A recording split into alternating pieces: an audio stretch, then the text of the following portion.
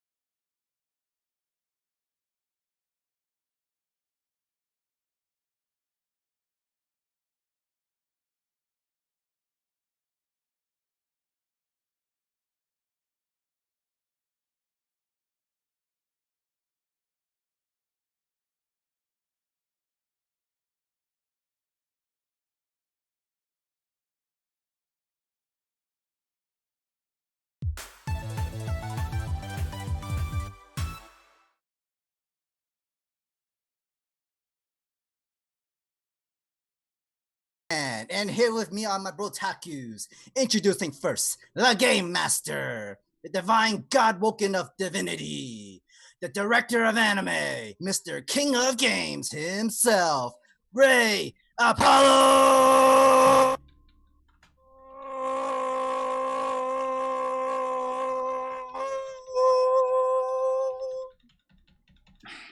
Our next creature is the demon in the Black Clover community. He has a great love for Weekly Shonen Jump, the Hurricane Typhoon, Legend Divash, Miguel.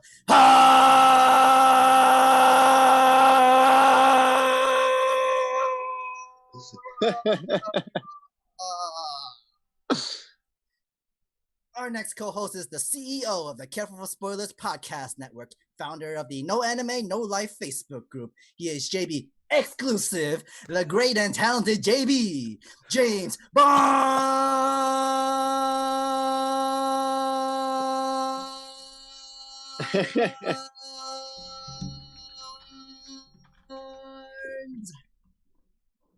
And now our special guest. He's a very skilled and talented man. First, a voice actor. You may know him from his devilish, misfit voice as Jazz in Welcome to Demon School Iruma Kun, or in his many NPC roles in the new Final Fantasy VII Remake game, or in his new role, as of right now, Squallow in JoJo Bizarre Adventure Part 5.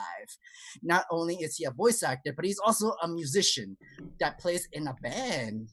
And he also co-wrote it and produced EXO's leader Soho's new song, Self-Portrait, the coffee lover enthusiast. Please welcome Ryan Colt Levy!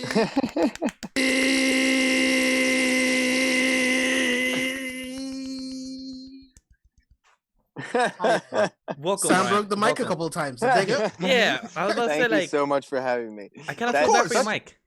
Such breath control. Doesn't he have? It's so good. I mean, I've told that is Sam many impressive. times about that. Like, he should really become some type of announcer because he has the voice for it. He has the R's, he has the A's, he has the long running sound of breaking the sound barrier, and also he needs a better mic for that. Yes, but it's also clearly someone who's watched a lot of wrestling. Oh, yes, I did. yes, I too did, much. actually. He watched Mhm. too much wrestling. He watched all I time can Japanese, feel it. English. I just American want to see wrestling, all his types. mom's face when she's like, "There he goes again." Like, oh my god, here's my boy screaming one more time with his A's, with his R's, all the time. I kind of picture them all like holding the stuff on the like tables and the washing, things that are washing breakable. dishes, like It'd be so far. She What? hasn't watched my she hasn't watched my announcement, but she actually heard it literally because she's literally in like a room next to me. And you're like, why the hell is he screaming? Why is he screaming? Like, she just has boy, like she's always It's got a Wednesday. backup earplug. She Yes. just slowly puts in like, like, and a timer. like, oh, he goes. like, it's Wednesday. It's time to put Yeah, my yeah, earplugs. yeah. Sam's being aggressive again. Earplugs times. Yep. We can hear It's a Sam weekly this show. week. It's Wednesday. Yeah. Oh, that's why. Oh, that's why he's awake. Oh, it's because he's talking to his buddies and doing his weekly show. You know what? Earplugs time. Oh my goodness. But Ryan, it's nice to have you here. We have spoken to you. I've spoken to you many times through DMs, in through the time and everything. It is nice to have you here on the show for the first time and everything like that. Thank you. It's such an honor to be here. You guys are so sweet. You all have been so kind and like, yeah. I mean, you already feel like extended family. So Thank you, this is appreciate only that. this is only right. I mean, it's only right. That's how I treat kind of buddy best friends. You know what I'm saying? So we gotta stick together, my guy. Dude. We gotta stick together. I was Mhm. watching some of their stuff before because they have new stuff every morning Mhm, more or mhm. less to Yeah. drop, and man, I'm so grateful they exist. Me too. Me too. They keep me laughing like consistently every day, even if it's just nonsense. I'll put them on I'll play my Animal God. Crossing and I'll put them on, so it's like total fun. I'm not gonna say that's exactly my routine, but yeah, you're right. That's exactly my routine. I'm pretty sure that's a lot of people's routine yeah. as of right now. So I Oh, would say yeah. we need to get them on some more anime. But other than that, they're doing okay. Yeah, and plus I'm glad that I just found out by Ryan a couple months ago that you're also a fan of the Small Down and the whole Collider Oh. the group. Oh yeah, I of- love Collider. Nice. Christian, Markeless. So when I found out, like, I'm a big fan of them. So like, oh, that's amazing. Me too. And like, and then after we just spoke about that, like, of how you found out about them, and plus the comedy shows like that. So it's just great to know that you're very delved into the whole entertainment industry. like of You're old very style. Oh, well, rounded. I'm a nerd. I mean, I grew up. I'm a you know, nerd. Yeah, you are. Yeah, but you it's are. and it's proud. yeah, and it's not even just in the like the typical sense that I think most people apply it to, which is very much what we love anyway. But Mm-hmm. I grew up a movie nerd. I grew up, Makes I sense. still am very much a movie nerd. I mean, acting in general to me started more from theater and film mentality, and then kind of fell into this arena. Even though I love it, it was never what I foresaw being like, the real career path. So I'm a big nerd for like I could talk about classic films till my face turns blue. So be Oh man, careful. that's my realm right there. Mm. Do you have Amazing, a like foreign cinema. favorite? Do you have a favorite movie? I don't, only because It's hard. I tried. Yeah, it's so It's hard. hard. Like I have I can't do it. even when people ask me, like I would make lists of like I could do top 5 like directors, because then at least it would give me a breath of like a bunch of movies tiered Oh, yeah. down and like Okay, who's your top 3 directors? No particular order, directors? just top 3. All right, off top of my head, we'll go with like contemporary. So currently, Paul Thomas Anderson is just god tier. Yeah. I was obsessed with him from the beginning. The first time I saw Boogie Nights was like high school. So everything since then just on constant. I would study those movies. I still do. And I'm so excited. He's got something coming out eventually in the next couple of years that he's working on that all you ever find out is like a loose synopsis, and you're like, it's gonna be good. I don't care. Yeah. Denis Villeneuve I think is incredible. I think yes. he's like a whole That's new top 5 for me level. too. Oh my god, everything he's done I think has just been. I think the first thing I saw was Prisoners. Me and my dad saw Prisoners, and we were like, what is happening? And then Roger Deakins shot it, obviously, so it looked beautiful. Yeah. And I mean, that ending is incredible. And then Arrival destroyed me, and then It blew my mind. Oh my god, I cried so hard. Blade Runner still, 2049, like that's a perfect film. So he's just like he's Nice. knocking him out of the park, and now he's working on Dune. So yeah. it's going to be insane. And then let's see, three. God, there's so many. I feel like I had one in my head and then I let it go. I mean, I love the Coen brothers. I think I love Matt Reeves. I'm really hoping that this Batman movie doesn't get like paused to the point of needing to like Same. restructure. Same. That's sad. The cast is so good. It really Anything is. Matt Reeves literally does, I'm down for. everything top to bottom, everything he's got going on is perfect. Like when he did, I guess it was the second Planet of the Apes film, right? That he came on. Yes, I think so. And he did Yeah. the second and the third one. Yeah, because I liked the first one. I thought it was good. I love the first one. Yeah. Yeah. It I was thought great. it was really strong. I thought it was but okay. yeah, I thought it was really strong. It wasn't like it didn't blow my mind. And Right, then I yeah. saw the second one, and Oh, I that was was like, just 10 times. another level. Yeah, Mm-hmm. and I still haven't seen the yeah, I third think one. he's an exciting. Oh, it's Third worth one's it. really It's good great. too. I still haven't had the Yeah. chance to see it. When it came on theater, I just never found the time. And then probably now with this whole life situation, I might just find the time to do it now since I have the time now. It's worth it. And Woody Harrelson, man. Oh yes, I have to see because then he's amazing. Did you guys watch True Detective? The first Never seen season? it. I've watched I the missed first it. season. Oh my god, it's been a while. I want to do a rewatch, but it was great. You I guys was should. like, oh, you guys should wow. watch it. It's Never seen it. incredible. It's great. It's incredible. Yeah. Like I heard the let's first see. season is good, and then I heard the second season is slow, and the third season is better. That's why I heard about it. If I'm correct.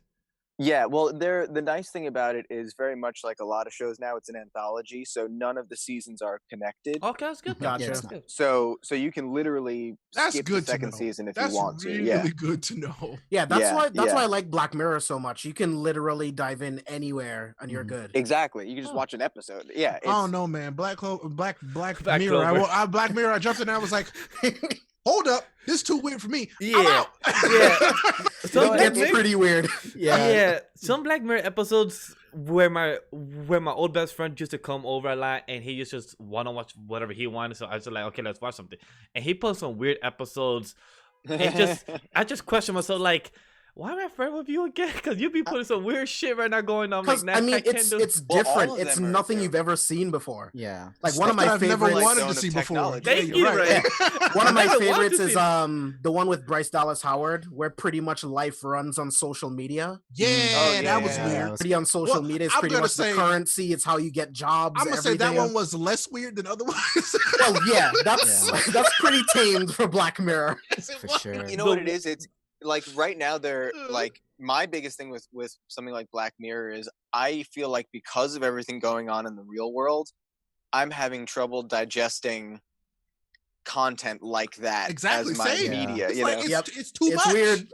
yeah, For like me, it's a though, little too close. You know, yeah, Uh-huh. because for me, the only episode I remember from Black Mirror is an episode where you could have something in your eye that can record. that dude, Yeah, that that could episode be- kills me. It's weird Oh, because the um, ending is that you see your ex-wife or your Breaks my ex-husband heart. cheat on you Yeah, and that- doing the that actual was- stuff. I'm like, that's just messed up. Well, it's not even No. just that. It's not No, even like- just the matter of like the infidelity. It's the matter of like it shows you that both of them couldn't fully commit to trusting and like Yeah. being Mhm. complete to each other, and like they both drove each other away and to these choices. Like that was probably the episode that stopped me from watching the show because I was Yeah. like, this hurts too much. Yeah, And you had to a pause. lot That had of me these to episodes stop, hit close and to then I home. even start the show. I just couldn't because that show kind of made me feel like because that's when I saw the episode was the time that I was going through a bad depression because of my ex-girlfriend, so it kind of hit home to Oh, me. yeah. So I'm like, Oh, yeah. nah, I'm good. I already have trust Yeah, no, issues, so I'm good. It's hard. And it's a bummer too because like the show's so beautifully put together. There's incredible performances, I agree. especially like I the, agree. the first few seasons. They had so many wonderful actors from the UK. Oh yeah, for sure. Mhm. So many people that now, Daniel Kaluuya, Oh yeah, Kaluuya, I think it's Kaluuya, yeah. Yeah, like, a bunch of actors that now, if you look back to the first few seasons a couple of years ago, you're like, oh my God, it's this person and that person. Like now Very they're true. all crushing it, Yeah, I had Yeah. to watch a few episodes of my favorites. Like the 15 Million Merits was one of my favorites in this one. That's a Yeah. great one. Yeah. Right? Yeah, there's a few like- episodes that are like absolutely also like not all of them are sad or scary, but most of them Mhm. are. But there are Yeah. some that are wonderful and really heartwarming and funny and it's very Twilight Zone. It's wonderful. Oh, yeah. absolutely. Really Well, funny. another one of my Exactly. favorites is the one with Miley Cyrus, Oh, where the she new gets one, put new into that season. coma, and they pretty much Yeah. I didn't just see that one. recreate her. I didn't It's like see that. one. I heard it's good. They want to do Create a James Dean movie, and they want to digitally create James Dean. It won't be an actor playing him; it'll just be a Right, digital right, right. version of him. Which is And something and it's that like, we've what's actually the been morality discussing, behind that? yeah. Like, it's crazy. Well, and now they're doing that stuff in movies. I mean, they they Yeah. did that with what's his name, Tarkin, and Oh yeah, they did. They also did it for Star Rogue Wars a One. little Yeah, I bit. mean, that Yeah. was not Rogue One. What was the? they put No, a was CGI it Rogue One mask or was on it him. Solo? Yeah, that was a mask on him. In that, I in, think it was Rogue Rogue Right. One. Yeah. Right. I think But I it's mean, Rogue like One. they're getting very close to it, and they're talking about But- I've seen. I feel like over the years, like talking about like trying to bring back certain actors and like But talking it's to the creepy. estates. It's, It is super strange. It's creepy Yeah. because is that like where is the borderline? Like where's the borderline? Mhm. Do you stop with like when you pass away? Who has the rights over your own voice, your own Yeah, body, over and your everything? likeness. Like, it's Like, weird. It's And it's also like the performance isn't actually not the your- same. like yeah, like I mean, unless they want to do something where they start crediting like mocap performers and voice actors to do it, but like then it's even just so bizarre. Like I would never be comfortable with like it's one thing doing if it's like a cartoon and they're like, okay, you're James Dean, and Yeah, it's a that makes sense. cartoon, but like it's another thing if they're like, all right, so James Dean's gonna star in this new movie, and now we need someone to like move so this thing So can go we over need them him and to like be him, but not Yeah, be him. but then then it gets into really strange stuff that I'm not quite comfortable with. and Yeah. then after that it gets more weird. Where do you place in the Oscars? Who wins an award for that? Does the person that Exactly, walks it, dude. or does the person that's the Right. person doing behind the scenes with the engineer that's doing the actual work? So who gets the credit for the actual credit that was done? That's where it Yeah, gets that's mean, where it it- gets weird with like performance capture and stuff. Like, who really gets the credit? Because I mean, like Andy Serkis is a great example. He's amazing, but there is like a team of animators who do all of the extra stuff to make it look as good as it is, but it's still technically his performance. So it's like, what do?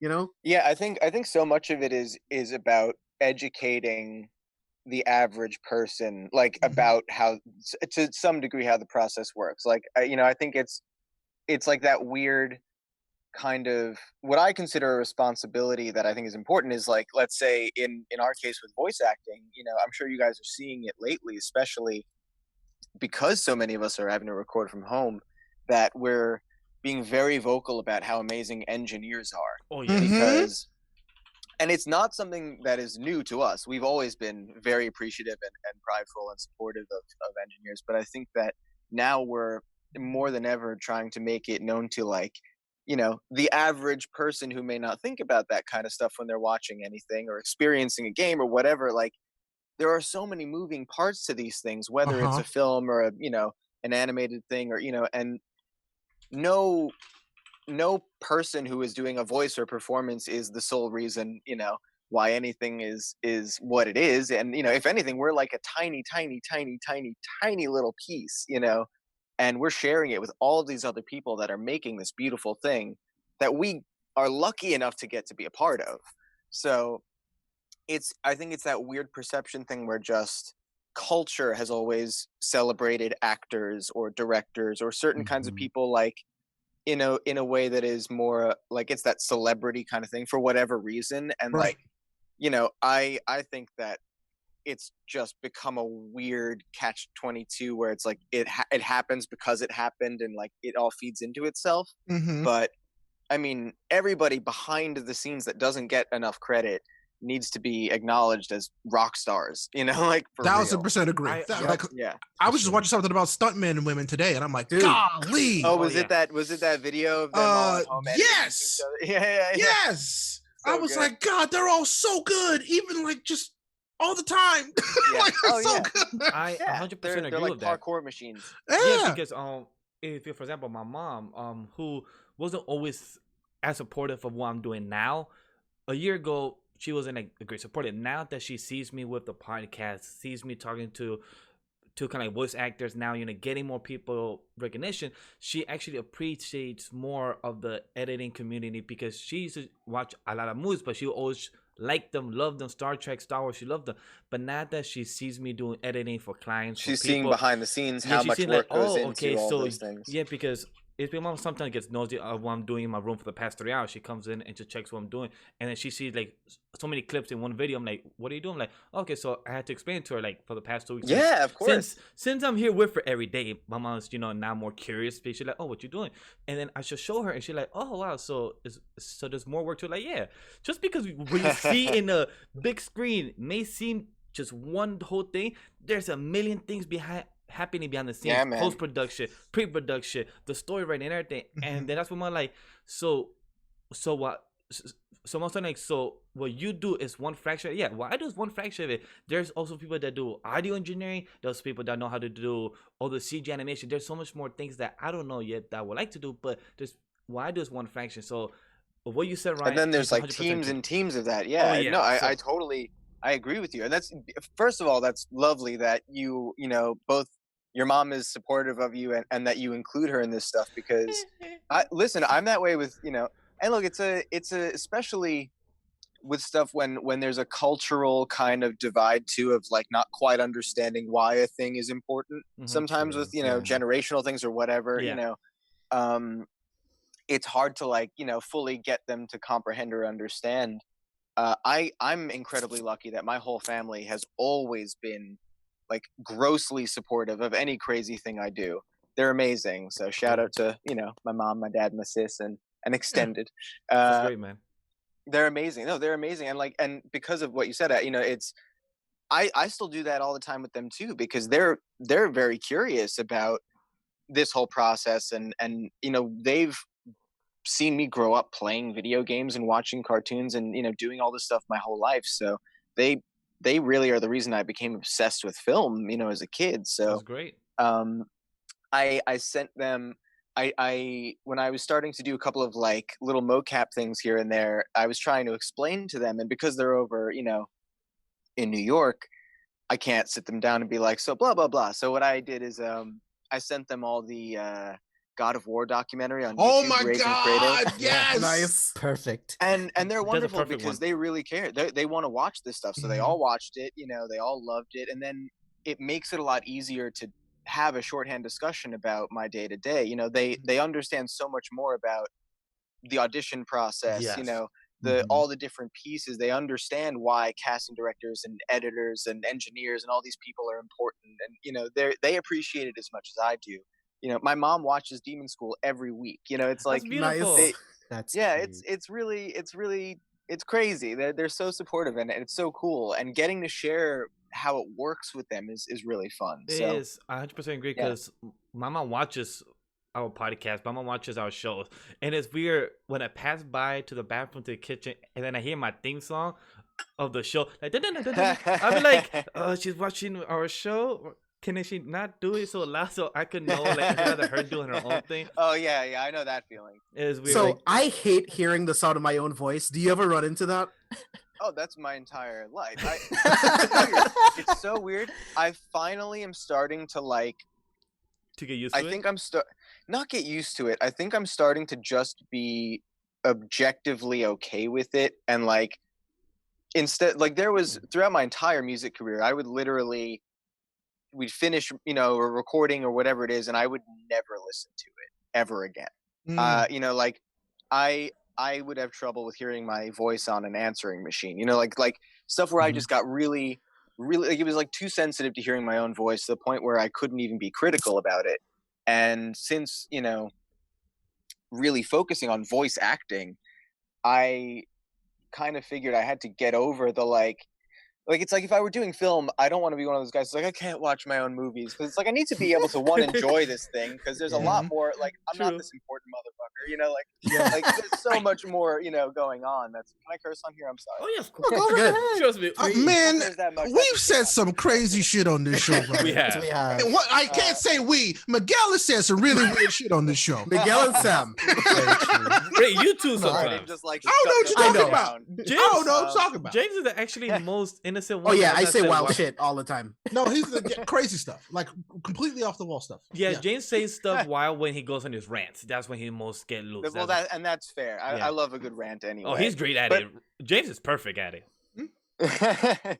Well, I guess ultimately what I'm getting at is I used to be really, really bad at listening to myself. Now I've gotten to the point where, because so much of it is also not me anymore, you know, I'm finding these characters and you know, going into these kind of other headspaces, that I find that I can listen and be more critical from a performance standpoint. And I get such a kick out of like everyone else's work on these things that like, of course I want to watch it, you know? So I've learned to, you know, to get over that part of it, at least for now. I 100% agree, because I enjoy editing Ray's video, other people's videos, more than me and Sam's. Yeah. I don't know. I don't know why, but it's just for me, it's more music. Because obviously, like you said, Ryan, is that you yourself is there already, so you know how you sound and everything. So when it comes to me editing Sam's videos, I'm like, okay, I'm done, clip it out. But when I edit Ray's video, I'm like, what can I do for fun and torture this video and to make it more entertaining? So I'm just be finding like more stuff, like what can I do here just to make it more wild, more entertaining for the audience and for myself. Well, Well, I don't that's know. things, yeah. It's one of those things where I feel like I've always enjoyed the sound of my voice, but I've always had people who would tell me if something sounds stupid or if I sound stupid. Like I grew up in theater and singing as a kid, and people would tell me when it was bad. So I was like, well, if they're gonna tell me it's bad, I might as well think that it's awesome regardless. So Oh hell I, yeah! I like to that. think that the sound of my voice is great. I love to edit my own stuff and listen to I my love the stuff sound of your back. voice. You know, it's one of those Right? things, like I He love does to have the like best voice out of us You do have- four you have a of beautiful the voice, team. sir. whatever. But it's like I'm like, yeah, no, that's me. And I'm proud of shit that's my voice. Like, you know, Hell yeah! I put that out there. I made that's me. And then nobody else sounds like me unless they really try. Unless they cloned you, unless they make an AI out of you. Which if they Just, did, you you know. know, I probably wouldn't be mad about that. So yeah, that'd be cool. That would be creepy. what I would rather have is like a shadow clone. That's for me, a shadow clone jutsu right there. I don't know about that. That Sounds a little iffy. yeah. Really, a shadow I clone don't know about jutsu? that. Really? That can go either way. Truly, It could I be mean, his whole thing. Remember, he can go learn stuff, and then when it dies, you learn all the stuff it learned. You're like, whoa, what was he Facts. doing? I mean, That went like, wild, I but wouldn't, okay. I wouldn't even want like an AI of myself as an assistant. If you remember White Christmas in I Black could not Coat, be an assistant to myself. God, that'd be Like- so bad. We would never get anything done. Yep, I would annoy the shit out of myself. Considering I am an assistant to myself, I know I'm bad at it. Technically, kinda I'm me. I'm Miguel's assistant most of the time. That's kind of true. He is kind of is my. At least I'm not assistant. the same person as him. That's the good This is part. true. He This is barely true. annoys me, You, so I'm happy. you balance each other. I Yes. told you, the most adorable couple. It works. You It guys, works. you guys have a wonderful, like all of you just have a great energy together. It's rare to see just positivity, and you can also rib each other and make jokes about yourselves. Because We got I really feel like- lucky. Yeah. We did. No, We did get lucky. Trust me, we This is even not did. something we planned. This literally just happened. that's Willard- how the best things really do happen, though. I think I mean, my entire life was a lot of like really strange like building blocks falling all over the place until I ended up here, luckily. And I'm like, I don't know how this happened. So Let's talk about that though. So, like, Yes. how did you get into voice acting? Like, what blocks fell on top of each other that So- you're like, well, this is where I am now. Yeah, because you said that you did. Well, you said that you did theater first, right? That was your first. yeah, thing you well, did? I mean, as a kid and growing up, my acting kind of background, started like in infancy, because it was the first thing that I became obsessed with was, old movies. And, my dad and my mom were both movie fans, just total freaks about them. So, I mean, I was already seeing movies as an infant. My mom was taking me to the theater. I think All Dogs Go to Heaven was like the first thing I saw Oh, in wow. theaters. Like, it might have come out the year I was born. I'm not quite sure. I mean, I remember, growing up on Chaplin movies, and Oh, yeah, there's a Chaplin. film called Some Like It Hot that is Yeah. a classic Billy Wilder film. If you guys haven't seen it, still hysterical. I agree. Yeah, so I got really kind of, and I mean, I was always playing. I had a Nintendo when I was a kid, so I was obsessed with video games from the beginning, and I loved watching. I would watch I mean, every kind of cartoon, but I remember watching especially Looney Tunes, and I would watch Bugs, and Ooh. I'd eat carrots. While like it made me want. It was like Yes. the weirdest way to train me into healthy eating. It's Totally it's worked. true. Hey, Totally it work. Everybody Yeah. has always have at least once in their life have done "What's up, Doc?" in the Oh I'm my sure, god, yeah. all the time. I probably drove my family crazy with impressions like him and Daffy and Porky Pig and all those guys, and That I'm was sure me my too. all dad- that stuff. I think my dad hated me for that. You're right. My mom hated for me that too, because I used to say, "What's up, Doc?" And I used to have the Bugs Bunny teeth too, so my I think I still nickname, have the Bugs Bunny teeth. because my nickname in school was Bugs Bunny, because I had the. It was not. No, I swear. Seriously? My nickname in high school was Bugs Bunny and plus Rabbit because of my brother, because his name was Rabbit. So I was called Little Rabbit around his friends, but with my friends it was Rabbit. So that was I used to have It's actually a cool nickname. I was lucky enough because there were two other names that I was called, but those I kind of avoid to ever tell. Let's ignore the other ones. Yeah. Yeah, right. Let's just avoid them. Well, also remember, Bugs got Lola, right? So Yeah, so That's true. Very So true. to me, I kind of found my Lola, so I'm good on that already. So I was very happy nice. to be proud of the name Bugs Bunny and Rabbit. So I truly understand. I was always watching Looney Tunes, so that's one of my favorite cartoons and everything. Hopefully, for one day, my dream goal. I have never said this anything, but my dream goal is to voice Bugs Bunny in the future. Whoa. Oh, that's a big goal. Yeah, that's That is a big goal. Yeah. Yeah, like my far-fetched goal, but later down the line. Ryan, I want to ask. Well, have you actually done any like school plays? Oh yeah, I did a okay. ton. I did some musicals. I did a couple of dramas. Ooh. I was the Scarecrow in the Wizard of Oz. Nice. With Interesting. funny enough, it was actually really great because my high school theater troupe was like a really close knit little troupe, and I had two really close friends in it who were just friends outside of it already, Mhm. and the three of us were the Lion, the Aw. Tin Man, and Oh, the, that's yeah. So cool. cute. That's it worked cute. out really well, and we went nuts. I remember there was one night that we just went off improving like the second show or something, one of our scenes, because it was just the three of us on stage, Yeah. and we just kept going, and like my recollection of it was that we got a lot of laughs from the audience, and then we it was like a scene Right. that went right to half the break. Intermission, and and then, then they were like, "Hey, what the fuck was y'all doing?" Yeah, so our director, who was also a friend of ours, she was a Uh-huh. wonderful teacher. It was very sweet to all of us. Still a dear friend of mine. That was great. And I remember her walking to the back and be like, "The fuck are you guys doing?" Uh-huh. There is a script like, for "Yeah, a I get it," reason.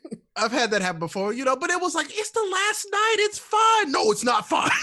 Yeah. Well, our problem was it wasn't the last night. It was Saturday night. We were like, we got more, but it was, and we were better after that. But it was like we had to get it out. We're having a good time. Yeah. Oh man. Yeah, and it worked. Thankfully, we knew at least well enough. It was like only if the three of us were on stage together and no one else, so we didn't But Oh, yeah, of I course. remember, man, there was a play I did called Sabrina Fair, which is there's a film called Sabrina, which is Harrison Ford is in it. Like it's like a romance film from like the 90s. Never heard of it.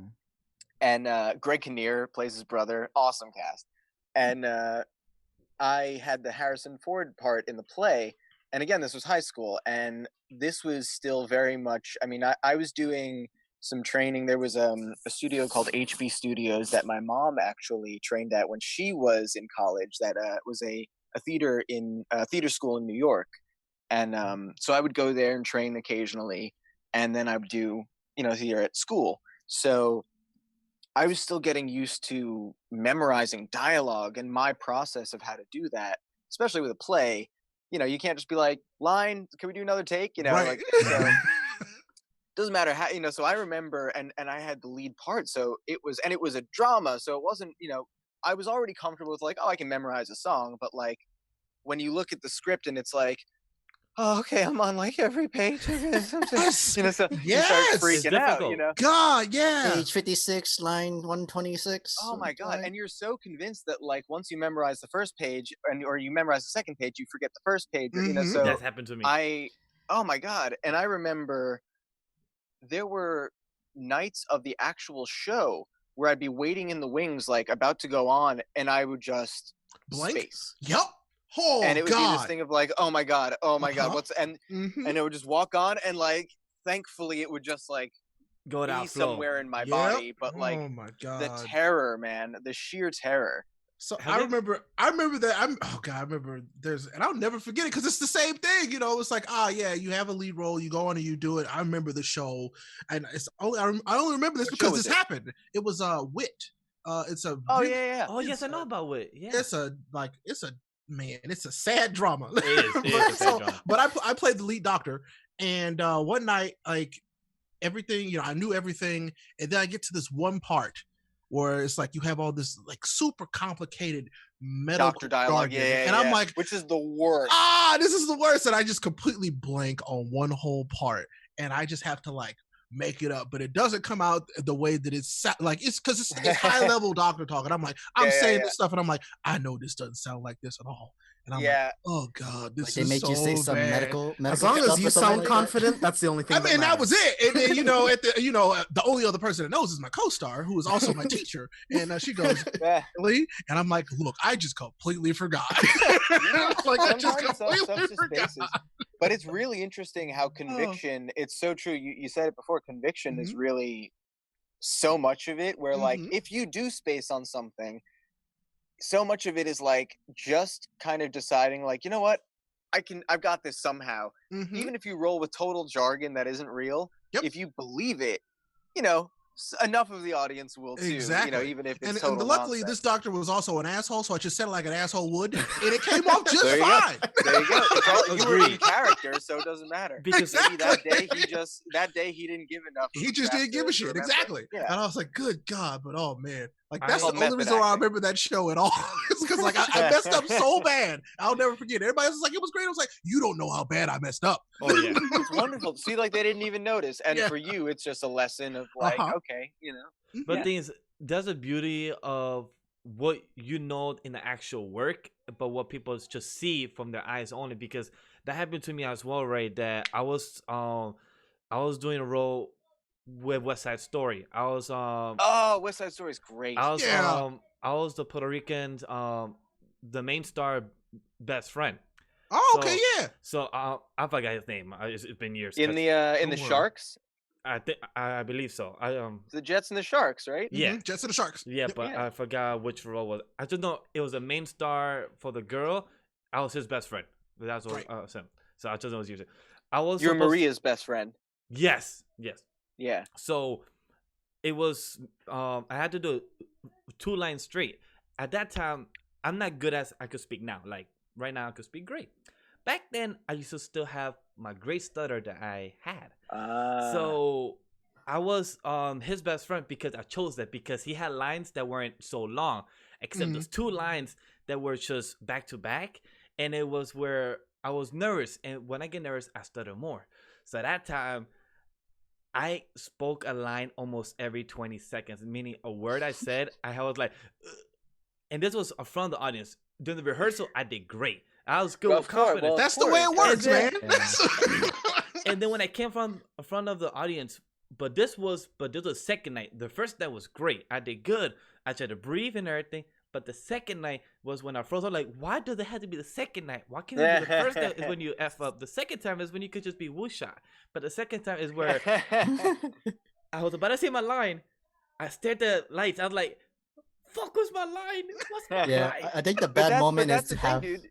Sorry, go ahead. There's no. Oh no, sorry. What were you gonna say? I was gonna say like that's what happens when you stare at the eyes of the people coming at you. You're getting nervous. If you- No, but it's not just that. It's the truth is that it doesn't matter if you've been doing it, and Oh, it yeah. doesn't matter if you're Gary Mhm. Oldman.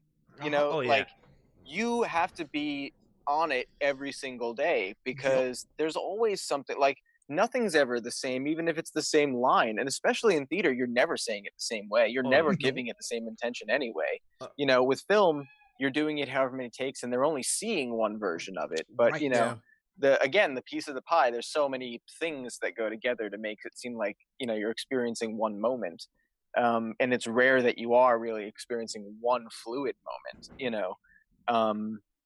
Even in a film like Birdman that's designed to look like one whole take, it's not. And even then there are That takes choices so they much made. practice. It's incredible, yeah. But I think ultimately it's a thing of like, especially with being an actor, and the idea of whether it's memorizing lines or intention or character, whatever about any performance,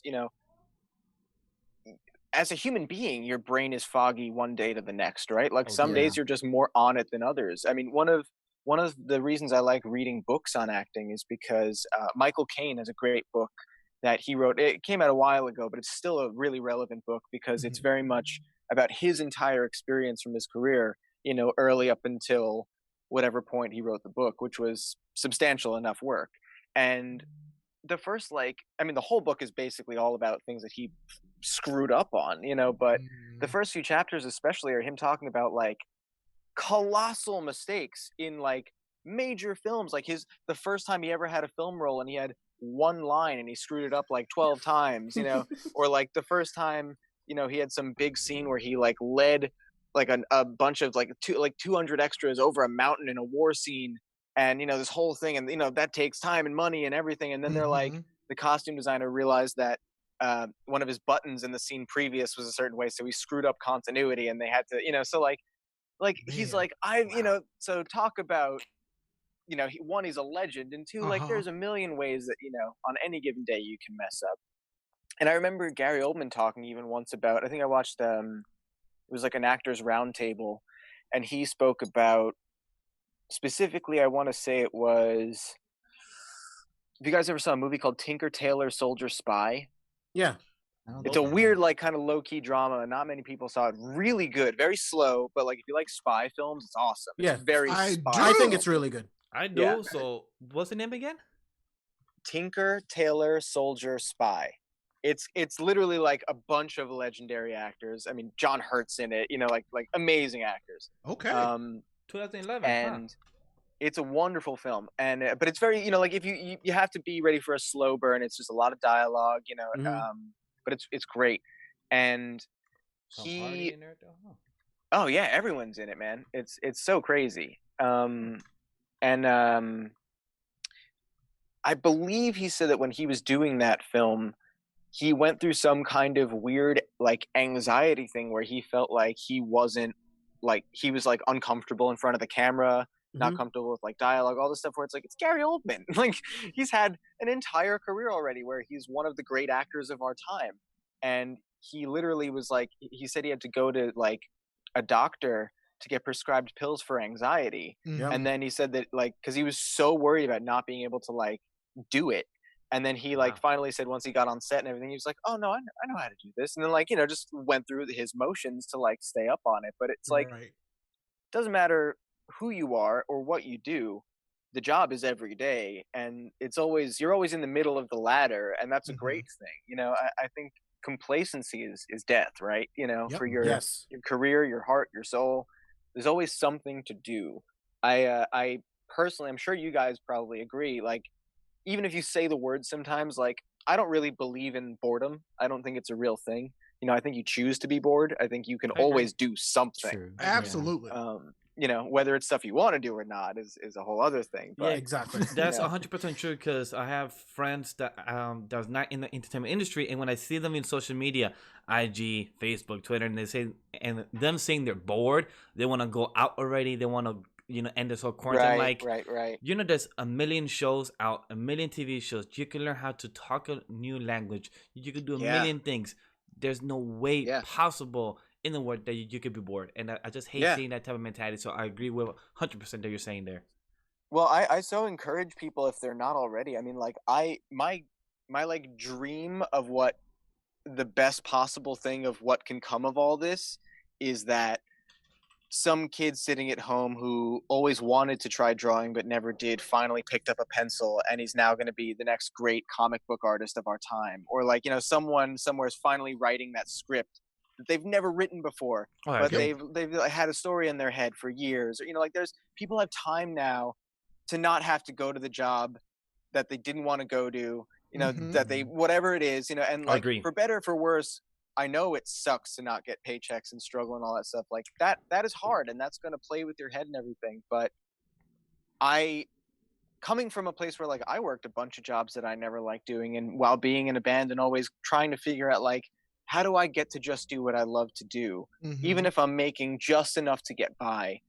How do I do that instead of all these other things? And I was always working towards it, and I finally became fortunate enough to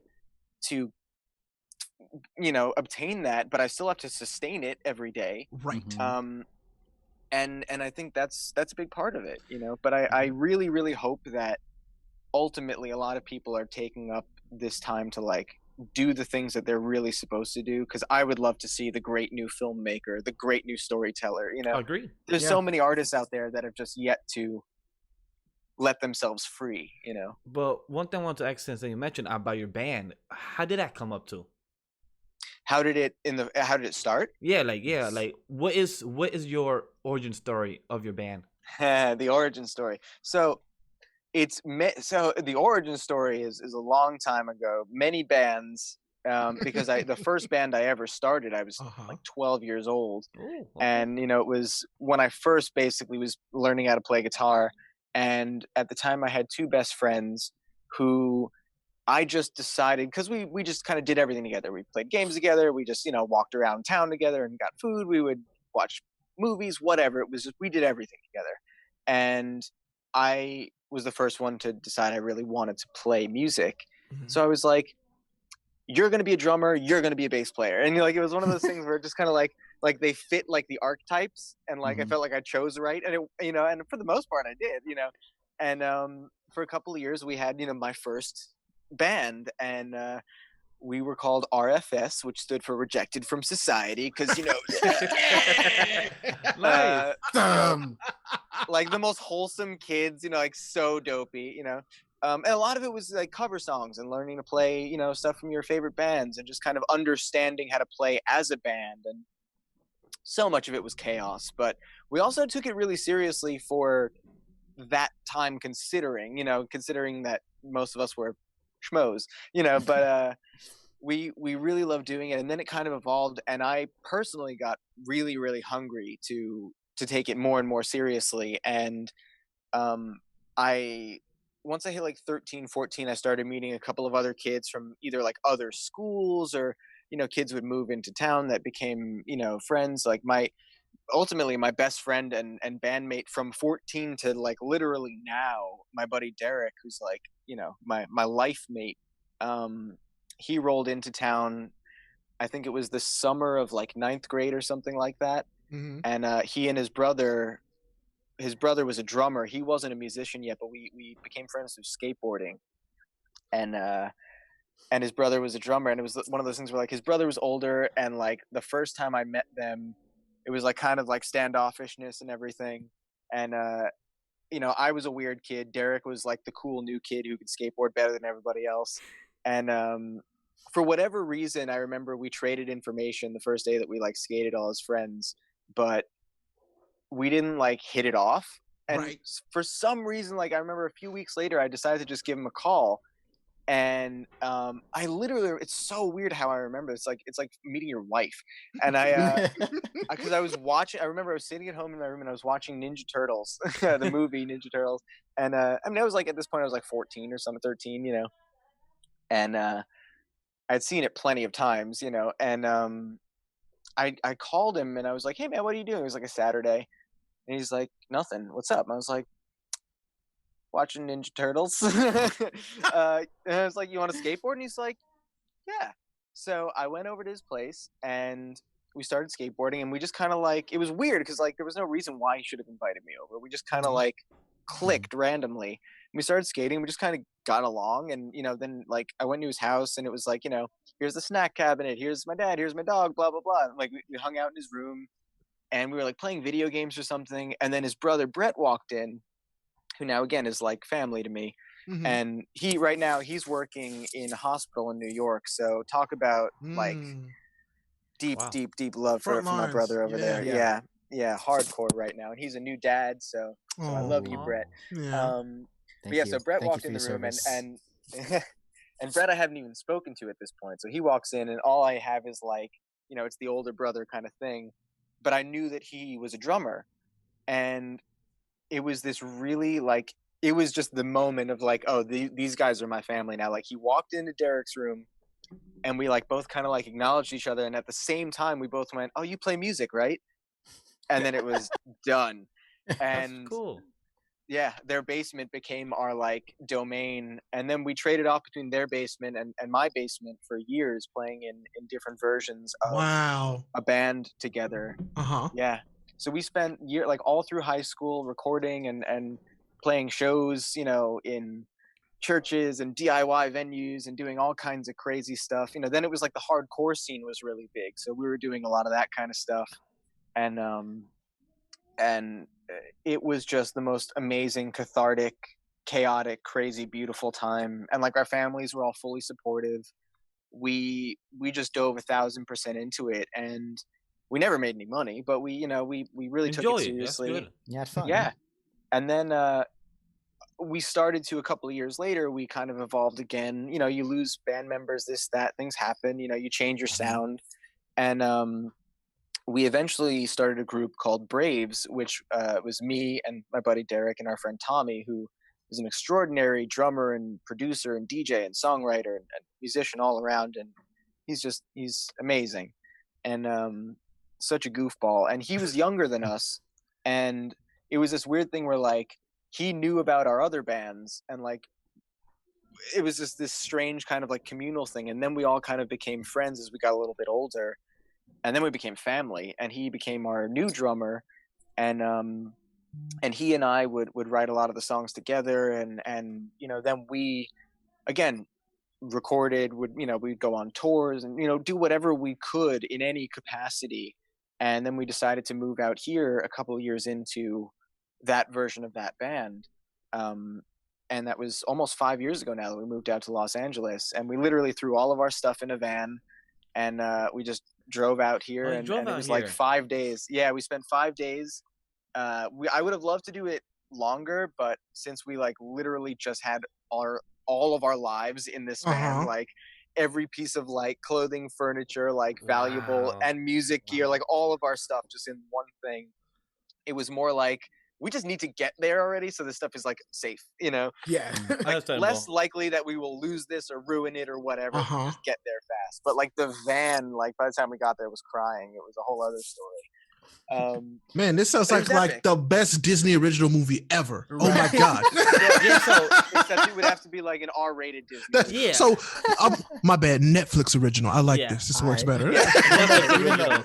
So you Yeah. have changed. So since those 5 years since then, have you changed another band? Because so far it's been 3 times from what from Oh our god, I mean, the truth is like probably band names and stuff was a bunch more, but Braves, the band that we yeah.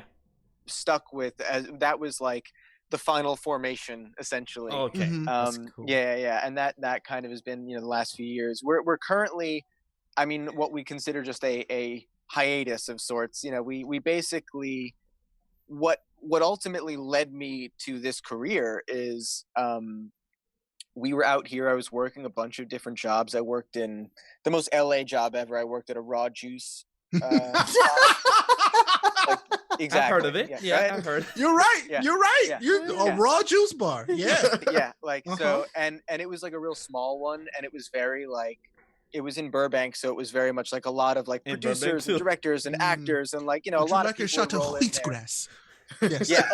Oh man, everything, and which is wonderful because I love that stuff. Yeah, I anyway. do too, actually. And it was like such a treat to be able to like have that all day and talk about Mhm. it, and like I literally got to be like a bartender, and I had Of worked course, a at bartender. Starbucks for years. I mean, I had already been a barista for like half my life, Mhm. So I've done all kinds of odd jobs, but I loved that even if I had to do a job I didn't like, I liked one that was almost like a bartender where it had that social aspect. Mhm. And I, Yes. so it was cool. And I felt like I could, if I could help educate some awareness of healthier eating, why not?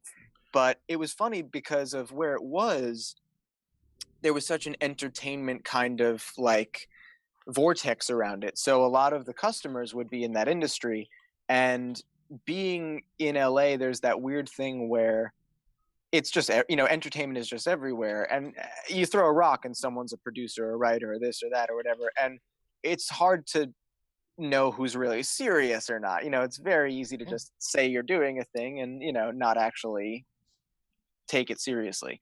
Right. Agree. And that's not to say that like I think if you want to be a writer, you're a writer, but like do the work. Yeah. Mhm.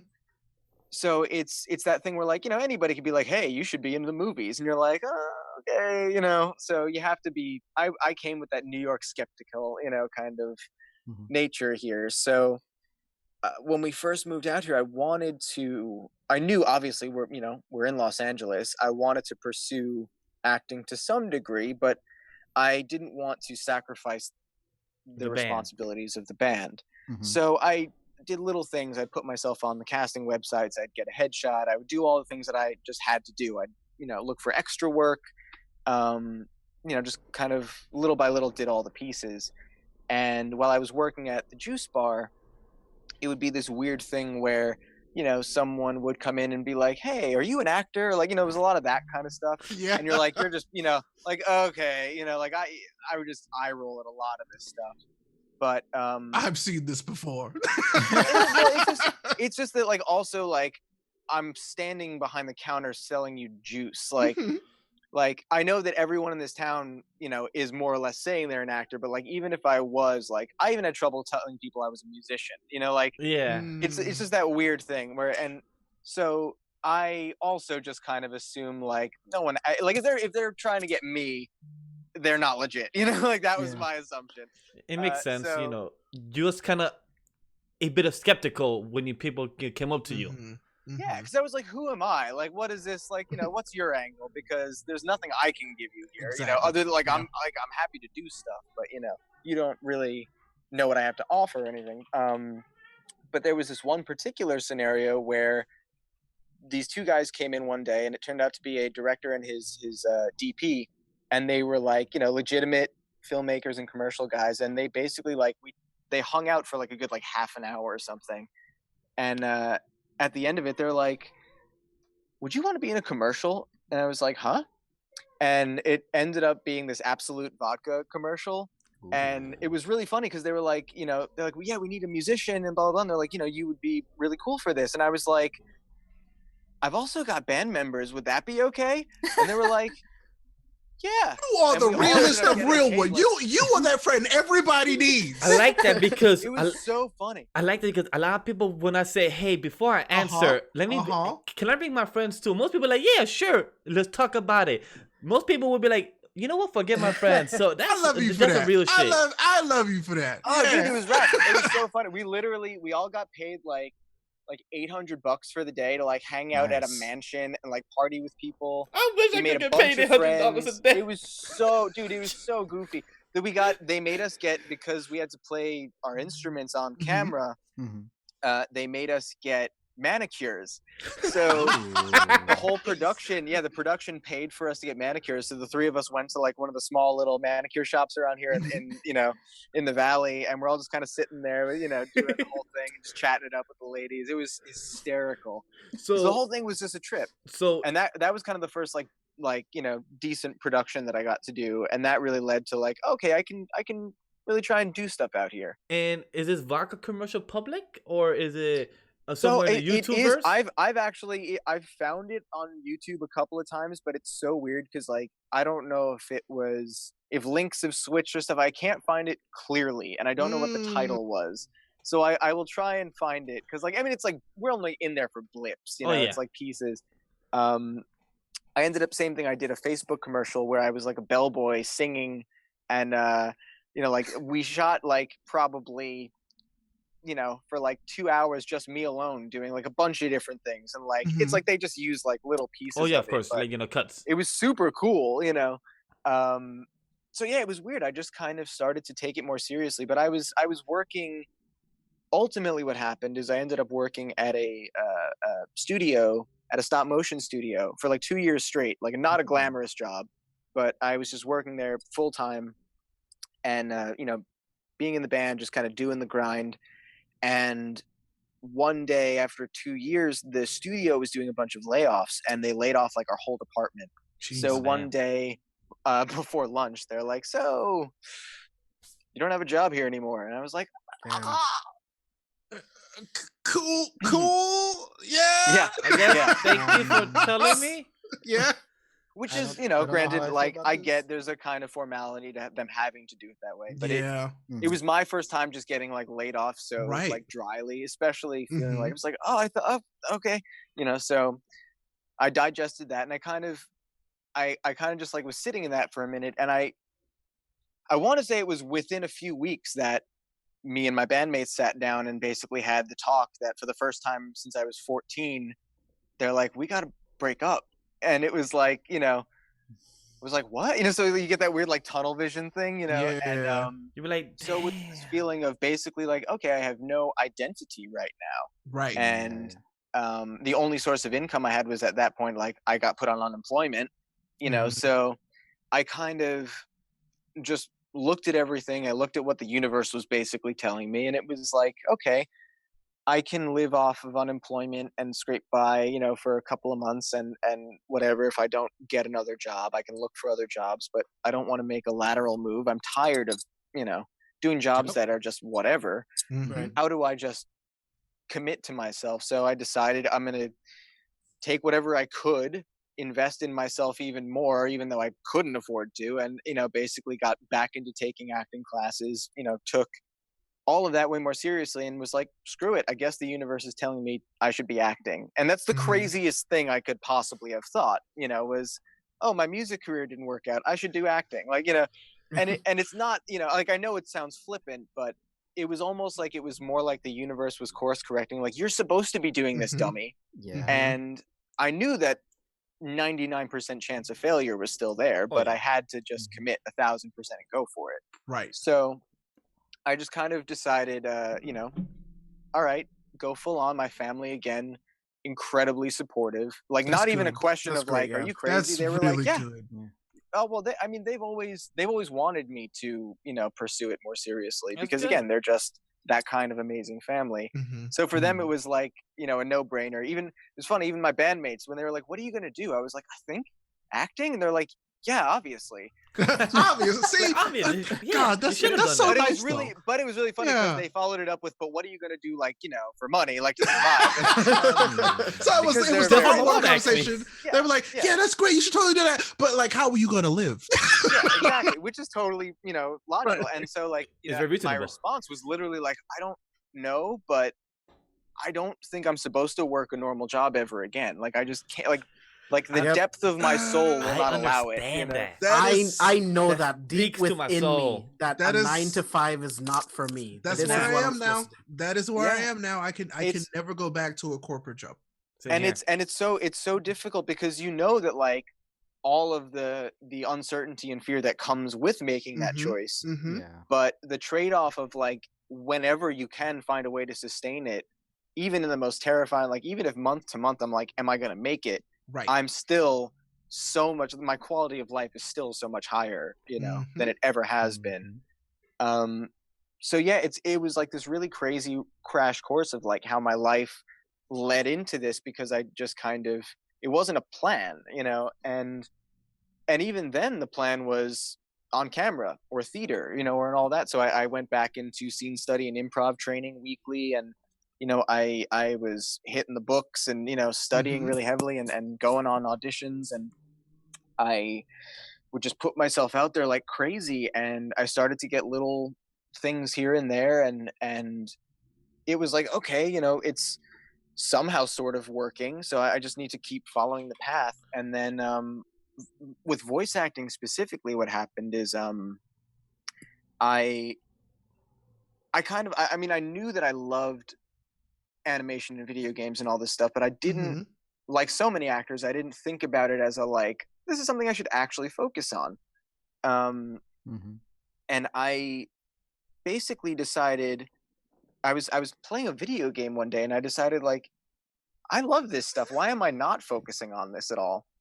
So I started to kind of, you know, homebrew reels the way that I could, and excuse me, put together whatever I could based out of my financial predicament. But I, you know, I wanted to do things properly, so I knew that ultimately I had to get a professional reel made. But I did what I could to get by, and at first it was a lot of just, you know, making up my own stuff and sending it out wherever I could, and you know, auditioning for whatever VO things I could find, and I would get little bits and bobs here and there, and it was like, okay, maybe I can actually, you know, go for this more. And I started training a little bit more. There's a wonderful group out here that is run by a great friend of mine named Tim Friedlander called Soundbox LA. They're a wonderful studio kind of like collective, and they do weekly like workout groups and amazing stuff that really kind of like give you an opportunity to train. There's amazing voice acting coaches and trainers in schools out here, but I even still really much focused my training on improv and scene study very much like it were, you know, for theater or for film, because I feel like it's the same anyway. You know, my approach is I come at it from that angle. And I've been lucky that most of my life as a musician meant I knew my way around a studio and in a vocal booth and all that stuff and those shorthands. So I didn't have to necessarily worry about learning the tech training as much on that end of it. You know, I That's still have a good. lot of tech knowledge to learn, but from a performance place, like I know how to work around a microphone, and I know the lingo and the shorthand, and you know, worked with tons of engineers before I ever did VO, you know. So that part of it made it easy to connect that side with just like the acting training side. And being a musician, rhythm, you know, musicality of dialogue, whatever it is, like that stuff came a little bit more comfortably too. Not to say that I'm any, you know, I'm still crap at a lot of it, but you know, there's a comfort level there where I don't have to overthink it as I do it.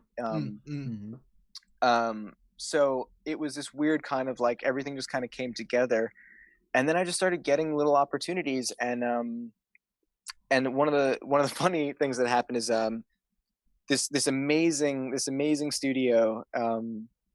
Well, actually, the order. You guys are familiar with this phenomenal actor, David Sobolov, who if you've watched the animated Guardians of the Galaxy on Disney XD, he's Drax. Yes.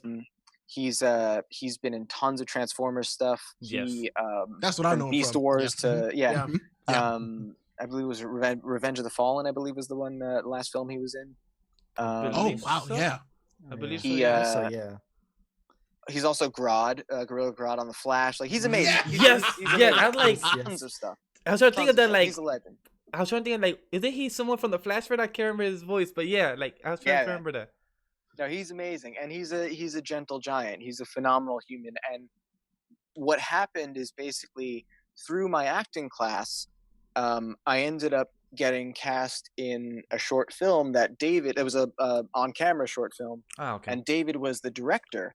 So he and I became very close very quickly because I had this lead part in the film, and it was very intense subject matter, and it was like kind of a crash course of like not just meeting each other, but like getting really like, all right, roll up the sleeves, let's get into this thing, on all levels, both on work ethic and opening up yourself on an emotional level and just being really like raw and present with each other.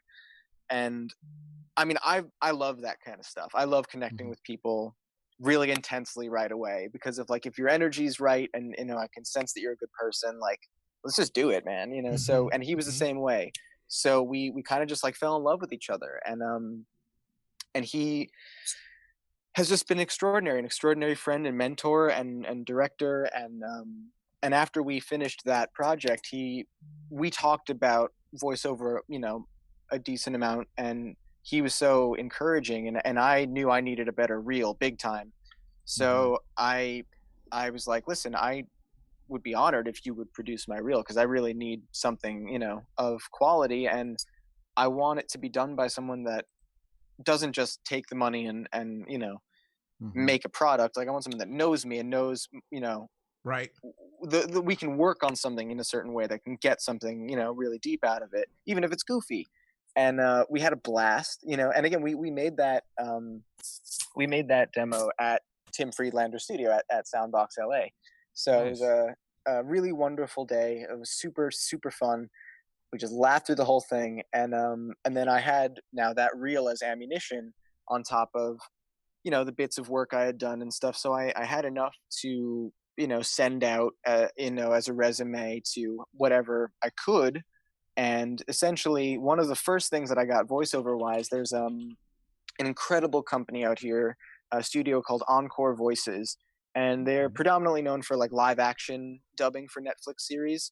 Cool. So a lot of like French or Russian or, films and TV shows, really, really fun, awesome stuff. And I had sent my reel and all this stuff kind of their way. And a lot of the times, when you do anything, whether it's an audition or putting your information out there to a contact or whatever, my expectation is like, I'm never going to hear from them. I just kind of like go with that default. So that way, no matter what, I feel okay with it, and I assume that everyone else is busy. They've got, their emails full, whatever, I'm a small fish. So I send this stuff out, never expecting to hear back. And I want to say a few weeks later, I get a phone call from their casting director who, again, now has become like a dear, like family to me. She's incredible. And it was funny because she calls me and she's like, basically she was like, hey, I just wanted to let you know, your email was so sweet, blah, blah, blah. But your voice reel, like it was an animation, character reel. So she's like, it's not what we do, So, sorry, like we can't, like, it's just like, it's not our thing. We do like live action, it's not as animated and blah, blah, blah. Right. I was like, I totally understand. Like, oh my God, thank you for calling. Like, I'm like, so, that's so nice of you. And like then the she door was is open. Yeah, well, no, tempting. it wasn't even that. I literally what I was hearing from her was like, we can't work with you. But in my mind, I was just like, that's just so sweet that she just called. Right, that she actually called you. Like, that's a big deal. Yeah. Like, most interviews that I've been to, they never most contact people, me. Or like yeah, well, and it's understandable. That's totally fine too. Like, I understand when I don't hear back from people because there's a million reasons. Sometimes you hear back from people 6 months later and they're like, I'm so sorry that I just got to this or whatever. But, I never assume that I'm important enough, and it's fine. But you're a nice young man and people like nice young men like yourself. well, it's funny because so what happened was yeah, she's like, this isn't what we do. And I was like, that's totally cool. I'm so like, thank you so much for letting me know, have an awesome day. And she's like, I like your voice. How about you come in for an audition? And I was like, huh? Nice. Huh. So that's what led to, basically the first few gigs that I got. And they've been so extraordinary to me that I can't gush enough. They basically employed me on a bunch of different series and films and stuff for like almost a year straight. That's awesome for Netflix. Oh And yeah, with Netflix, for Netflix, being as big as it is now, that's awesome. it's wonderful, and they're amazing, and they have some incredible actors on their roster and directors, and their engineers are like on a whole other level of incredible. My buddy Manu, he is one of the greatest engineers I've ever worked with in my entire life, and he's just such a rock star. I love them dearly. So they really gave me a lot of my first big opportunities, and Bang Zoom, same thing. They have been so incredibly kind to me and so supportive, and have given me chances to connect with you guys. I mean, they've given me so much. They've given me so much, and same thing with when I got Final Fantasy. It was like, I didn't deserve that, for even being the tiny can't bits say I'm that. in. You Like, can't You do say- though. You That's know why what? That's why you got I'm it. gonna stop you right Yeah, there you because can't you say that. absolutely deserve that. No, I mean, that's very You sweet. deserved I just it. mean more in the sense of like, there's so many, as you guys saw, there's so many incredible people in that Mhm. game. Yeah, Like, even just in the including NPCs, you. You You're mean very that? Yes, you But you have said it. you know People what can I'm say saying, it. It's NPC. I know Yes, what you're saying. it's not Yeah. a big role, but still, it's something. It's still Oh no, for like, me, for example, I'm me and for the me, guys it's are not in personally the massive. game. You're in the game. For sure. No, like it's personally massive. I just mean, like, I don't want it to sound like overshadowing. Like, I understand. Yeah, Like, like oh, in yeah, the grand scheme of things. Yeah. Like, well, and like you look at that list, even just all the NPCs, I'm like, oh my god, like I'm next to Roger Craig Smith. Like, what? Yeah. There's some It's incredible, still awesome, but still, like, this is what we said. This is your origin story. This is somebody else, believe it or not, is gonna look at their name next to your name and be like, holy shit. Yeah, man. Too kind. Ryan! You're far too kind. no, Wishful trust me, thinking. that will happen in the future Mhm. when people like, wait, I'm working with you. I used to watch your Exactly. Final Fantasy NPC. I used to watch your JoJo videos. I used to watch people who look back and just be proud to have worked with you. It's still speaking that would be a crazy honor. So I mean, I mean, it's gonna happen. It's only a matter of time. Yeah, is it all will is. happen You eventually. guys are very sweet. So, very sweet. I do want to ask, how was the experience working with the pre-production with the Final Fantasy? Like, how was that going into, since they didn't really tell you too much information? Oh you no, said? there's no. I mean, there is no pre-production with any of this stuff. There's you know that your job is to stand in front of the microphone and figure it out with the director, on the spot, because that's 99% of the time. So the way that it works in that case was like, they use a fake title, like you have no idea what you're working on at all. And the only thing that I knew was, like, based on the information of it being a union project and it being a video game, like I was like, okay, I can deduce that it's at least something substantial. I had at this point I had already figured they were done with it. Like, Right. I figured they were like still in the end phase of it, but like I didn't think they were doing anything like that. So I never even imagined that I'd have an opportunity. And so basically, I remember when I first got the email, they're like, we want to bring you on for this project. Would you, be up for it? And at the time I wasn't fully union yet. So they were like, would you be willing to, there's like certain documents you have to sign. And basically there's, it's a process that actors have to go through to, there's different ways to end up going union. And one of them is getting opportunities to work those projects. There's, basically. So they were like, hey, would you be cool with doing this? Because there's also the fact that if you end up being at a certain point and you do a union project and you're not yet, you're what they call a must join, which means you have to pay dues to even get to work on a thing. So they were very sweet about it, because they were like, listen, we'd love to bring you onto this thing, but like, if this is the thing that pushes you over, are you comfortable with that? And it was really funny, because when I got this email, it was last summer, and I had just gotten strep throat for the first time in my life. Ooh, Oh, those are horrible. Yeah. That must So been this was that must probably have been yeah, torture. It was the worst. Oh, dude, it was absolute torture for 2 weeks straight. It 2 was like weeks. swallowing glass. Like I couldn't. It was insane. So I was like rigor mortis, and like sleeping was off. Everything was a mess. And Mhm. I remember literally being like in bed. It was like midnight or later, and just like the beauty of this particular casting director just being up at this time and deciding to email me then. And I got this email and was like, thank you so much. You know, and like it was just so like it was like, you know, like I was like still trying to process it. I was like reading it clearly, you know, Right. because I was like, I might just be making this all up right now. This might be a fever dream. And Let's see it tomorrow morning if it's still Exactly. there. Oh Yeah. shit, it's not a dream. exactly. So that yeah, so I tripped out about it, even just like not knowing what it was. And then it became this funny dance of like scheduling my session took like another like 2 or 3 weeks. And like part of that I was grateful because like I needed to I had to heal.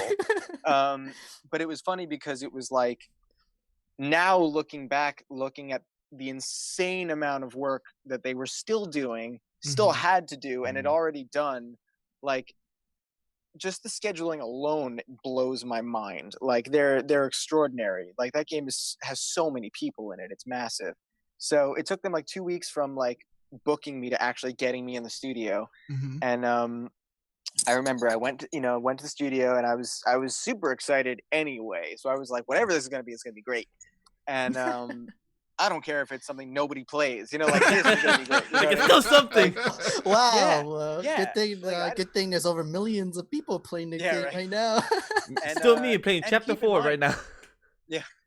Keep in mind, I'm a big video game guy. I love Final Fantasy. I loved this original game. So like, I go in, and I always go early to the studios. I'm the guy who like, if it's not a half an hour, I'm there 45 minutes early. I'll just sit around and have some tea or coffee, Yeah, or like 'cause, read a magazine, Mhm. whatever. Like I'll just sit there quietly and hang out because I would rather them not feel rushed or scrambled or whatever. You know, Mhm.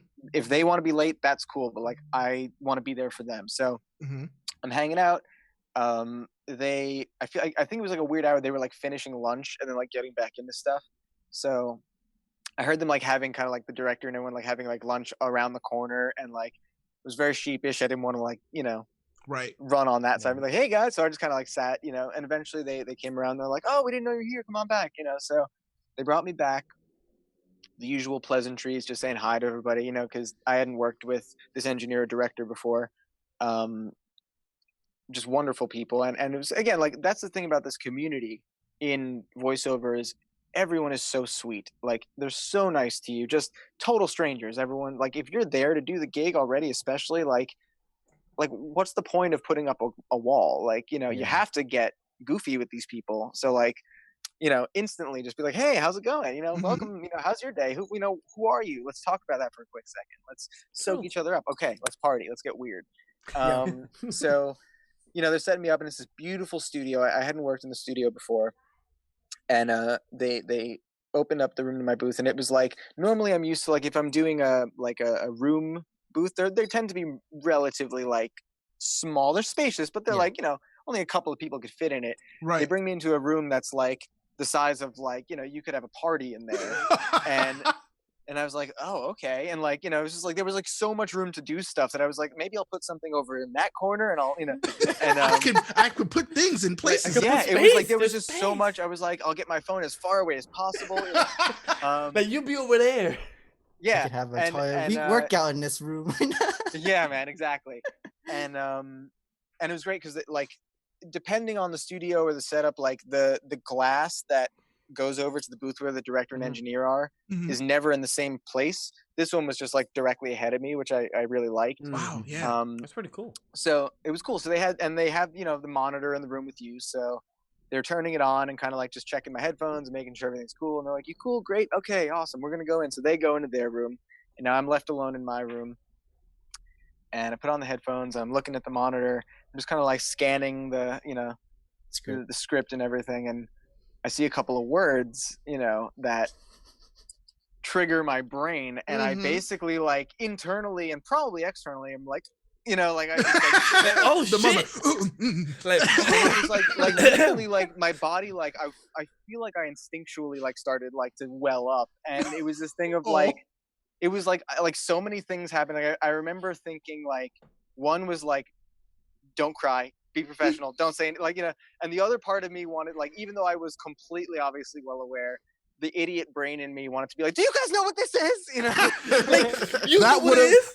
That would have been me. like, yes, we've been working on this for a very, very long Exactly. time. Like, yes, of course we know. We've been doing They're like, this for "Start on 5, line 6, one, 7 please." years. Yeah, yeah. Like, I think I would have some man. pronunciation problem. Oh, Like, how do you that's so pronounce good. this? Yeah. That's so good. Yeah, That's so I absolutely like I was on another planet, and Is- like I couldn't talk about it for a whole year, so it was this crazy. is that like? Mhm. And there are plenty of people who have to deal with that for even longer. So Oh like, yeah, you know, I can't Yeah. imagine. But is that like one of your most?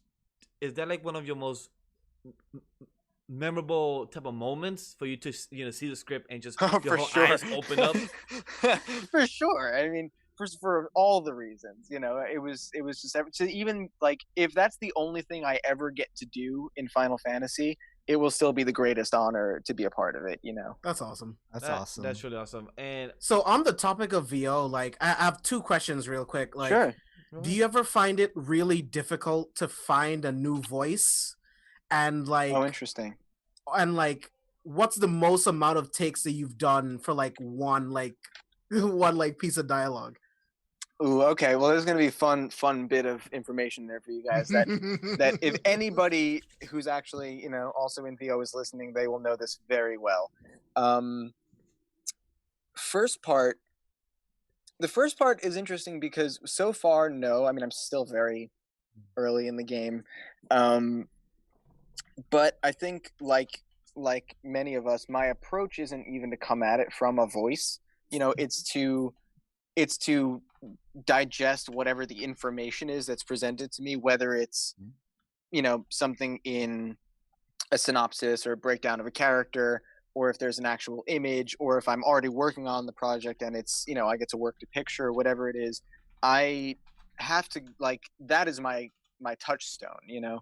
So I never go into a thing with a preconceived notion of how I'm going to do it, because that it would be me basically artificially putting a thing on top of it, Right. versus letting the thing kind of tell me what it needs and then finding my way of putting my version of that into it. Because ultimately with anything with acting, it's like you're always really just chipping off a different part of yourself, whether it's a part you're not normally in touch with or not. True. Or it's experiences you've had with people. Like I've always been a very sponge, I soak up personalities and Mhm. people, ways that people do things, and I'm fascinated by human nature. And I mean, so my dad, we would go places, and my dad, if we were out somewhere going for a walk in the city, my dad would point out some random person 2 blocks down across the street and you see that guy, look how much he's enjoying his ice cream cone. So seriously, Very he does it all the observant. time. So But that's important. Yes, yeah. Most people they'd be oblivious to that. Yes, That's true. and he those wasn't things. even doing it for acting purposes. Mhm. He just the same way he was just a lover of human nature and Yeah. character study and stuff. So I think it was always inherent anyway. But yeah, it's very much I let the character or the story or whatever tell me, and then I try and just find that way through to that, and just hope that it works. Yeah. Yeah. I love that. And what was the other question? I'm sorry. Oh, the take thing. Yes. So that's really funny because the weirdest part is there's something that happens with almost every single person I know in this biz, that it is so much easier to do lots of dialogue versus one word. The Yeah. most difficult thing you will have I can imagine. is I can saying imagine that. literally one or two words, where especially if it's part of something that is not connected. Mhm. Let's Mhm. say with dubbing anime, a lot of it in general it's line by line, so Yeah. you're doing it in pieces, but you'll have chunks of dialogue together that you'll do as that. So it's there's separation, but there's enough of a fluidity and connectivity that you can streamline it.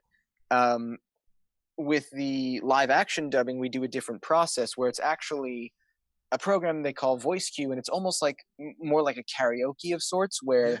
there's a moving bar of dialogue, and you're on the picture, and you're literally like you catch the rhythm, and you just kind of play it out with Disney the scene. trained us for this. Okay. Nice. Yes, it's kind of it's kind of like that. It's like the bouncing head Bouncing almost. ball, It is. in a way. uh-huh. And Literally it's, you know, that. it's like, or you ever play like Parappa the Rapper? You know, it's Mhm, like Parappa mhm. the Rapper kind of. You know, Yeah. that's way too old for you guys. It's like PS1. I love you rapper. know. Listen, okay, look, you are among friends here and almost Excellent. of age. It's fine. We, Like how we, Baxter here, goes. we here are a range of ages. We're an So eclectic Yes, group. yeah. So basically, so that's a different process. And what's cool about that is like, let's say you have a scene that's, you know, tons and tons of dialogue, like you just do it. You just do the whole Mhm. thing like you're doing Mhm. theater. So it's really fun. And it's its own different version of like being rewarding, but it's funny because let's say like recently I had an experience where one of the last things I was working on before we got shut down was at Encore. And there was this scene where I had to do, it's like a courtroom scene, and they're like, you know, coming down on my character, and it's this whole emotional kind of like break, and he says all this stuff, and it's like 5 minutes, and it's just like this whole massive scene, and we did it all just at once. We just kind of rolled through the whole thing, Mhm. and we got like 90% of it. And then you'll go back and you'll do pickups on some things, but it's funny because there was like, you know, a 1-word thing that we had to pick up, and I probably did that like 9 or 10 times, and it was like that made up for like, you know, one taking all of it. I was like, we Right? made up the Yeah. same amount of time, you know, just from me It's like, screwing up the other word. Like I 8 did times, you know. it, but But it's so funny because, well, it's like you know when you say a word enough times it just loses meaning. or you Yeah. forget how to spell it or how it's supposed to sound. Yeah. Yeah. Uh-huh. So you know, it's like that. Where like, you know, the same thing where you're like, how many different kinds of intentions or ways, like, you know, can you find to say like no, you know, or like no, and it's like, you know, all the different whatever it may be, you know. that's funny. That's true. How you bring that up because back when I was in college and back when I had 3 types of acting class, and one of my acting class, it was you had to do a lot of improv, and it was 2 types of improv. We had to one say whatever comes out us and just make the conversation. Second was that we had to say one word but in 10 different ways of tones, excited and everything. And I hated doing that the most is because you have to say hi but in a flirtatious, in a hatred way, in a happy way. I'm like, It's fun though. It's fun when you get No, to do it. Like, it's fun, but you said it the way you said it perfectly. Like, it's much harder when you have to say one line because you have to repeat it in the right tone and to say well, hi. it's finding, it's finding that like that right little like nuance Yeah. to it, and it's so funny because it'll happen to all of us. I feel like I saw someone post about it earlier today. It was the same thing, and yeah, I mean, I just call it the 1-word killer because it's just, it will always drive you nuts. But it's that thing, the same thing, and it's what's really funny is anytime it happens, the director on the other side, like no matter how much you're sweating it out, the director on the other side is like, "Yep, that's what happens." Yep. Hmm. You should try that with the word balloon. See how that goes. I'm actually thinking like, you know how Bobby Flay always says "bam" on it to his Yeah. food when it's like, damn, I can never. That's can never Emerald say it. Magazzi, my friend. That's Emerald. That's Yeah, not it's Bobby. Emerald, yeah. I'm sorry. Wow. I'm sorry. I'm How so you gonna sorry. get out to Bobby Flay? Wow. But like, there's but- so many ways you could say it, but you'll never beat the original person that brought it up. That Oh, yeah, of catchphrase course. and everything. But Just trying to find what fits you at that point, right? Yeah, that's true. But right, I want to ask, since I know a lot of people in the voiceover industry have their own type of ritual before they get into the booth and anything like that, I want to know, do you have your own type of ritual? Like, do you have to drink a cup of coffee before you get into it? Since I know how much you love coffee. You know, I'm always drinking. Yes, coffee. that's why I was like, Uh-huh. maybe, like, maybe. Coffee enthusiast. Do I have a ritual? Yeah. Ultimately, yes and no. I don't have the same ritual for everything. What I'm discovering is that I have a different ritual depending on what role I'm doing. Okay. Mhm. There are certain things that I'll do that are the same as far as like, you know, showing up to a studio early. You know, I'll, you know, at that point switch to tea and then go back to coffee afterwards. You know, Makes sense. you know, like, you know, things like that. But like, I try and I mean, I tend to, especially when I'm working at these studios, I walk a lot. I don't have a car out here, so I walk almost everywhere. So I walk to most of my sessions. So I'll give myself a good chunk of time where I'm just kind of alone with my thoughts, and I'll kind of, again, if I'm working off a character that I know what they look like already or something, I'll have an image I go off of, and I'll try and kind of internalize the headspace I'm supposed to go into. I tend to be pretty quiet right before a session. I'm very like internalized, and I feel like it's more of a thing where I don't know if it's superstitious or what, but I feel like I have to wait until I'm done to to release the rest of it. Whereas I want to save whatever I have for the session. Like the most recent thing, with Squallow, I had this really awesome. I mean, the artwork for him is so great, and they have there's so much stuff on the internet, and what I love about JoJo is they have the kind of the character staple artwork. So they have one of him full body, and then they had this 3-headed kind of different expression. Yeah. So that image was something that for him specifically, I used as a way to digest the range of his personality and who he is to me. And little things like that, sometimes it might just be music or something to clear my head, but I don't have a specific thing. With something like jazz, I almost do the opposite. I tend to usually call somebody right before I go into a session. Just because I kind of want to get more of a looseness and jovial nature, because I feel like jazz is just kind of down for the hang. Yeah. So even if it's just for 2 minutes, I just want to I want to get myself a little bit less internal. I want to be a little bit more outgoing. For sure. Yeah. Do you have a certain so it's person stuff to like call? that. Not specifically that I've done consistently, especially because depending on the time and the difference between who's around, it may be different. But I have my staple of friends that that are a few that I'll keep in, a round robin that I like to Your annoy. fave 5, as some of us old folks would like to call. Oh yeah! Wow, I haven't heard that in a long time. Right? Oh shit! I haven't heard that in a long fucking time. Dating yourself, right? Shit. Whatever, man. I've been watching TV for a long time. Do you ever listen to the Japanese voice actors to That's kind of what get a I said. feel for what the scenes are like before you go into the booth? Do you ever do that? Yeah, I mean, since most of the time it's available, yes, but I have this weird kind of thing where it's such a kind of mixed bag of I obviously respect it a ton, but so much of it is I don't want to, and I know this might sound blasphemous, I don't want to do what they did. Yeah, No, makes for sense. sure. Yeah, That's I actually get that. fine. It's, Yeah, it's your own I- character, your own Yeah, way of I personality. love, believe me, when I watch, especially when I'm watching JoJo's, and I hear those guys go all out, Don't it's they? incredible. Oh my god, Good it is so question. impressive. It is so. I mean, and that's the thing is even one of my favorites. I'm spacing on who actually does it, but the Japanese voice actor for Sullivan in Demon School is Oh, he's great. just sheer joy. Yeah. Just sheer joy. There's there's I will always do it to an extent just to get a certain sense of it, but I tend to not like to watch the stuff that I'm gonna do too much ahead of time, because I have this weird thing where anyway, whatever the scenes I'm doing, I'm going to be experiencing when I'm doing it, and I like to come at it more from a place of as reactionary as I can be. Yep. right. Makes sense. Yes. Makes sense.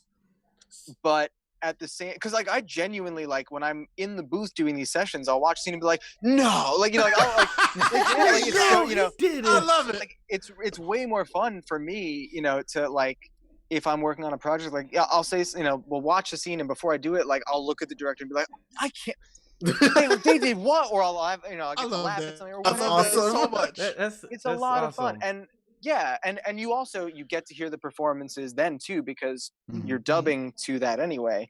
So Yeah. no matter what, I'll get to hear their performances, and I always get to appreciate it. But yeah, I have this weird thing where and it's not even instinctually I want to go in the opposite direction. Sometimes it might be we have the same choices that we're gonna make, but I mean, with Squallow, that actor did a wonderful performance, but their voice is way deeper than mine, and I'm sure there's hordes of people out there who are screw this English VA for this guy. Like they ruined it. You know? That's one of the questions I was gonna ask you about that. I haven't looked into it. I don't need to. No. I apologize to anyone who's disappointed, but I've been happy that some people. Don't worry about them. You do your job. You're the one that's doing it. Do your Well, thing. I want them to enjoy the show. You know. So Yeah. that's If one. they had an open mind, they could enjoy anything, Ryan. That's what I'm saying right now. Very true. Aw. That's very Aw. true. But that's one of the questions I was gonna ask you, Ryan. How do you feel about the blasphemy of how people feel when it comes to the dub versus the sub? Because you know how Oh no! Yes, where do you fall, Ryan? Sub or dub? yeah, I mean, so it's- I just want to know about because you know the anime community is very No, I get it. critical. I mean, so look. I want to know like, what's your stance on it. And part two question of it is that how do you feel about the community feeling that is dub like useful to some sub because you know how people are very territorial on the sub. You know, okay, For this is sure, God for sure. tier and everything like that. I have a really simple answer for me, which again, I don't know if this is going to bother people or not, but like, I'm 33. Like, I don't have time to worry about something as petty as that when I'm way more concerned about everyone being able to enjoy whatever they want, however they want. You Thank know, you. like, I don't have a stance either way. My stance is like, I'm tired of arguments that This are is the irrelevant. stance. Yeah, This you is know, your like- JoJo stance. so it's like especially someone who like came into this, as much as I love watching anime or video games or any of this stuff, like I'm not coming into doing this work from the mentality of like a fanboy in any way. Like I'm coming at this as an actor. Like if anything, I have to remove, like even with like I said about Final Fantasy, like my job is to like remove that part of myself when I'm Right, doing this right. stuff, because that doesn't service it. Like that doesn't create something genuine. Like I know way ahead of time, and I knew this when I was doing music, and I knew it when I was pursuing more on camera stuff. It's like you're never gonna make everyone happy. There's plenty of people who are just gonna straight up not like what you do, and like I've been okay with that all my life already. Like I'm okay with people being on board or not with me, especially if they understand where I'm coming from. And I'm totally cool with people also not liking what I do and still wanting to be my friend. Like Yeah. I don't need people to like what I do. My goal is to make stuff that people enjoy. Yeah. But as far as that stuff goes, I mean, I grew up kind of on both because like it was weird. I grew up like the first anime I ever saw was old VHS of Dragon Ball. I mean, it was the early I 90s. think that's Yes, everybody. yes. That's It wasn't, and everybody. it makes wasn't sense. even, and it wasn't subbed or dubbed. It was just Japanese Yep. without any writing at all. Yep. So Mhm. what I would do is, and it was a lot of it were like That was me in Gundam. Oh, God. Right? Yeah. yeah. So like, and a lot of it also for me was like completely out of context because it was, some of it would just be like the movies and not some of the series or whatever. And like, and I was getting them from a friend who would just lend me this stuff randomly. So none of it ever had continuity or anything. Not to mention I didn't understand any of it, Right. but I would watch it obsessively. And it was more of the idea of the energy, the characters, the artwork, the experience, the music, whatever it is. So, before sub or dub even was a conversation, it was just this, whatever this thing is pretty extraordinary. Like This as a, is as a Japanese. yeah, This is a This is different language. Japanese. yeah, and it's just, to me it was just cartoons too, Mhm. so Yeah. it was like, it was just a whole new thing where I was like, this is different, so Yeah. God, see, and you bring up a good point. It's like that's like that child moment where it's like you didn't care that you didn't understand it because you didn't know you were supposed to understand it. If that makes Yeah. sense. right, yeah, It's just you were Definitely. just enjoying it. yeah. Well, and it was before before we got old enough to decide like we had to like or dislike things so aggressively, Yep. But I do think that, for better or for worse, I think a lot of people who get really angry about this stuff are angry about other things, and are probably There's some bigger issues going on there. yeah, so Yeah. I also don't Yeah. pay much mind to people that like when someone tends to react in a really like aggressive way versus like a conscious form of discourse, I tend to just like accept that, it's not a conversation that's going to really go anywhere anyway. Oh yeah. And so my whole thing is like I'm just focusing on being positive and doing the work, and I love connecting with anybody in any side of the community, and I appreciate both. So especially as an actor, like, of course I want to support dubbing. Like, I want to keep Yeah. working. I love working on this stuff. I love the performances that, everyone else is giving. Mhm. And Yeah, I of don't course. think it takes away the other version's always going to be there, and I Exactly. think that, it's kind of this really awesome thing that we get to share it culturally too. Oh yeah, Mhm. I just had to ask this because I just feel bad when I see voice actors and actors that does all these dub that get these online community. It's not big ones, it's small one that doesn't like the dub because it's not the same as a sub and everything. So that's why I was curious to know. I mean, you're just never going to please everybody. Thank Yeah. you. That's what I want to know. Like, I just hope people sooner they will understand that they just can't please everyone, and I hope for the best. That's why I just had to ask. From Yeah, the oh no, that's perspective very of- sweet of you. I Yeah, think I it's just a- I don't know it's why one of people those can't things where- appreciate both. Yeah, I think Like, if and one look, doesn't like, work for you with a certain anime, that's cool. Like, I'll be honest, like the dub for My Hero Academia does not work for me, but There you I go. can respect it. But there's Works a for lot of me! different anime. Dragon Ball. I don't like the sub for Dragon Ball. I prefer the dub. It just depends. They both work for me. You guys are you're very in sync with each other.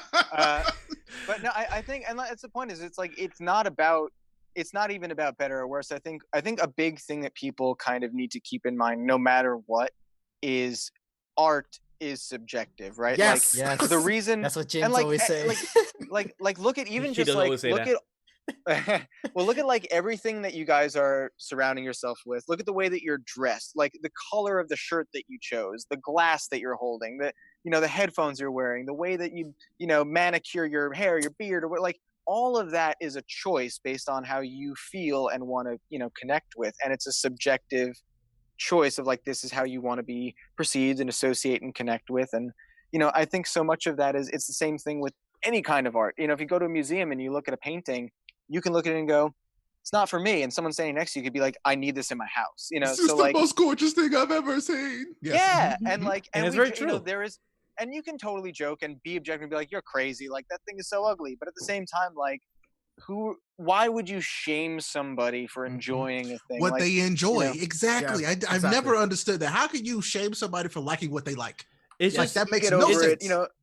I was a kid. For me, it was, I learned early on from the music scene, because when I was growing up, it was the rock and roll versus like pop music. It was the Britney Ooh. Spears, rock and roll better. NSYNC, versus like, At the Drive-In, and it was like, I was playing in rock and roll bands, so a lot of it was like, oh, that stuff's not cool.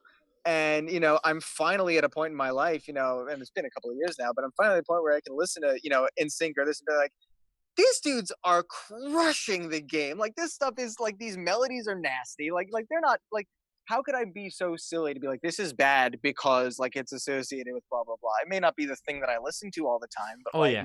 Mhm. I finally gotten to a point where like, I don't need to feel like a thing associates me, like, and brands me a certain way. Yeah. And I think a lot of people feel the need, and there's nothing wrong with it either, unless you're being an asshole about it. Like, there's nothing wrong with deciding like, this is the thing that I want to like, stick with. This is how I represent myself.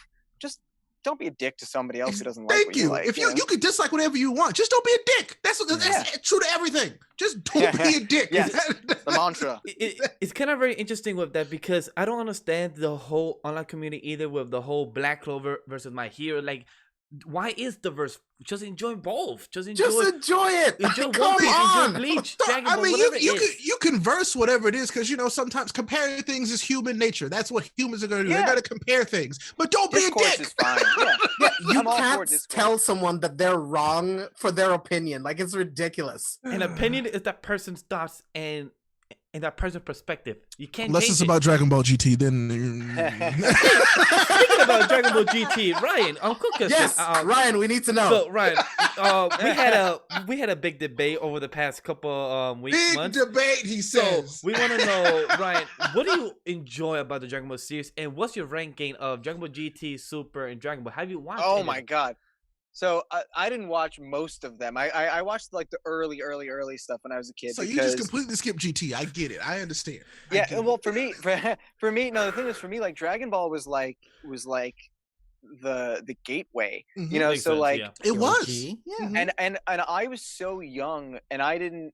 when I got older and I started to like really watch more anime, it was more like the Studio Ghibli films really like hooked me in.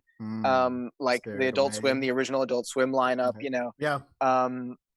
So for me, Dragon Ball, like I didn't latch onto it for much longer than like early childhood, but that doesn't mean that I've lost appreciation for it. Like for me, the thing okay. about Dragon Ball that is wonderful is it is so like quintessentially like it's like all of the things about like fighting in anime and everything boiled down to like it's like It's core. it's like when you're making like tomato sauce and you're like, okay, first I got to get the onions and the garlic and I got to break that stuff down at the bottom before I even add the tomato paste. You know, like it's like boiling it down to its like most perfect, you know.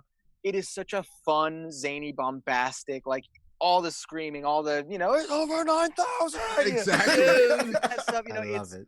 that's the beauty of it. And also I think it's kind of this universal, like, to me at least, Dragon Ball seems to be the gateway for everyone, right? It's the cultural anime that Not for you me. can talk to anybody living in any kind of like, whether it's, you know, the slums to the ghettos to like, you know, the highest of highs, like they've heard of They it. know. Or They've heard of or, like, Dragon Ball. someone- Exactly. Yeah. Mhm. Like, and I feel like it's just such a beautiful way that it connects people. So like, it's one of the most fun cultural it's super animes accessible. ever. It really Yeah. is. So- yeah. So I even if I never watched it, you know, consistently, and even if I never watch another one again, I will always love it. I had toys. I remember when I was really young, and I would go to Chinatown in New York, and there would be some shops. You'd find some Gundam, you know, the models.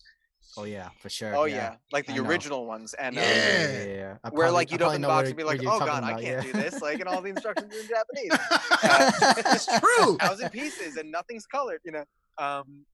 But I also remember they had the original Dragon Ball toys, and it was like they would basically just like they were just like this, and you could like move their arms, Their arms, and and that was it. and you could like take the like shirt off because of course they had to like be so They had to be overpowered, their shirt shirtless. would- Exactly. but that was it. And I remember I had Goku and I had Vegeta who had the Saiyan vest, you know. Yes. Nice. Yeah. So I remember I was just obsessed with like, to me it was also the character designs. Like I would draw the hair, you know, like I was so obsessed with I mean, like, I feel like any kid who watched Dragon Ball anime, like you drew Dragon You Ball, drew or at it. least tried at some point because it Absolutely. I like did. that was the style then. It was I had a cool. copybook where I the tried way to that draw the way some their of the like different clothing would characters. fall, like the Yeah. ripples in their shirts, and Their stuff, muscles like, and their hair was ridiculous. Yeah, man. So it was all of that. So that all of that is why I love Dragon Ball. You know. Mhm.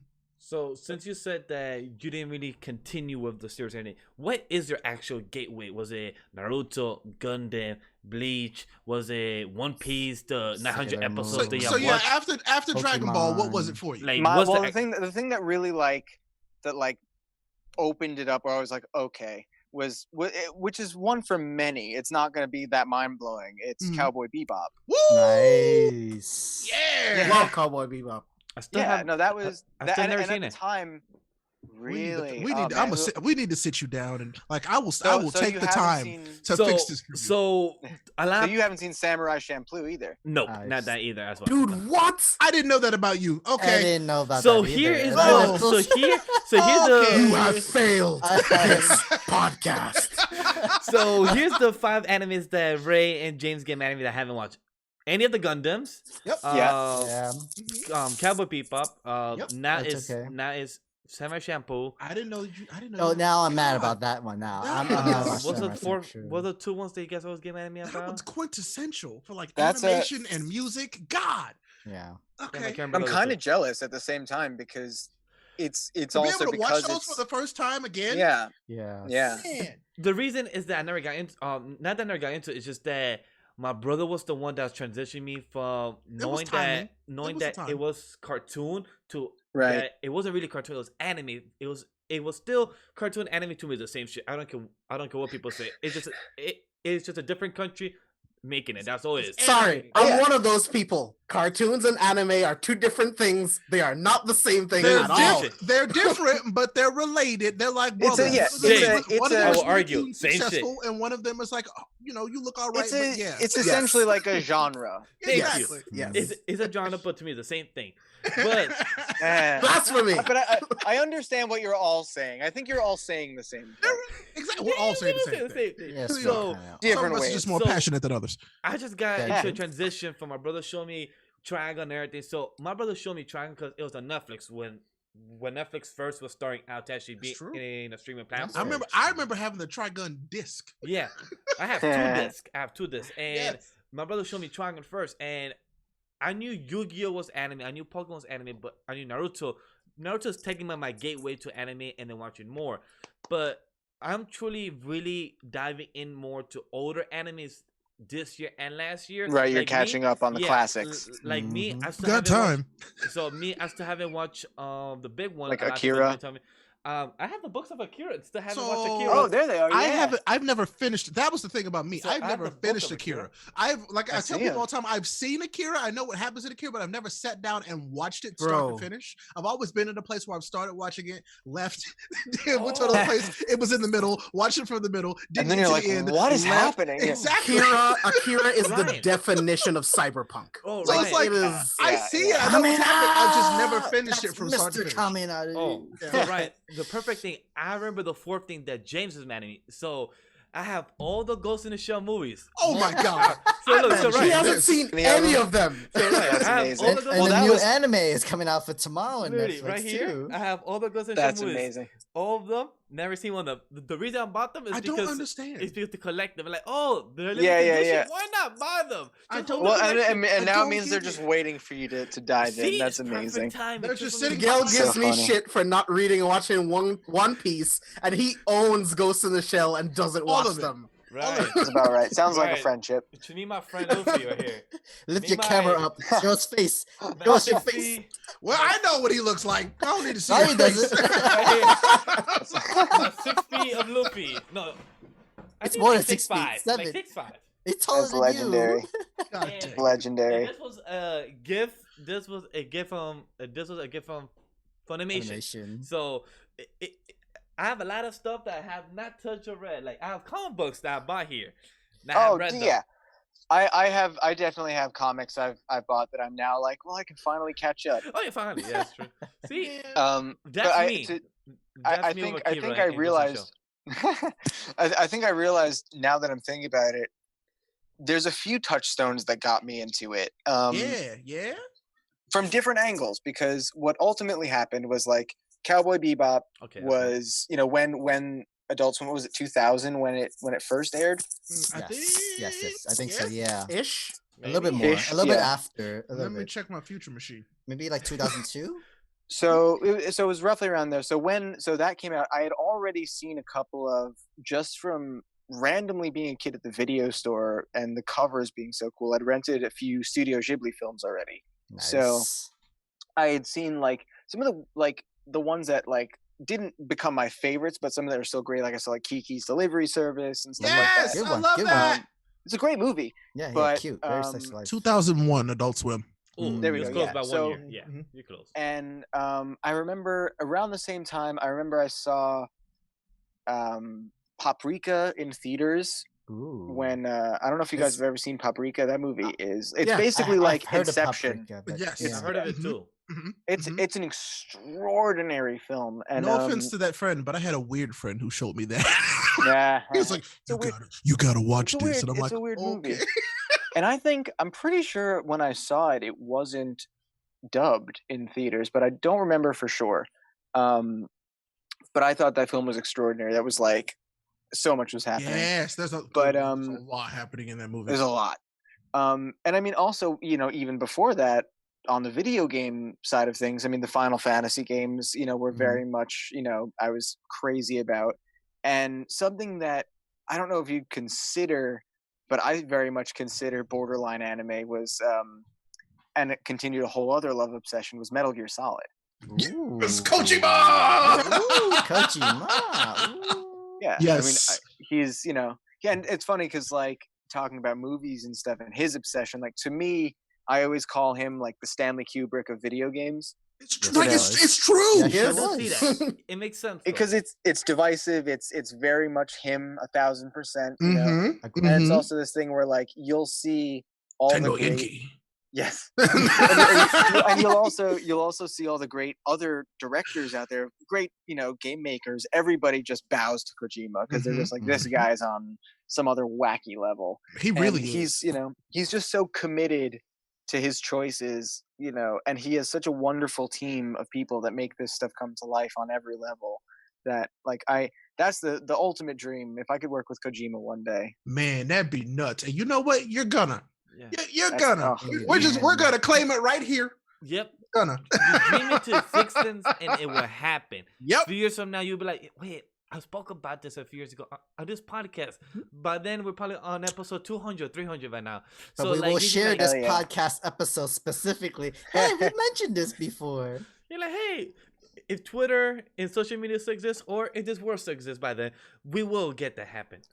Either way, we were ahead of the curve. We were ahead of the curve from everybody else. But you were saying about video games. What also was your peak or inspiration for video games?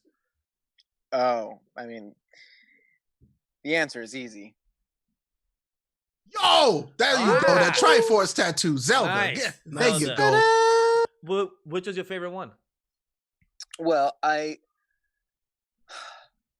it's weird. I mean, now I think it's fair to say Breath of the Wild. That is very That's fair. very true. Makes That's very sense. fair. It's funny because I grew up. I still have. I actually had a post about it yesterday. I still have 2 of my NES original Oh, yeah, I gold saw that. Zelda cartridges. Wow, So that's awesome. so I absolutely I've been from day one I've been obsessed with Zelda. But the first game that like really like made it obsessive was for a lot of people it was where I was at my age. It was the N64 had just come out and Ocarina of Time was Wow. like Yeah. that was the Right. first game where like the story of it all was so overpowering to me Mhm. that it felt so much bigger than it even was. Mhm. So that was like moving mountains for me for sure. Because I a lot of people say that because it really was. That was when they were like, yeah, video games have been really cool, but like, what if we took a video game and made it something much deeper than they've ever seen in a video game? Well, especially for Nintendo and for a Uh-huh. Zelda title, and like they just it was such a like graduation of It really was. the It world was. and the way that it played. The same thing with Super Mario. Mhm. With 64, which was Yep. another obsessive game for me. Crazy, But ridiculous Yeah. thing. unbelievable, and the music in all of these games Mhm. is like But yeah, then the same thing happened. Breath of the Wild was like. I was like, oh my god, I have to buy a whole system to play this game. And it was funny Mhm. because I had actually had. It was almost like a decade that I took a break from playing video games because Mhm. I just didn't have the money to do all these Understood. things. Yeah. That's very And understandable. like buying music gear was so expensive that I was Right. like, I could buy this pedal or so Yeah. So Breath of the Wild was the one that brought you back in? to video games, yeah. That's Great. amazing. Because Yeah. that's like, talk about a game to come back to video games on. Wow. It That's wrecked me. amazing. Yes. Yeah. That's Yeah. so cool. So I assume you're excited for Breath of the Wild 2 then. I assume. Yeah, I mean, whatever they end up calling it, whatever. Yeah, it's whatever gonna it's be, gonna I be. can't- Yeah, because I think it's incredible. I'm so excited, and it's funny because like I guess kind of touching on other stuff we talked about before in a similar way is like I'm never one to complain about like, oh, I have to wait like a couple of years or like Right, however long for exactly. this thing to be finished, because like eventually the thing will show up, and like Mhm. I would rather like we're playing Final Fantasy right now. We played Death Stranding a few months ago. Like these things Yeah. eventually will come out, Mhm. like They have, and when at they some point, do- they will happen. yeah, and it'll be worth it. Like so Mhm. like and it's funny because even with what we're dealing with right now, with everyone being Mhm. confined and isolated and doing what they can to keep everyone else safe, Mhm. it's this really interesting thing that happens, I think, with our brains as humans, which is as much as when this is all over, things will feel different and we'll be making a lot of changes. it's also going to be this strange thing where it's going to feel like the time went by like that, like a blip. Really? You know, once it's over. Right now, it feels like you're like crawling through the dirt, you know, but like it's the same thing as when you're a kid and summer feels like it's a year long, and then you're in your first day of school and you're like, man, summer felt like a week, you know? Yeah. So much of it then even goes back to what we said before, is like, use this time well, use it wisely, because eventually we're going to go back to some form of normalcy in life, and like, I mean, or just what use you've this done time with to this time, exist and know that you exist, because then your Yeah. life is going to take over and you'll be like, oh God, where did the years go? And then for you, be Yeah, like, man. damn, I have to wake up at 8 in the morning to go to work. Like, yeah, back then you weren't complaining a month ago about going to work. Back then you were Take waking all up at the whatever take time all you the want. bubble baths now, man. Uh-huh. Just treat yourself. Take just feel- take the naps now. Trust me, you gonna Yeah, miss the yeah. naps when they go. Oh yeah. my god! I Oh my 100% god! agree, 'cause I've been catching up on sleep in all the strangest hours, and like my Everybody's sleep schedule makes no schedule's fucked up. sense right now. Oh yeah, my sleep schedule makes no sense. But I oddly think I've gotten more sleep now than I have same. in Oh, yeah, same here, years. same Oh, absolutely. Agree. Yeah, And I'm So, taking full advantage of it. Let me tell you. you My should. sleep schedule is Listen. weird. My sleep schedule is from sleep at 5 in the morning and then wake up at 10. And Do I'm you like, ever sleep? I'm about to Do say you you? don't sleep. Oh, So That's me, appropriate. don't lie to me. You I don't really sleep. I don't- Whatever.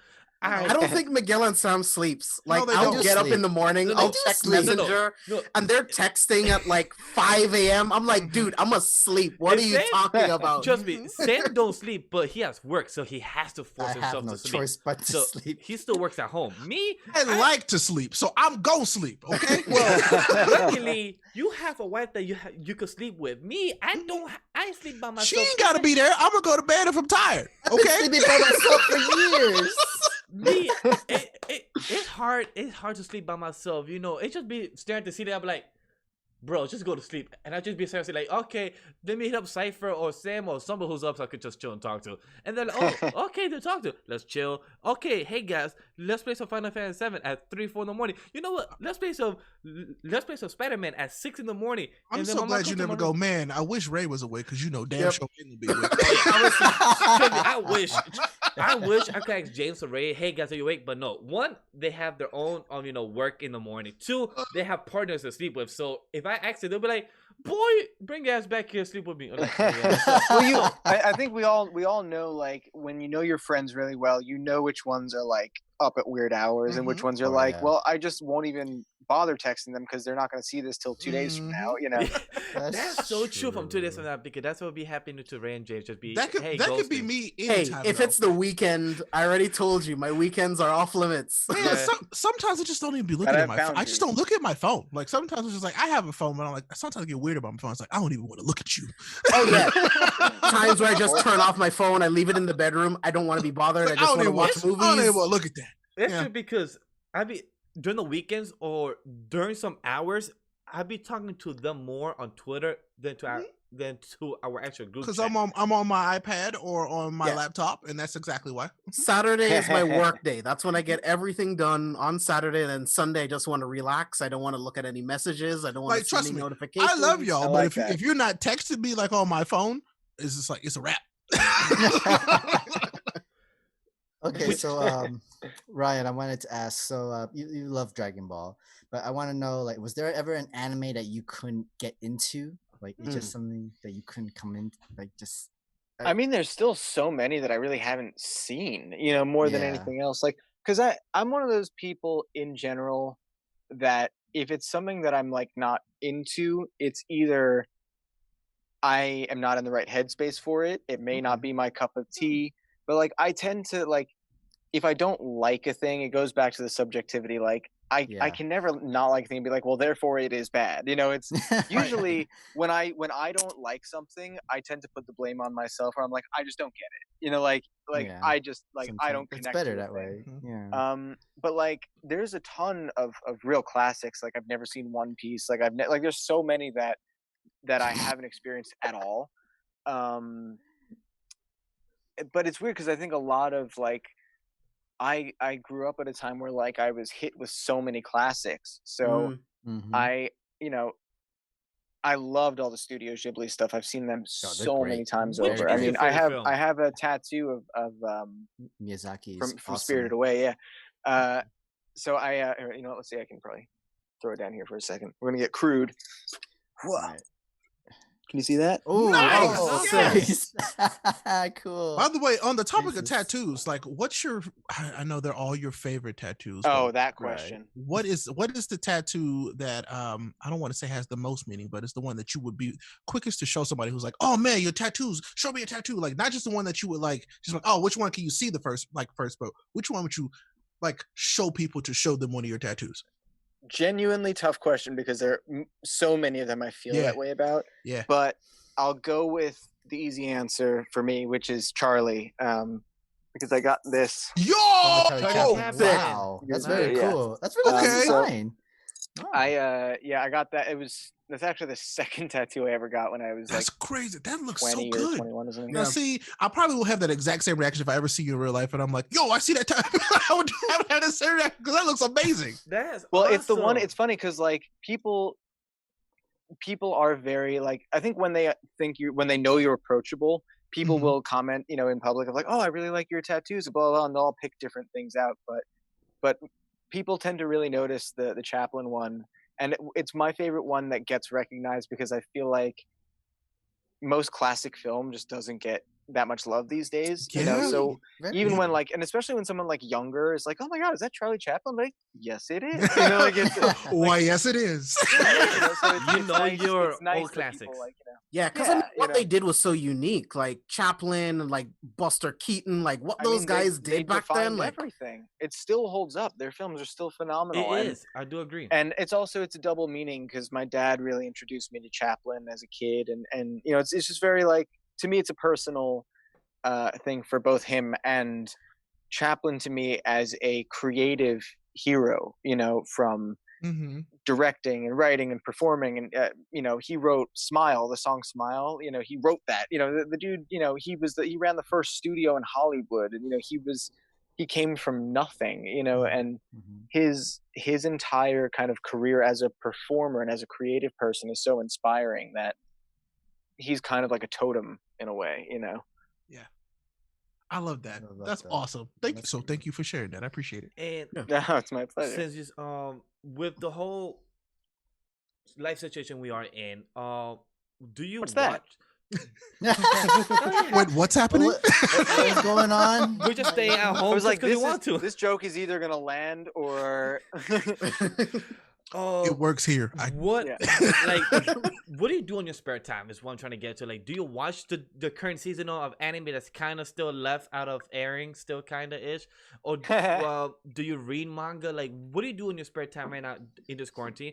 And then part two question is that if there wasn't a quarantine, what would be your daily routine? That's actually a really good question. Not that the other ones weren't. I just that's an interesting. What was life like before? What is life?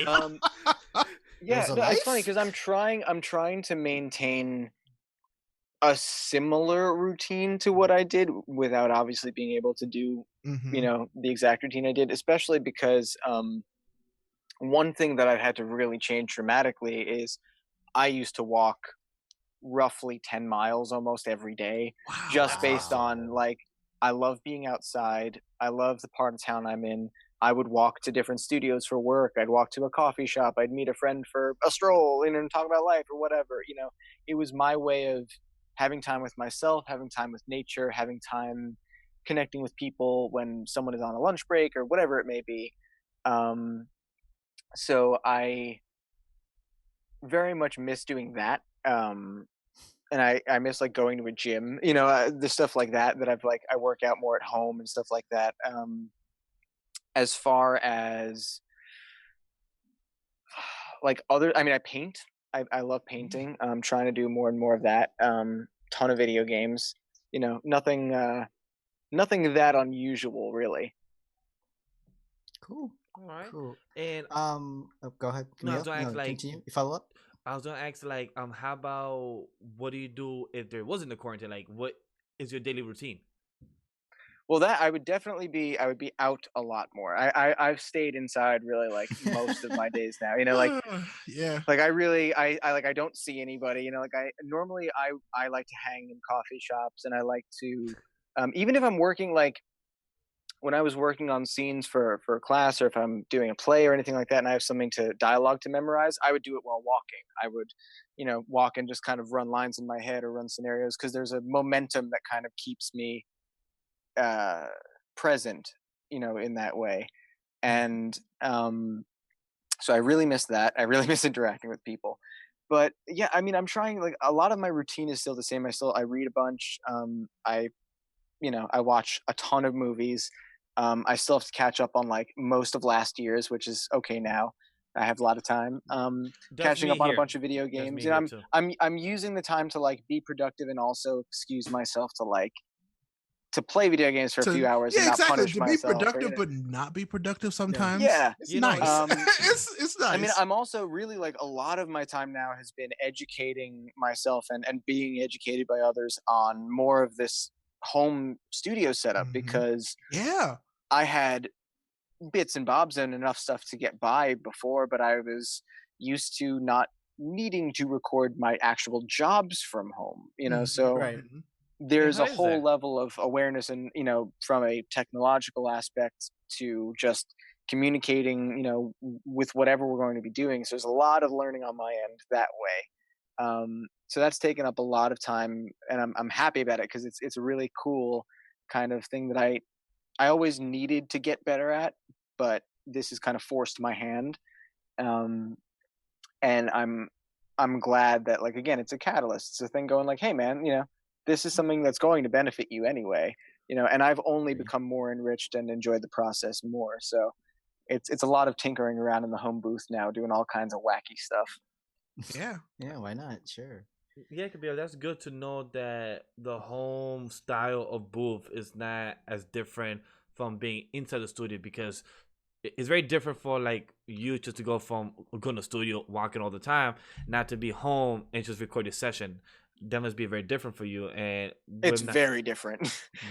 I think ultimately, like, as much as I love being able to do this, and I will get more streamlined and smoother, and will always want this to be a very, like, important thing for me to do and get better at. Right. I absolutely prefer working in the studios for tons of different reasons. Not to mention, like, you're never going to be able to, unless you have a sugar mama or sugar daddy somewhere, like those we could all use a sugar mama, don't worry. The gear that they're working with, on any given session, in those studios is so high better. Value and high. Yeah. So like, no matter what, you're never going to get that same kind of quality. You'll be able to do the job, but it's 1,000 times more streamlined. I mean, like, the average engineer is working off 3 screens in a studio, so like, I truly understand.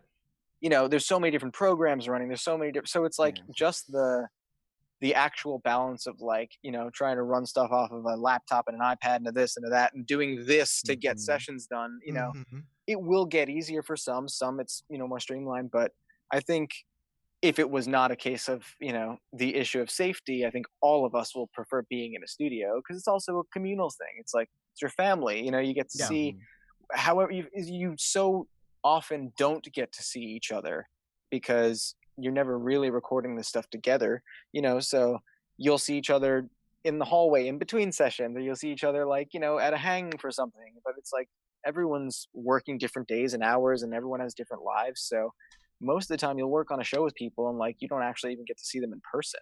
That's true. Yeah. So going to the studios is like one of the few chances you get to, like, hug the director and high five your co-star or whatever, That's very I love true. it. So I have a fun question for you. Good, because they've all sucked so far. I know, right? Because I haven't asked you any. I understand. I try sometimes. I try to give those hard intellectual questions, but I do my best. I've been nice long enough. I want you to build your Avengers.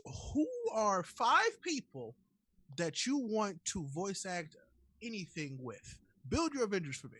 Whoa.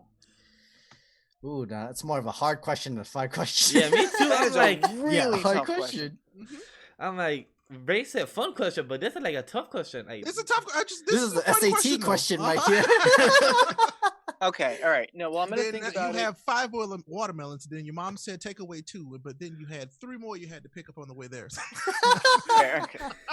All right. Well, considering I'll consider many different things here. I'm gonna put some friends that I want to work with. Mhm. I'm gonna put people that I admire greatly, and I'm going to acknowledge that I'm going to be omitting many that I would also like to put in this I mean, list. I know you want to work with everybody. I completely Yeah, understand. yeah. That's a given. I get it. You wanna I've been there. It's all gonna your be one of those things where friends. like I immediately like realize that I should have said someone else also because there's so many, That Yeah. happens. I Um, mean, recently they made Scarlet Witch $2 on an Avengers poll, so it's all right. I was just gonna say, Entertainment Weekly, that was so messed up. Scarlet Witch, she was the most powerful person on that list. Really? So don't worry about it. You Let's can't. put There are that no. poll? There are no mistakes here. All right. That's amazing. Okay, all right. Because well, art first is off- subjective. Yes, that's fair. That's totally fair. I think first I have to say David because we've yet to get to work on a project where we are both doing VO together, and Makes I sense. want to work with Sobolov so bad, and I know eventually somehow we will. Mm-hmm. But that's definitely a dream. I would absolutely lose my mind if I got to work with Nolan North. Oh yes. For so many reasons. I think not just because I admire his versatility and everything, but I so love his personality. Yeah, I feel like he would just be Yeah. he would just be the greatest. I just feel like he would just be the most fun person to work with. Period. I met him in Troy one time, and it was like the coolest freaking thing ever. Oh, that's great. Yeah. That's great. Yeah, them together would be a dangerous duo. Oh my god. I mean, Troy would be amazing too. I'd be honored to get to work with Troy. I absolutely I would love to do more stuff like on a heavier level with Kira. Also Kaylee's amazing. My friend Deneen. Do you guys know Deneen Melody? She is an extraordinary actress, and she's done a bunch of stuff. So you guys need to look her up. We'll look her I'll up. send her stuff your way. She's wonderful. And, Deneen, come be on the show. We would love to meet you. Yeah, Yes. you should be. Yeah. Yes. So Deneen, if you're watching, you should be. I'd love to because we actually haven't gotten to do anything like anime or game related or anything together, and I would love to work with her. So future, let's co-star on something if the universe will let us. Interesting role she has done. She's done some great stuff. She's Yeah. really wonderful. My buddy Talon Warburton, amazing guy. One of just like the sweetest humans in the world.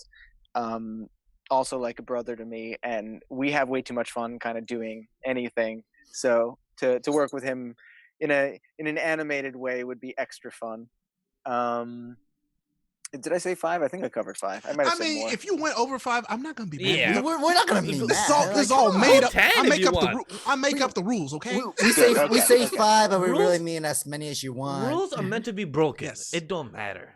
Exactly. It's like I make the Fair. rules, but I don't enforce them. I'm gonna be a Fair. terrible dad if that ever happens. Don't worry. I want to know, like, would you ever like fanboy like with someone you work with? Like, you just almost couldn't help yourself in a way. You get so excited. I mean, probably like I not in the way where it's like I would lose my mind kind of thing, but in a way of like I'm funny in that way where I don't fanboy over the idea of like, oh, you're a person who's doing stuff, therefore I'm excited that you exist. It's more that like they have to be someone who's like really impacted me. Yeah. Like therefore someone like a Nolan, like I would really be moved to be able to work with them. Agree. I had moments back in New York. Me and my dad once were walking down the street, and this is one of those rare times, like even when you like seeing a famous celebrity of some sort, that stuff, both living there and here, like it doesn't phase you. You see them all the time, and now you don't, but you see them all the time everywhere. Yeah. So Yeah. it's not like as cool as it is. It's not that cool. They're people, but sorry, I'm touching my phone. It's a phone. it's like, We get there's it. notifications. I'm like, I don't know what to do with these notifications.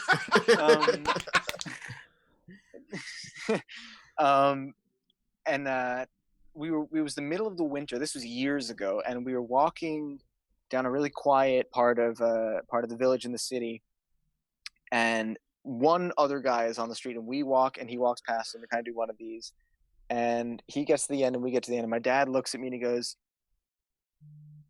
"Was that Bill the Butcher?" And I turn around, and sure enough, at the same time, who turns around to look at me is Daniel Day-Lewis. Yeah. Are you kidding me? Yeah. Oh my And like god! he was like, you know, fully, you know, decked out and had a massive beard and like a hat at the time. And I think this was like right before he started prepping for Lincoln, I think. Nice. So it was like around like 2010, 2011 or so. And that was one of those moments, like, just as an actor, like, it's Daniel Day-Lewis, you know. So like, Yeah. I didn't necessarily like, you know, squee, you know, I didn't freak out, but like, you know, it was that moment of, was like, holy shit, like, that's Daniel Day-Lewis, you know. Right. And even then, it was like we had this weird like acknowledgement. We just kind of like saw each other from a block away. It's just kind of like, and that's it, you know, awesome. like, That's like nice. Cowboys, you know. Yes. The head nod. Yeah, exactly. Because like, you know, the last thing I want to do is bother a person. You know? Right. Yeah. Agreed. Yeah. I actually had a really funny moment recently where I did kind of like a little bit fanboy. Where I was, this was a few months ago. I was here in Los Angeles, and I was, I was with a buddy. Another great example of me just walking around. My buddy was like, "I have to go grocery shopping. You want to come with?" I was like, "Let's walk to Trader Joe's." So we go, we walk around, and like, you know, he's getting groceries. I do the little sample coffee cup, you know, and we leave the Trader Joe's, and we're walking down the block, and this guy rounds the corner, and he's holding this kind of like long like art briefcase, Mm-hmm. and we quickly, sorry, touch the phone again, and No it's worries. What phones are for now? No, it's driving me crazy.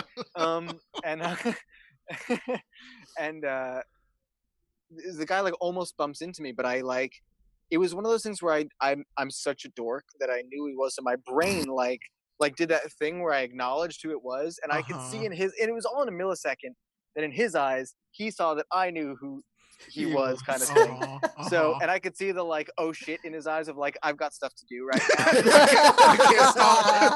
Yeah, and like again, this is all in like a millisecond, but you know, I could tell he was like, it was so funny. So like, as we're walking by, like, I didn't really stop him, but I was just like, I kind of just like, listen, I just want you to know, like, I am so grateful for all of your work. Like, you're a massive inspiration. We walked away, and my buddy was like, who was that guy? I was like, that was fucking Jim Lee! Like, you know, and I... Yeah. What? Jim Lee? What? Yeah. So I lost my mind. Like for a split, and he was so gracious. He was really kind. He was like, "Oh my god, thank you so much." And he was very sweet. But it was like 2 seconds, and I was out, because I was like, That's I am not going to amazing. bother Jim Lee right now. Dude. Oh man. That's But, amazing. yeah, it was- So like that, I was also so unprepared. It caught me so off guard, and like, you know, that guy is such a legend. His artwork is so extraordinary. It's Mhm. amazing. Yeah, I mean, he's Mr. DC at this point. So Yeah. Kind of. Yeah. Um, Very true. so that was one for sure. That's awesome. I love that. But I this love thing that so much. But not even about DC. Do you have a favorite DC Comics Marvel hero? In the comic side. Yeah, I mean, I think they're kind of cliche. Some aren't, some are.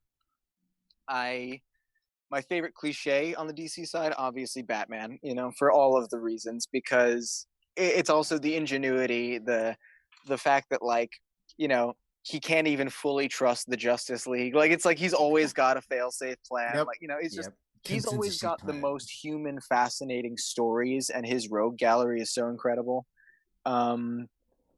I really love, I would love to see a modern take on the Question, because I Yes, love, I've been Yeah. saying this for You know? years. I'm a big noir kind of guy, and like I love Rorschach and you know, like the Watchmen. So like I mean, it would work. I love that. It would Yeah. work. I just love, I love that deconstruction. I love detective stuff. Mhm. Agreed. so My that- favorite Batman stories are the detective stories. Yeah. Those Oh, are my for sure. favorite The- Batman things. The Scott Snyder, Mhm. Oh, Greg yes. Capullo run hmm of, Yes. of Court of Owls and all that Yes. is Yes, incredible. so good. That's like quintessential Batman for me. Oh yeah, it feels like animated series Batman. Mhm. Like Oh, it's yes. Exactly. Agreed. Yes. Yeah. I would love that, like you a know. 10-episode miniseries of just the Question. He's That such would a be great really cool. detective. It That would be insane. awesome. That I would be think awesome. what's wild is I think we're at a point in cultural history where like it's more of a probability and more of just like a matter of time, you know, because True. this stuff is, they're digging up. Like we would never have thought Guardians of the Galaxy would be Right, as right, important as Spider-Man, right. Right. And on Marvel side, Pick the I have one to with say the talking Spider-Man was always raccoon. my Yeah, that sounds great. Yeah, exactly. And plus to have Vin Exactly. Diesel as Groot and just say one word, but to have so many different kind of meanings and how he has to say it in different ways. Oh, It's wow. more like man. 2.5. Oh, yeah. It's kind of a half. Oh yeah, I am Groot. Yes. very good. too. It's I like, am Groot. But you said that one of your cliche from Marvel is Spider-Man? Oh yeah, for sure. I mean, Because, that's not again, it was- cliche. It's Spider-Man. It's yeah, Spider-Man. Well, Spider-Man. It's that thing where it was very, I was young, I was super young, and it was like, again, the Rogues Gallery Wings? is amazing, You- and You're from you know, where? From it's, yeah, it was, Queens? it's it's a it's a boy growing up in New York. I'm like, okay, Yeah. check, and it's the idea of like I always felt like the nerdy kid who would pine over the girl who never like was Yeah. too scared to speak about it, and I loved the idea that it was this kind of freak accident, like granted that's most superhero stories, but it was like, it was this idea of like it's a high school kid learning to deal with like hormones essentially in so many ways. And the adventurous spirit, there was a sense of like it felt like you could be Spider-Man and it was like everything was going to be okay, Mhm. whereas like any Batman comic you read, you were like, as much as I love Batman, like I don't think I want to be Batman. Right. Like, Yeah, I never you- want to be Batman or anywhere near Gotham City ever. yeah, That's like how- Ever. it seems like a really tough, like burdenous job. kind of life. It's you just, know? it's Yeah. not like, yeah, I'm gonna die. It's just like, how terribly am I gonna die in Gotham City? Yeah. Like, Whereas that's- like on Spider-Man side, the great power with great responsibility, Uh-huh. like it's a heavy thing, but it's Mhm. also like there's enough of a playfulness to it that it feels like there's a freedom and a joy and there's that limitless, like we're all going to be okay kind of nature there. Right. Whereas like Superman had that too, but Superman to me was a little too like it just like everything worked out too much. He was just too super, He that had it was, like- literally all the power in the world. Yeah, Which is and why he I was like already Man a of man. Steel. Like it was all like Mhm. I couldn't associate with him personally. Yeah. So like Gotcha. I found Gotcha. that for me, like that's why Spider-Man connected so profoundly. It was like like I could theoretically in your dreams, like I could be Spider-Man, does Yeah, that- I see that. does- Does that for And now me- Spider-Verse is doing that for Oh everybody. my I god. Dude, love Spider Spider-Verse. Verse is amazing. I It's the never best thought that favorite I could Spider-Man movie. empathize with Wilson Fisk until I For saw sure. Spider Verse. What an incredible performance! And dude, that's I don't. He killed Spider-Man. F him. I mean, yeah, but his motivations in that Lee film, Schreiber, right? anyone Yeah. can align with that.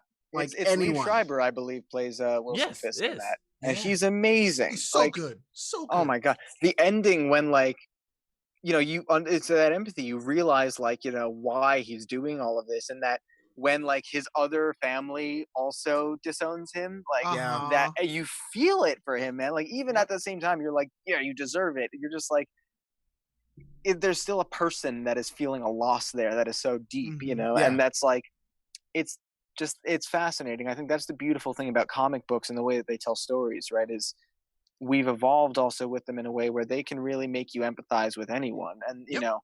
there in some ways there are no villains. I mean, one of the most intense. Are you guys familiar with the Sandman series? Yeah. Oh, yes. Yes, Yes. actually.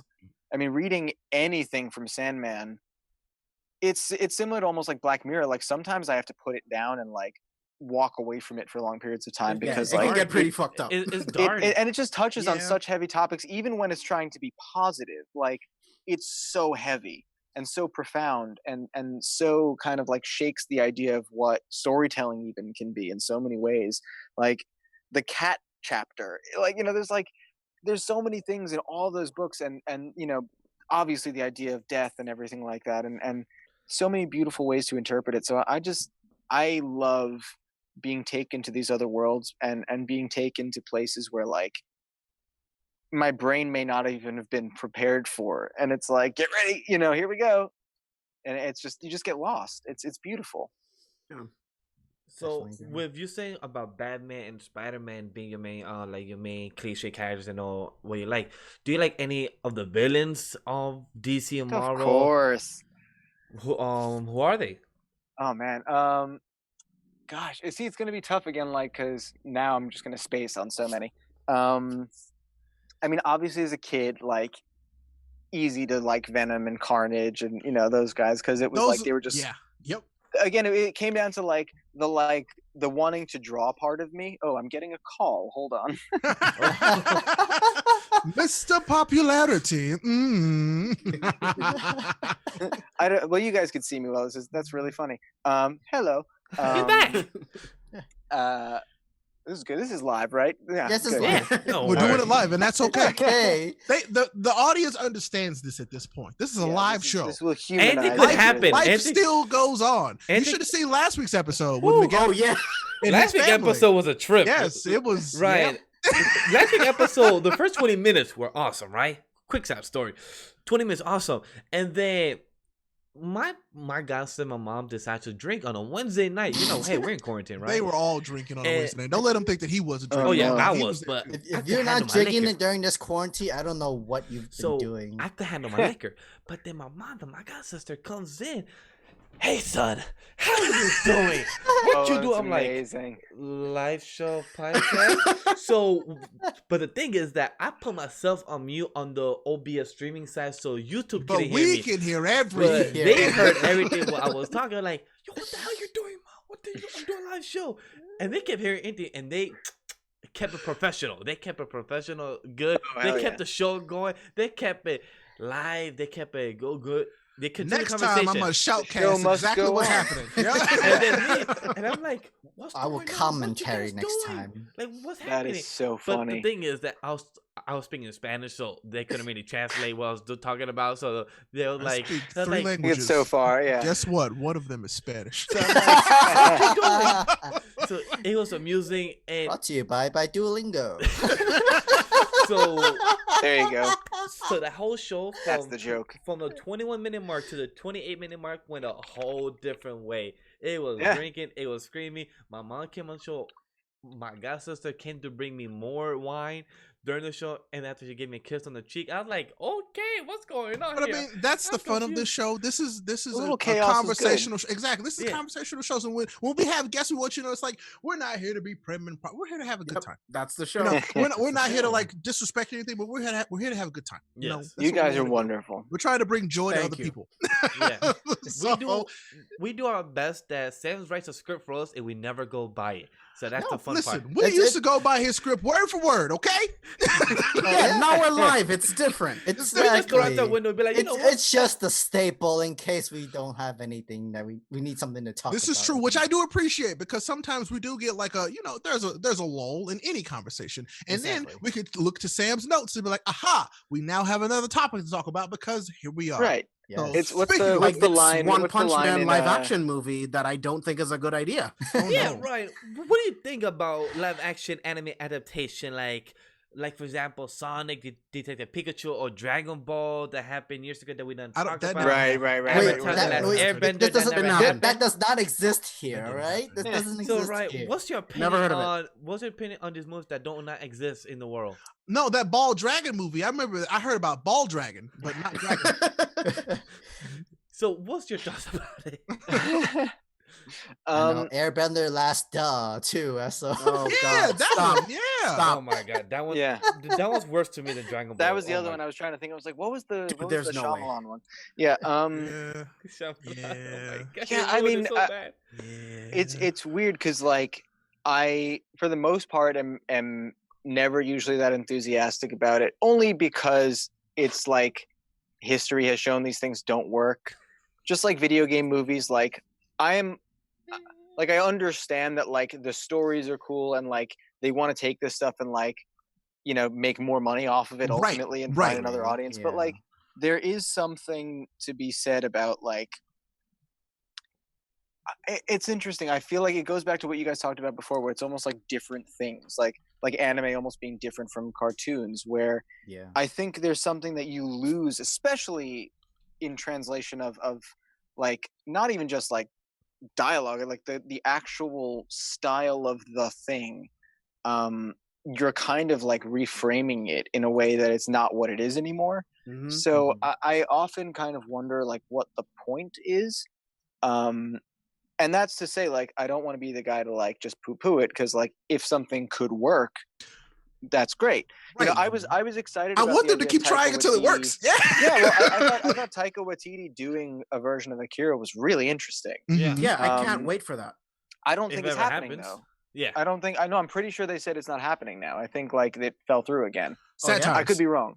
But like it's the same thing with the Cowboy Bebop live action show. Like Oh yeah. that well, could Cho. be Yeah, that's that could be cool, but like it's also not necessarily like you haven't seen the original yet, and it still holds up. You know, like it's one thing if it's something that maybe is like completely outdated and could use like audience's eyes in a way, and it's made with people with the right intention.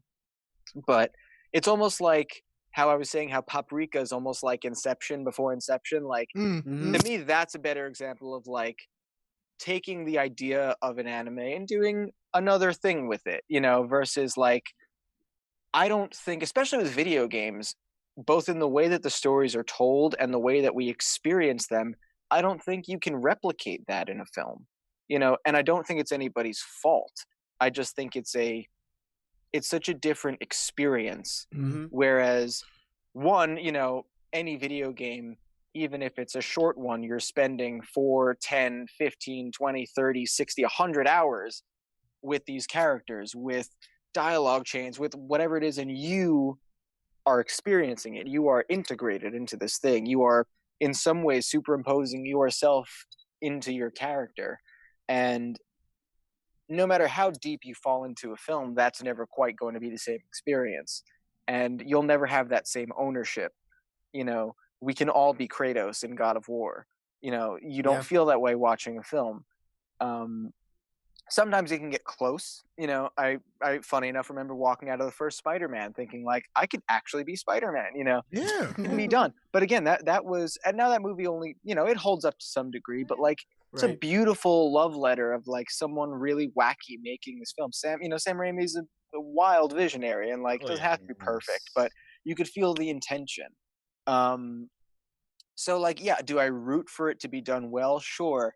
Do I think that it's like kind of moot point? Yeah, because also just from film, like I'd rather see original films than them remake an anime into a film. Like just like there are so many great scripts not being greenlit. There's so many great 100% agree. filmmakers not Facts. being allowed to tell their original stories. Like I'm gonna say his last name wrong, but Derek Cianfrance, who did um uh Blue Valentine Yeah. and Yeah.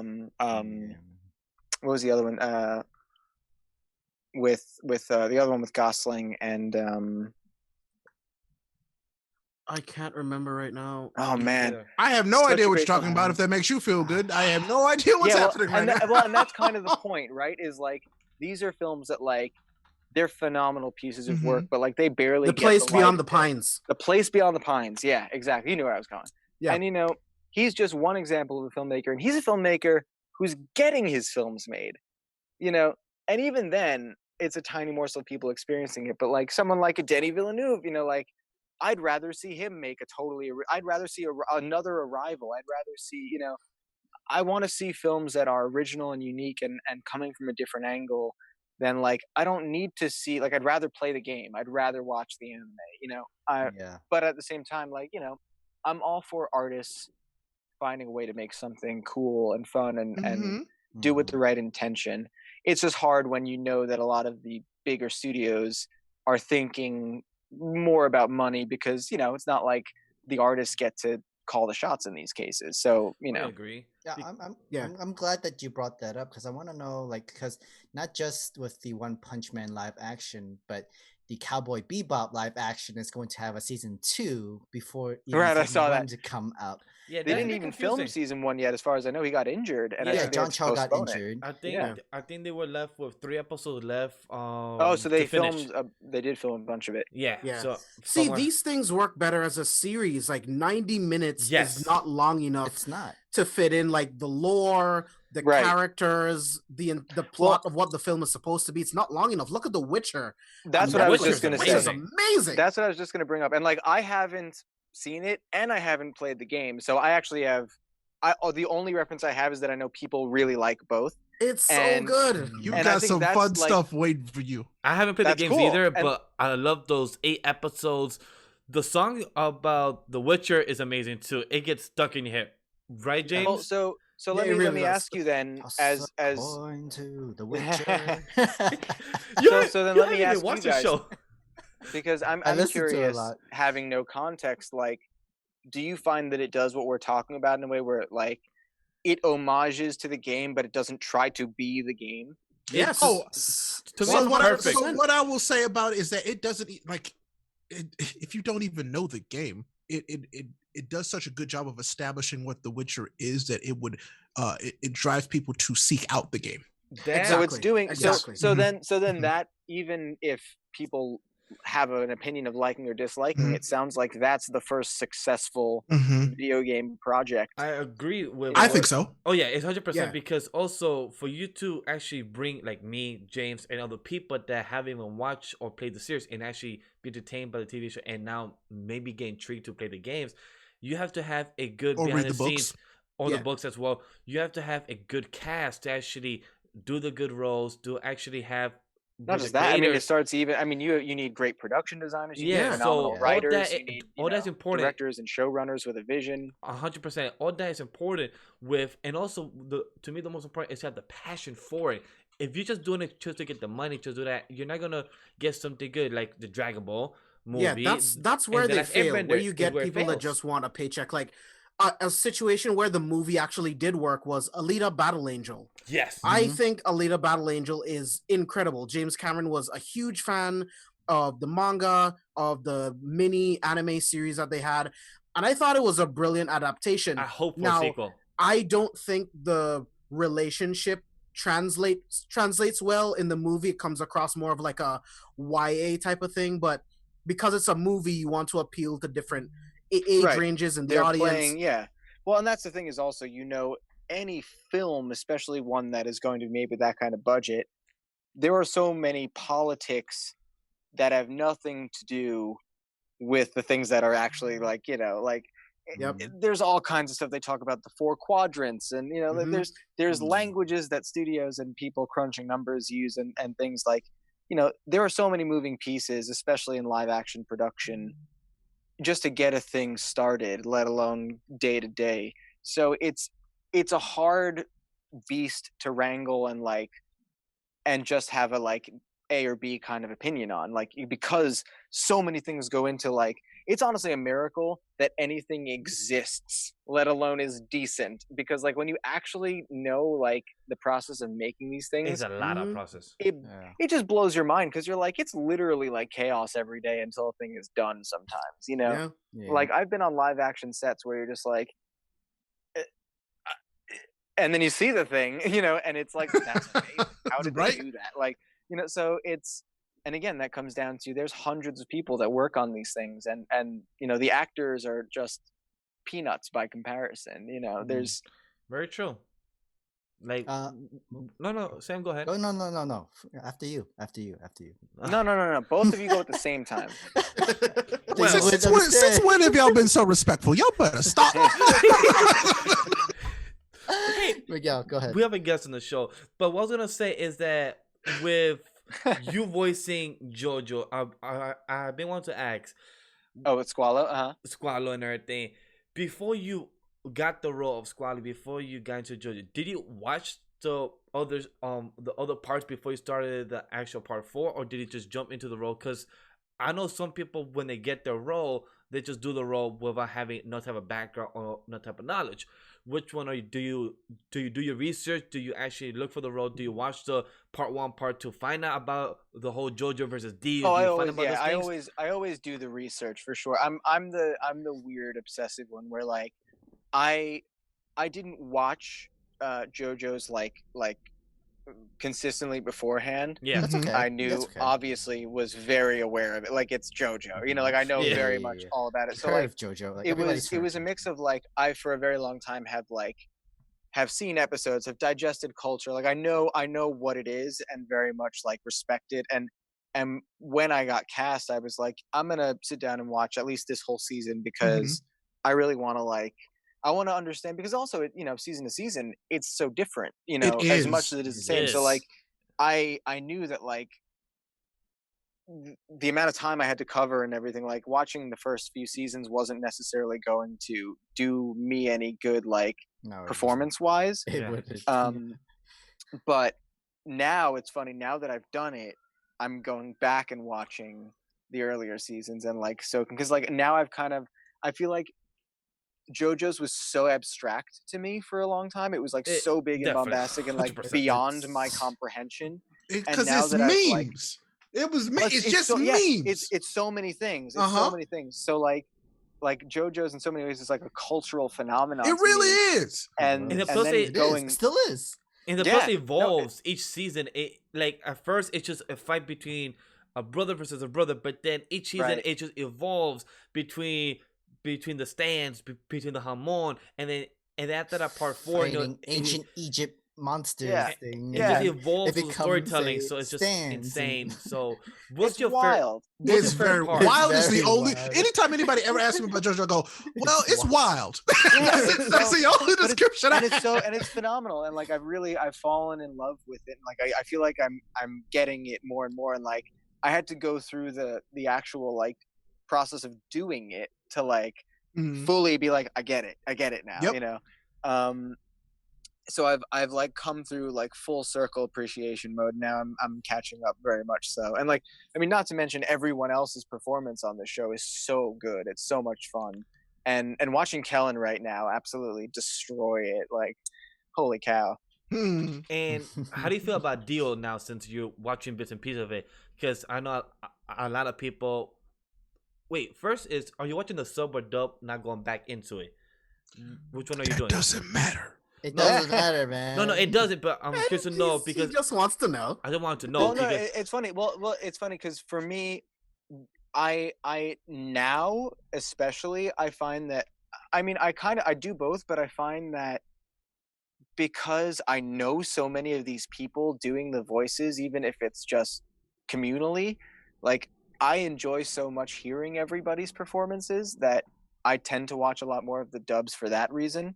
You know, I want to hear these people, you know, that Mhm. I can, you know, then give them a high five and be like, that was really, you know, awesome, you know, whatever, you know. Right. So like I get sincere joy out of that. So like it's same like even why, you know, even when I watch Demon School, like I'm cracking up watching, you know, Demon School when like, you know, Kaylee is going off as Clara, you know, or like whatever, or, you know, Billy doing his thing, like it cracked me up. Laura's amazing, you know, so like I love kind of rooting on my, you know, my fellow performers, but I Yeah. also love watching the subs when I can because those performances are so genuine and specific and they're always so dedicated and big and they're inspiring because yeah. like you know Sure.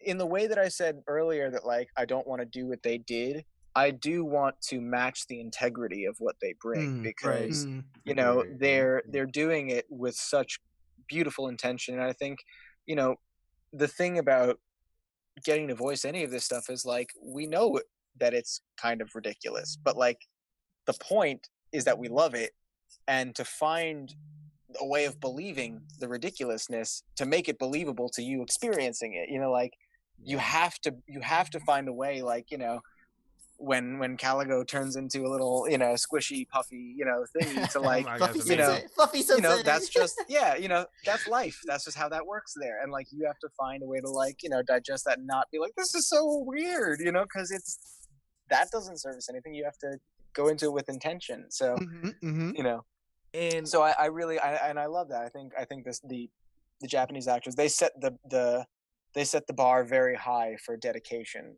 you know, and they're Oh, yeah. phenomenal. oh yeah, Agreed. because I have also noticed that you start to read Iruma Kun after you did the series. Like, is that a choice or is it because you're curious after you've done the dub? Is that curious like okay, what happens more to my character? Is that more because of you choosing to want to more about your character, or is it because you want to read the manga about the series that It's you? so it's funny because like I'm actually not reading it right now because what's been happening is like some of the like newer pictures and things I've been you know whenever I Sorry like about post that. stuff, it's like no, don't worry about it because I've been doing it too, because what happens is other people will send me stuff Ah, and so like I'll get a picture and I'm like, this is really cool, what's going on here, like and Like Jazz, what happened to you? yeah, and like so Maybe some part out of me, context like, stuff. So Sam is tweeting you stuff, and you're like, "What I'm the f is sorry. going on?" Trust me, Cool, trust me. cool. Send I that to love me it. all the First of time. all, But I you would think- I like think- it. You would like it if I tweeted you something like, wait, I don't know what you sent me, but I like it. Like, what's I would be happening? What's bummed going if you on? send me a picture that was like, "Here's Jazz dead." No, Like, No. never coming back. You'll be like, unfollow, never going back to the show one more time. Nope. You'll be like, "Why did you let me know?" Yeah, no, because I think it's funny. Like I love seeing the cool artwork and everything, and like I would read it, but I really enjoy not knowing what's going to happen. You know, like I want to, Agree. and also It the does thing is help. like, it helps. you know, to some degree, it's not going to be exactly how it plays out. You know, they're going to change Mhm. some things. They're going to, you know, whether it's dialogue or the scenes or the order of things or whatever, to some degree. But I like not. I tend to be an overthinker if I'm given the opportunity. I am So, too. Mhm. Yeah. You know, I find that I do some of my. I feel the best about my work, I should say, when I can kind of just go into it like instinctually. I agree. You Like, know, you're more and I trust that pure if they going fire into me, it. that it's just that's when I know it was bad. Yeah, like you're more pure expression and reaction when you see it for the first time instead of knowing the spoilers of what's going on and sort of thing. Yeah.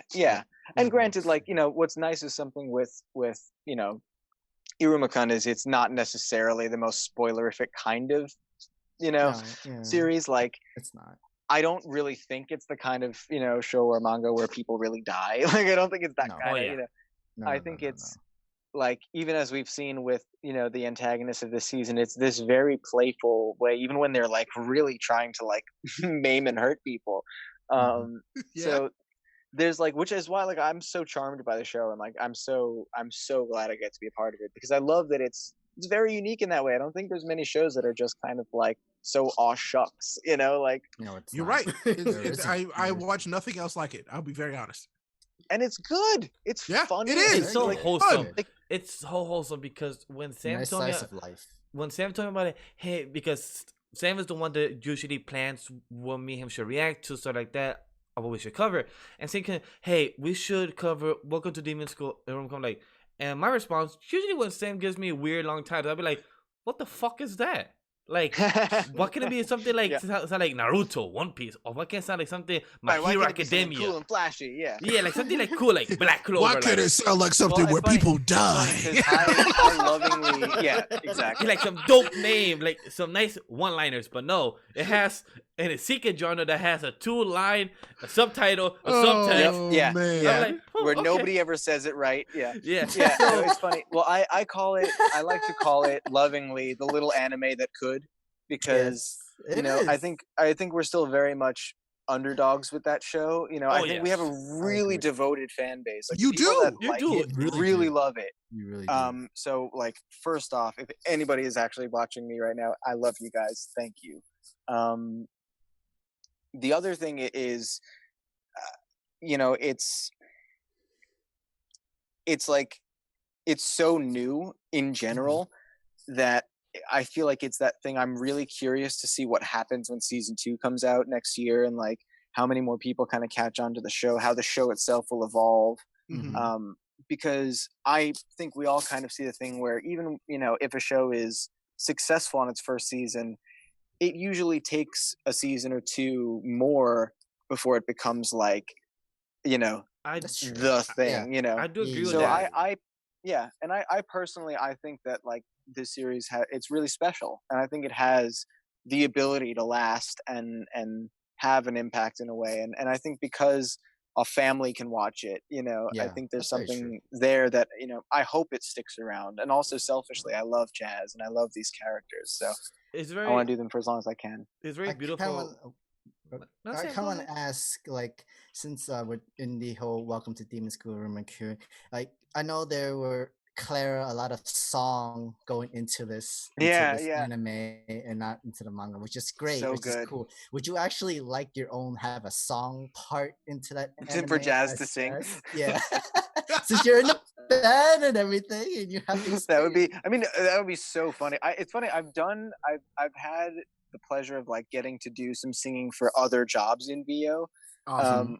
I feel like Ooh. if we did it in Demon School, it would have to be something like, I feel like Jazz wouldn't be a great singer. You know, I feel like he would be kind of like forced into it, or Yeah. he would be like, you ever watch Daria? Yes. Yes. Like he reminds Sounds me so familiar. much of Jane's brother. You know, like, hey Daria, oh cool. Yeah. You know, like I was like- thinking Finn from Glee, but yeah, I like that too. well, actually, you know, my like touchstone, like personally for like character building was Breakfast Club. I don't know if you guys watch the Breakfast Club, but Okay, like that that- to me is that like I've seen. that's the misfit class. You know, it's the Breakfast Club Yeah. of the school. So That's true. that's kind of like, I feel like that's the energy that I go into it with.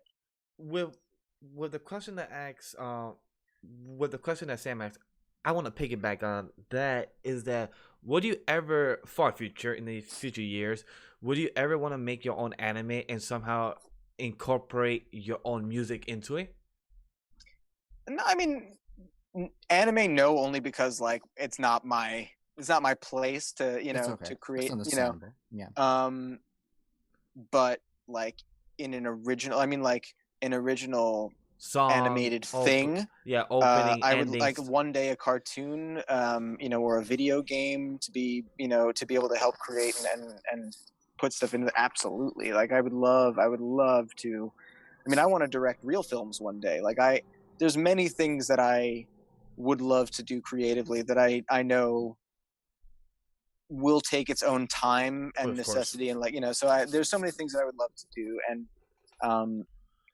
I'm so lucky that I'm getting to do this at all right now, that I'm Yeah. full throttle focusing on it and really trying to just you know, work as much as I can and sustain, you know, a career in this way so that I can, you know, hopefully even have more opportunity to create in other venues. I would love to, but you know, it's so much of it is I'm just enamored that they let me do this. So Oh yeah, of course. It's because one of your songs was actually in one of the K-pop bands, so that's why I was curious to know about the, like, how did you feel about? Because I know that oh, you was that's excited. a wild, yeah, that's a wild story. That whole thing.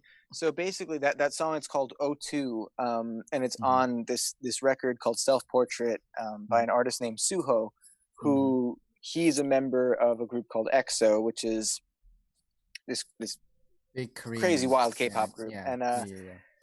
basically, what happened is I have a buddy who is a fellow songwriter musician that I grew up with, who was Korean born but grew up in the States on the East Coast with me. So we would make records together and work on stuff together, and we always liked each other's, you know, process and songs and all that. And his name's Brian. He's in a band called the Black Skirts, and they're over in Asia, and he's a major rock star over there, and has been for a very long time. And we hadn't seen each other in years, and literally around the same time that my whole life kind of like changed over into what I was deciding, you know, I was going to be doing now.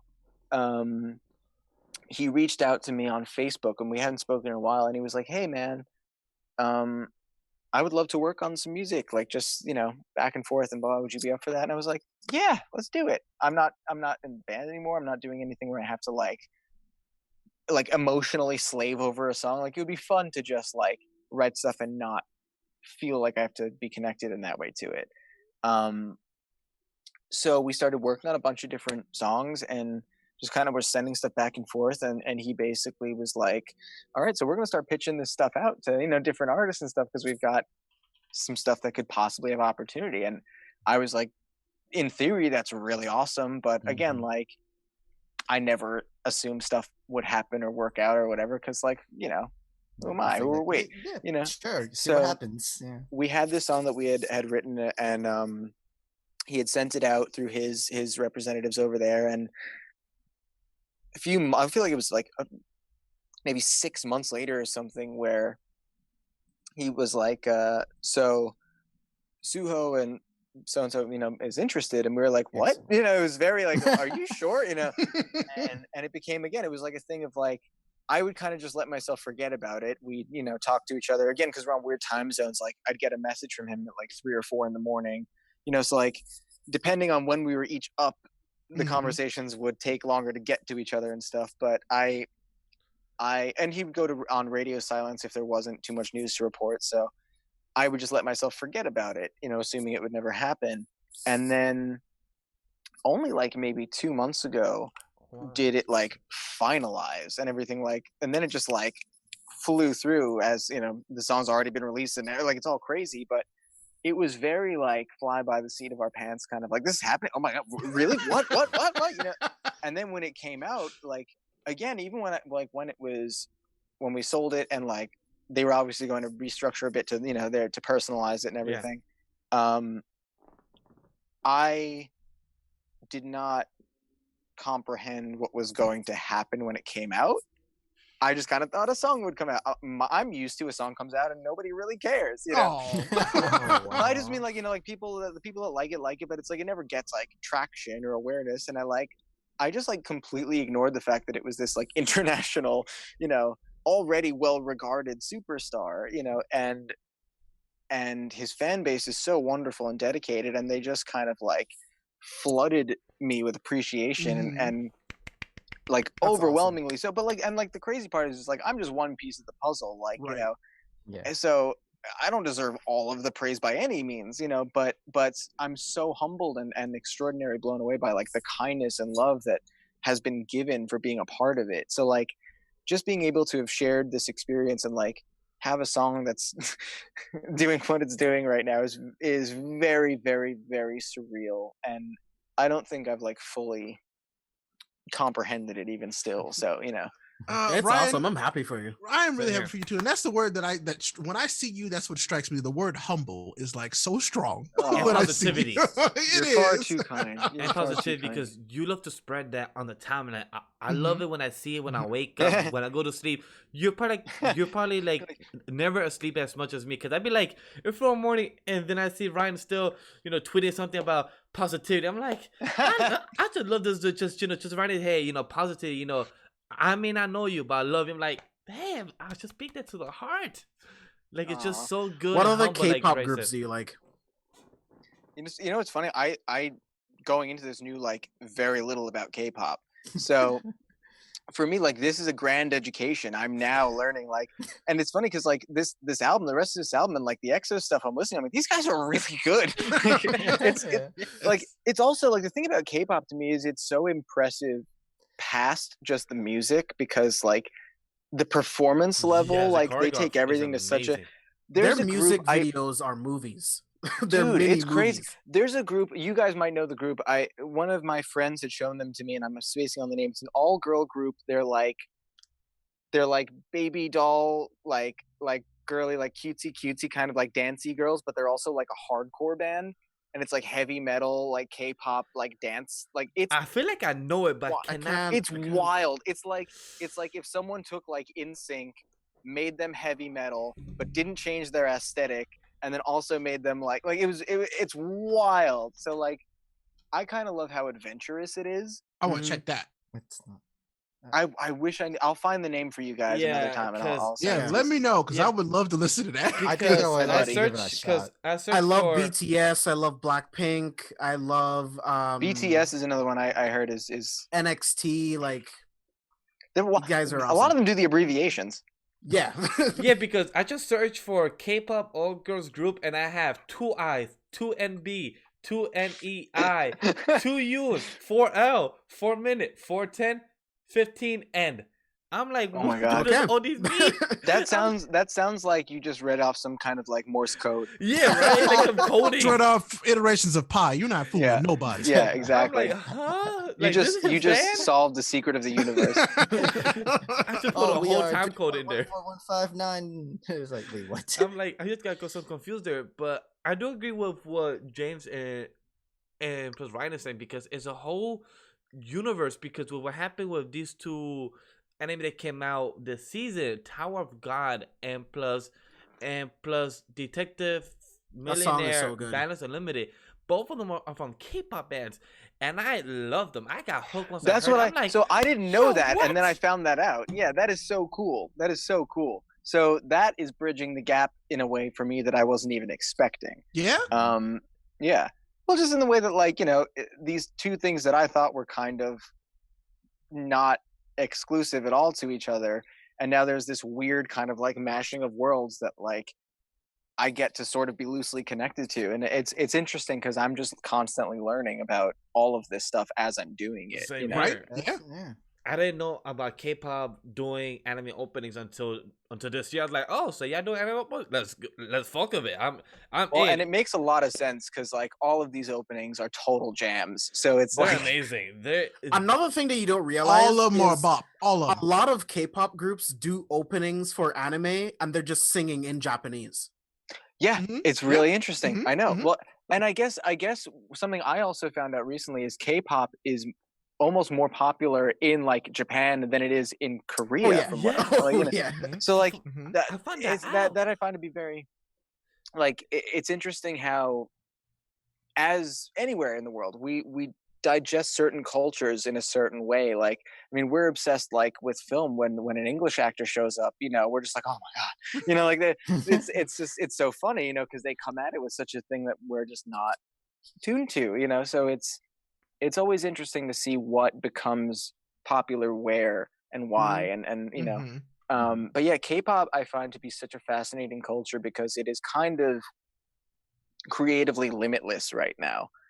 So and I think it's still very much in its infancy, and I'm excited to see kind of where it goes as times change and as cultures change, because I feel like right now it's going through like a certain kind of wave, and Mhm. that's going to eventually mutate and adapt to something else. So I'm curious to see what it does, and I'm curious to see it come more and more into culture here in the States too, because I Agreed. think it's happening, obviously. Man, 'cause BTS is paving the way for that. I because remember they're the pretty much the time. biggest band in the world right It's now. true right now. They really are. But I remember Yeah, a it's time where wild. people thought that like, Asian music was just so just completely like foreign to them. And I'm like, but why? Like, Yeah. we were already listening to music from Latin America at the time, and it's like, Yes, we'd already been thank listening you. to music from all over the place. I'm like, why is this why Right, is right. this It's the very one? I hear so Right. many people say, I don't listen to it because I don't understand what they're saying. It's Right. music though. You feel Exactly. music. Just Yes. listen to it. Well, But I'm it's like- the same thing as like someone offering you like to try a different flavor of ice cream, and Mhm. you're like I'm never gonna like I'm not But gonna. that's try not strawberry. vanilla. I don't Yeah, want exactly. anything but vanilla. Exactly, and it's just one of those things. I mean, there are still people who like will grow up and never leave the town that they're in. Right, Like right. so. Mhm. Like, it's such a fascinating. Like, humans are weird creatures, man. We're so strange. We are the weirdest for sure, because Yeah. I do understand, because like, for example, my girlfriend, she just never got into anime, never knew about anime openings, all this, K-pop, J-pop, none of these things. I just put her into One Piece. She's not in the episode 93. She's slowly into One Piece. Holy crap! She's much Slowly? more. Yeah, she's much more. 93 episodes ain't slow. Over the past 8 months that she's been doing, so trust me, that's slow. Don't 93 cut her some slack, okay? She's doing the work, man. She's doing yeah. great. And that's true. She's doing much better than Ryan many and James episodes are right in? now. So that's Yeah. true. How many episodes are in One Piece? 928. She's doing way better than me. So I ain't hold on, mad. yeah. Hold on. What was that number? 928 episodes. You're not serious. Yes, 928 Yeah. episodes and 906. No, 175 Ryan, I want you to know chapters. he gets upset at us because like you guys are caught up in One Piece. When you guys are catch I'm up reading in the One Piece. manga now. Okay, I'm on chapter 20 of the manga. I'm doing That it. is fascinating. I mean, I knew it was long, and I knew it's been around for a long It's been time. around for a while. Right, you can literally do it in this whole. Yes, a lot of people on Twitter right now are saying that you have no excuse right now because you have this quarantine. Just go watch One Piece. We say it's a joke, but at the same time, it's all honestly true. If you're not really doing much, No, it's you not literally true could at do- all. If you're not No. doing much, sure. That's what I'm but saying. there's so Not much doing If you literally anything. if you literally If do- you're not doing anything else, yeah, catch up on literally nothing else. You're literally waking up, if you do- eating, and watching One Piece. Yeah, do that. If you do 5-10 Nah. episodes a day, Funimation has 600 episodes dubbed already. If you don't Oh wanna, my god. if you don't wanna just watch a sub and read it at the same time, Go on Funimation, watch it dub. It's funny And because I'm it's- also like the actor brain of me is like, what a great gig. Right? Because it might go on forever. Who knows? like that is a paycheck that will never end. Like, Right? so, like, True. I mean, That's has they'll the always anime be even been on episode. hiatus like Oh once? my god. It I has. feel like it's right been now. running. For the dub, Right it now. actually So wild. did. For the Well- dub, it did, and then but the sub still continue with the anime. Yeah, and then except right crazy. now it's on. after the 20th movie of One Piece. Did you just say? Funimation. Wait, no, The stop, 20th. stop.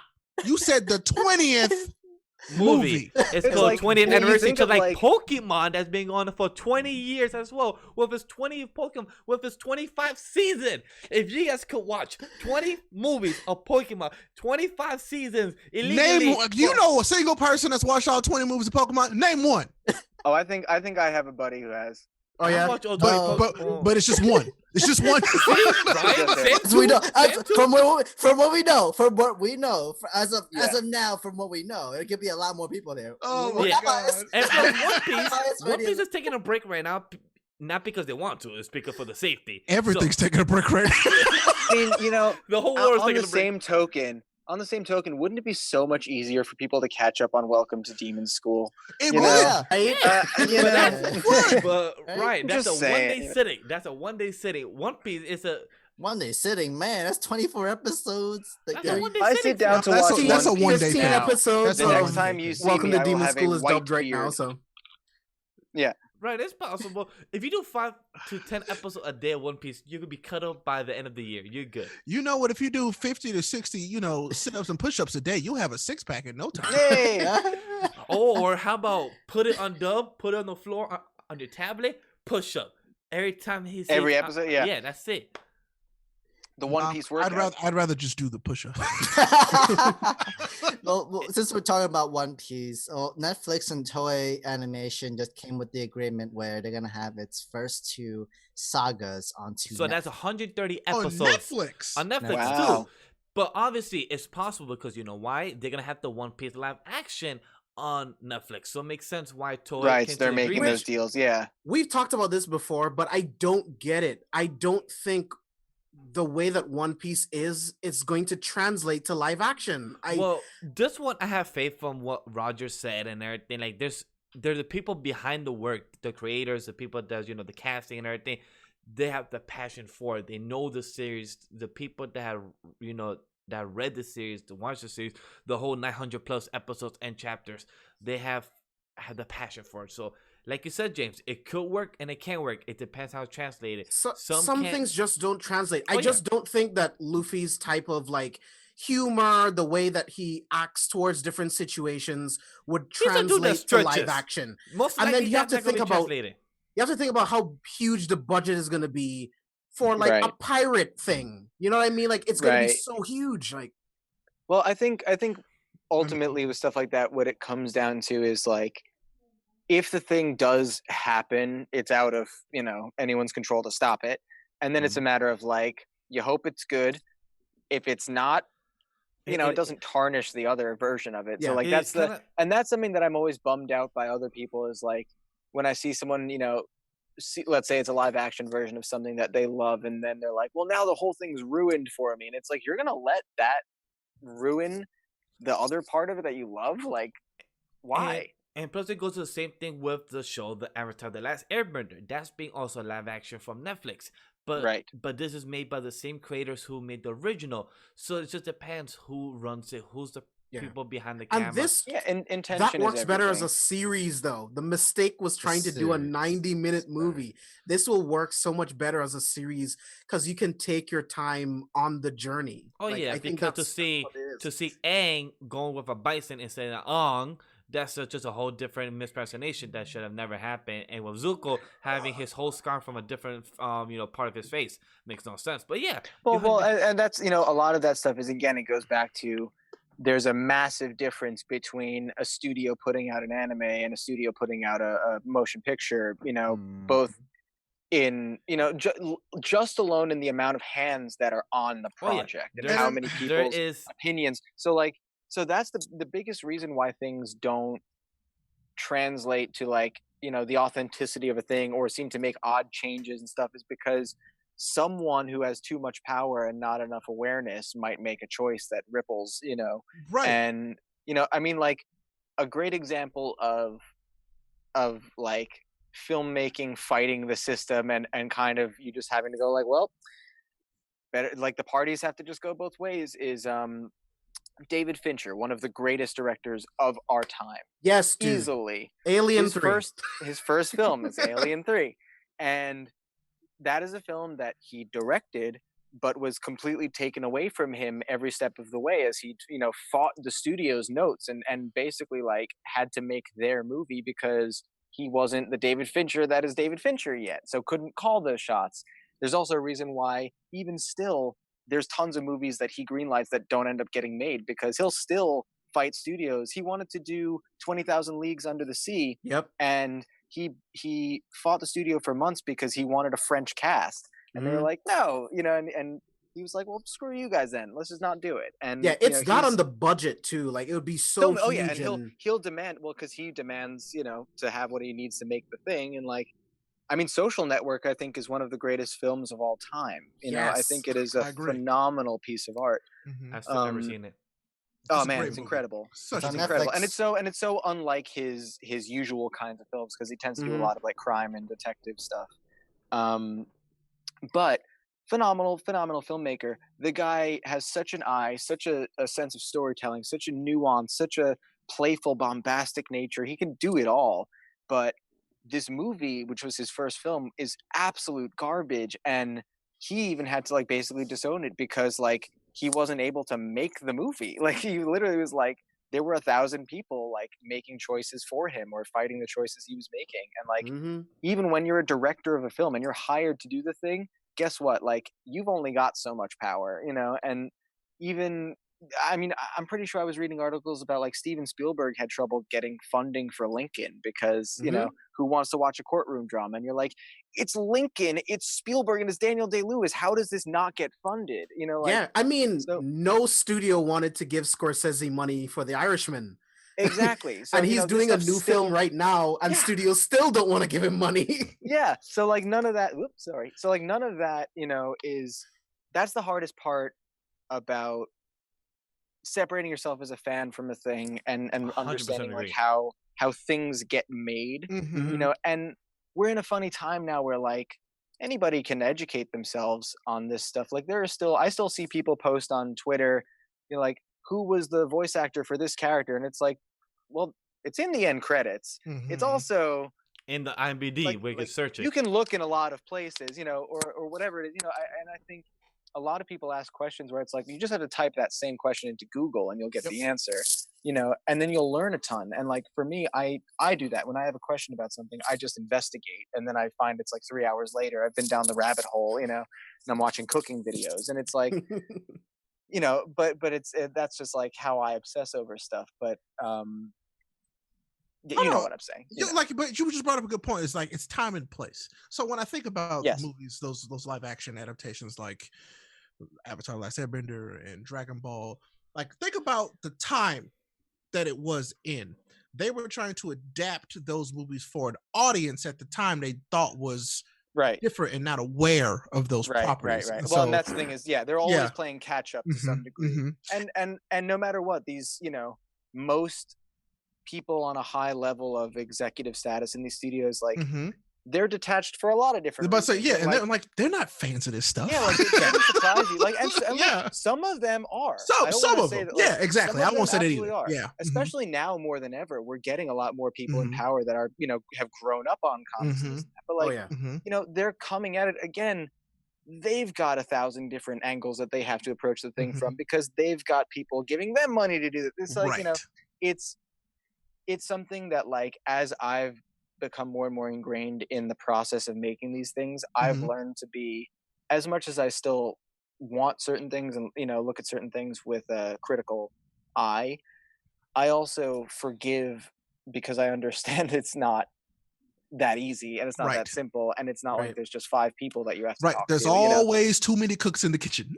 Yeah, like how many, like, for the average person who has like a day job, like when I worked at a Starbucks, like talking to your manager for a raise, who's then like, I have to talk to the DM, who then has to email corporate, and then it's like, and then Mhm. like just to do that, to make fucking coffee, so I think it's, and then it goes back to like, that's why I always find it so hard to try and have a conversation with people that want to just like rage about stuff not Right. happening right, because it's Right. like, you're obviously not taking the time or respecting the thing enough to understand how it gets done, to Exactly. understand that like there's a lot of reasons as to why a show is on break or this or that or Mhm. whatever. And like, I think it's crazy to see people freaking out over stuff pausing now because we don't want people to die for going Right. to work. Ain't like, that crazy? yeah, Yeah.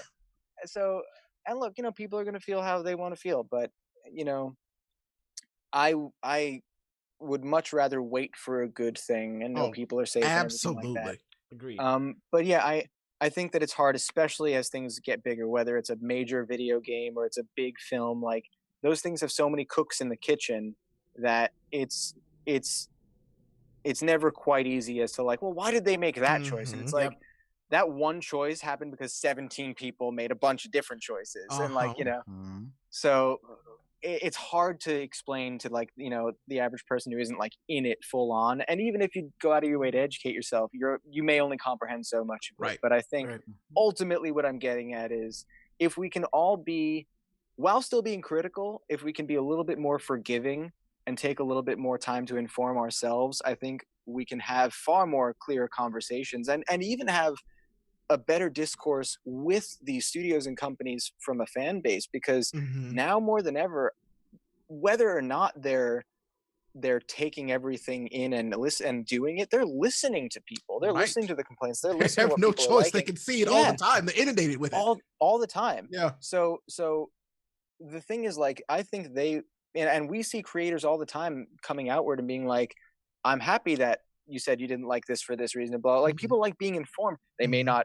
They may not listen to you, they may Right. not agree with you, but if you can come at them with reasons as to why you want things from them or this or that or whatever, and Mhm. it comes from a place of understanding also what they're doing and how they do their thing, you'll have, I think, even more interesting content. Yeah. 100% It's the agree same with thing that. as like, when I walk into a studio as a voice actor, I have done a ton of understanding on my own end of like, what is an engineer's job?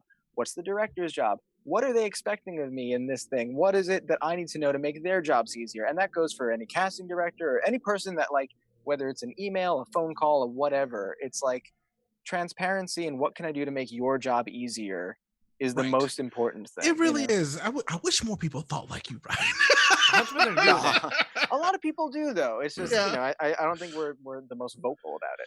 Right. I Very 100% true. agree with that, because that's something that we all need to learn and do, and something that we need to advocate, because as people know, Twitter, YouTube comments has their own type of critics, It has got a life of its own. and yeah, has its own Rotten Tomatoes. And the thing I hate the most to see is that, I don't like your voice.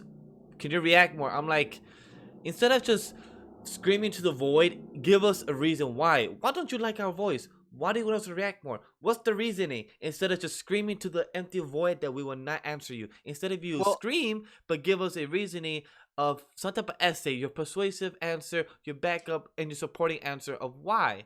Then maybe Well, we'll answer. it's that thing too, where I think also we, as people who then interact with stuff like that, we have to be also as forgiving and objective, in the sense of like, maybe the person who is making that statement, like, literally doesn't have the capability to like explain themselves clearly enough, or like, And so or isn't, that's like, the end of the conversation, there's and that's also, like, okay. Yeah. yeah, So- exactly. And like, so a lot of the times with stuff like that, like, I've become much more aware of, like, especially with discourse on social media with people, like, especially with, doing things, whether it's a game or an anime, like, a bunch of my fans could be a whole range of ages, Mhm. and like, a lot of them are, skew younger. So I know that, like, if they're really angry and crazy about a thing, like, they're probably just a little immature about a thing, and like, they just Yeah. need to cool down, or like, Mhm. or if they ask a question in like, in an inappropriate way or in a strange way or whatever, like, I excuse it a lot of the time, because I know that it's not necessarily their intention. Mhm. And you know there's also the fact that, like, it's it's hard to express yourself in text unless you do it very specifically. I think it's Right. really easy for things to be taken out of Oh, yeah. context. You know, I mean, Mhm. you can type a thing by not having italics. It like, you know, you don't know how someone's reading a thing by having a Right. period versus an exclamation, whatever, you know. The arrangement of words, you know. So sometimes, like, if there's a comment where I'm like, I'm just not going to address this because this is just going to not go anywhere or whatever. Like, sometimes there's things that you just know that, like, it's just a person kind of that just needs to say a thing too. Sometimes people just like are in a place where maybe they don't have that many friends. Maybe they are angry about a lot of things. Maybe they just need to be heard. So they just feel like they just need to say something good, bad, or indifferent. So I I understand that there's like all those different forms of people out there. And like if anything, I mean I want them to feel included and want to find ways to like, you know, interact with all people.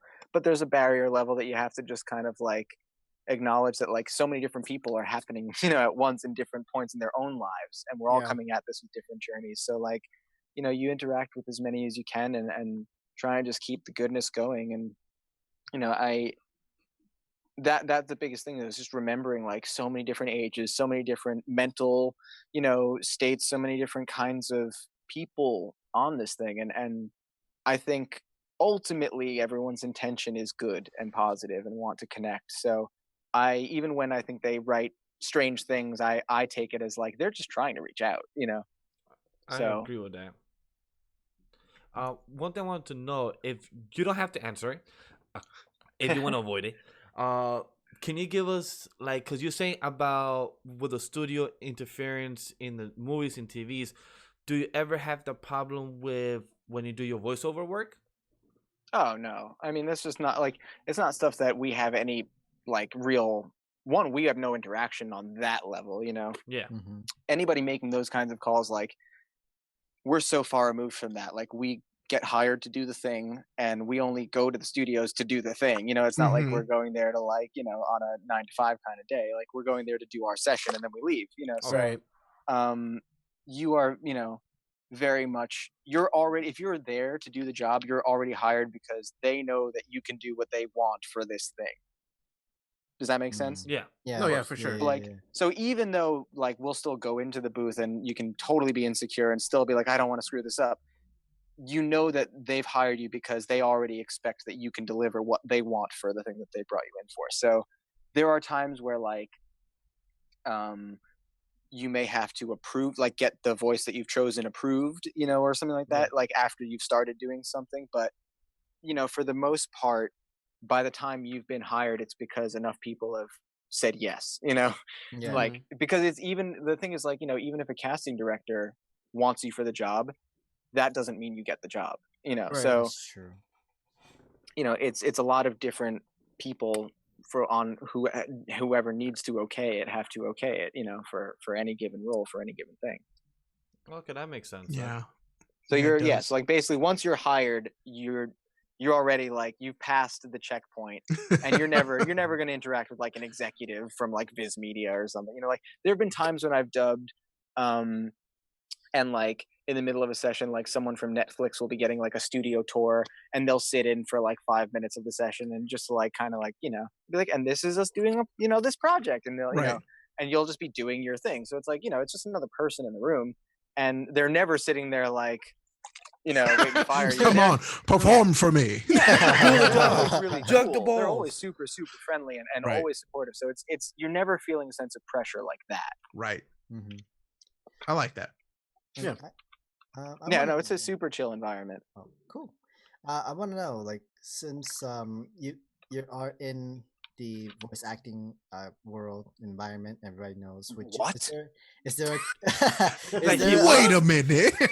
is there a convention that you would love to go to as a guest, where you like to meet your fans in person in a sort of way? I mean, it's funny talking about it now. Is like every convention is shutting down. Yeah, Oh, I yeah. know, right? I know, right? Near I mean, Comic-Con, I everything. mean, on the level of like being like such a people lover, like I would love to. I mean, I love, you know, these conventions anyway because I just love all the stuff and all the weird things you can find there and everything. Right. And Definitely you know, weird the things. amazing It's nerd cosplay heaven. and like It's nerd heaven every yeah, year. and just incredible dedication and craft from people. Do I think about it like personally or like presume that someone would want me for a con? No, you know, because nobody knows who I am, and you know, like you know, Not it's yet. very much like Soon. that's very nice of you, but I think it's, you know, People it's know one of who those you things are. where like I didn't get into this thinking about cons as like an idea or an end game or like a purpose, you know, like getting to do this period is like past like rewarding, you know. It's like Yeah. the fact that I get to do the job is incredible, and so the next thing is like getting people, like getting to connect with guys like you, getting people who actually appreciate the shows and like the work, like that's still surreal to me that I get to connect with you guys and have that, because it's not like I don't comprehend that. I look at it going like, why do people like what I'm doing, you know? So yeah, I don't really You're think about approachable. it like, Very approachable. That's well, that's very you're sweet. I humble mean, and like if approachable. it would be all like if a con were to, you know, ask me, or if we're people to ask a con to, you know, want to see me, like of course I would go. Like I would be honored, but it's definitely not like, it's not like a goal that I thought of as like, oh, I hope I get into a con so I can, you know, because like Yeah. it's weird. Like I think acting is already an egotistical thing, you know, like Yeah, it just is by nature, you know, like being a performer, there's an element of it that is your ego and it's Yeah. wanting to, you know, do a thing. And like, so I can't, like I don't have that other level of it where I'm like, they just like, I hope people want to hang out with me and like take pictures, you know. It's like that to me just seems like I don't think about myself that way. I feel that. I feel you know, that. Yeah. I'm still very much like they're letting me do the work at all, like, you know. So and then someone going like, hey, you did a good job, I'd be like, are you sure? You know, Are you sure? You're gonna take 3? yeah. Gonna take 4 maybe? Are you sure? Yeah, no, I mean even like when fans like it, like I was so nervous about JoJo's, and again, like I'm sure plenty of people hated it, but like the ones that have liked it and have reached out, like, oh my god, man, that means the world to me. That means so much, because to know that I could do something that makes that someone is enjoying somewhere, like that's the gift. That's the gift. That's it. That's the thing. I love that. Yeah, man. God, I love that. Yeah, so you know, that's the con stuff would be like a fun weird icing on the cake if that ever happened, but you're good.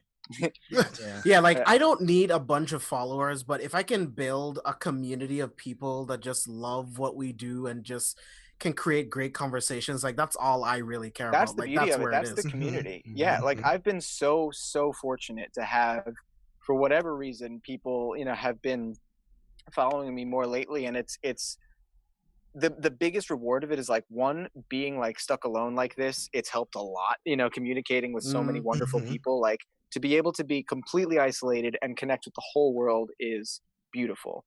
The other thing is like artists, cosplayers, like the sheer talent, like the humor, like the creativity and ingenuity. So all the new people I've interacted with in just the last few months alone, I'm so grateful, because it's like such a gift, you know, to experience every day something new and learn about everyone. And like I love hearing about you guys and your stories, and finding out about all these new podcasts and you know, so many creative people out there. So it's been the greatest gift outside of like getting to do this stuff is finding a community of people that are supportive and get to, you know, send that back, hopefully. You know, that's the goal, is just help spread love as much as one can. Yeah, agree, because especially because I'm about that life. I like it. Yeah, it's great to have this now where we can like come together in a way, because we can't do that for San Diego Comic-Con and Anime Expo 2020, and that's very unfortunate, and it's very sad right now in this moment, because both conventions hasn't been closed for over 2 decades. Well, I know, for, it's wild. for San Diego, 3 decades. Anime Expo, 2.5 decades. And Yeah, I mean, this is unprecedented what's happening for sure.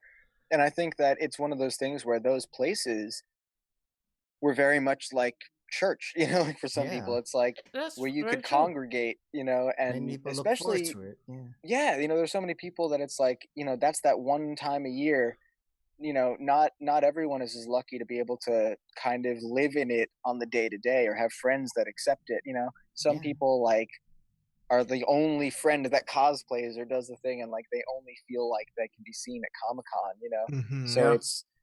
it's for that it's the biggest bummer, you know, of all this stuff, because there's so much joy in that, you know. But in an odd way, and I'm sure it will be different anyway next year, but I think there'll be like this extra celebratory kind of thing to every con next year when they all come back. So Oh yeah, for it'll sure. be it'll be special. And wow. It will. Oh my God, it's gonna be. I don't know. I feel like we're gonna have this weird, like, new renaissance and appreciation for all of these Yes. things when this I is hope all so. over. And I really hope so. Yeah, I hope more appreciation in general in Mhm. life Like and Yes. compassion. you And know? what Yes. and what I hope for is the studios also to know that if these things happen, they can also do some type of live stream as well and have like some type of community in the chat or in the conversation, on the Twitter or anything like that. That is like what we are, a community for the game of E3 and San Diego Comic Con, stuff like that. Like we are all like a fan base. Right, to find a way to keep everyone connected. I think in general, this whole time has it's forced everyone to figure out how to be more technologically communicative. yes. And I think it's going to, even when things do go back to more of a physical, interactive thing, I think a lot more are going to skew to these kinds of digital experiences, because they're learning how to do it now, and they're just going to start building. Like, this is just the skeleton of what's to come, so I do think you'll see more of that. I think you'll see more digital cons and stuff anyway, even when this is all over. I agree. For sure. Yeah. I think that It's just for yeah, me, just because I've never been to a con before, and I would love to go just to like get FaceTime with like different people and like get stuff signed and get to for be sure. around physically it's around the other energy, people. it's the smell, it's like going to a concert. Yeah. Yeah. Oh, there's definitely a smell, James. Yeah, there's definitely The thing smell. about because and of it's that. not to say that it's a Oh, it's there's for a good or bad. unique It's like, smell sometimes. Yeah. Like some people Con need to smell. fucking shower over there. Like, ugh. because these days, like for the past like 5 years, I follow like the Marvel panels or the Star Wars panels on YouTube. But it's so Right. different to like think Right. about To be being there there. and Yes. being in the seats in Hall H while these kinds of things are going on. Like that's what I want. I just hope when Oh, I yeah. go there, I've had a couple bad experiences of being next to people in beautiful conventions. I love my community of anime nerds, comic book nerds, and everything. But just someone will get a fucking shower sometimes. I'll just be like next to It's like being and in the wrong airplane seat. Yeah, I'd be like, oh, Sam, what's up? And then I'd be turning my like, oh, Sam, can we switch chairs? Or can we go somewhere else? He's like, why? People be stinking out here. People don't know. It's like, look, I've been in the line for Hall H for 3 days. I didn't get a chance to shower, bro.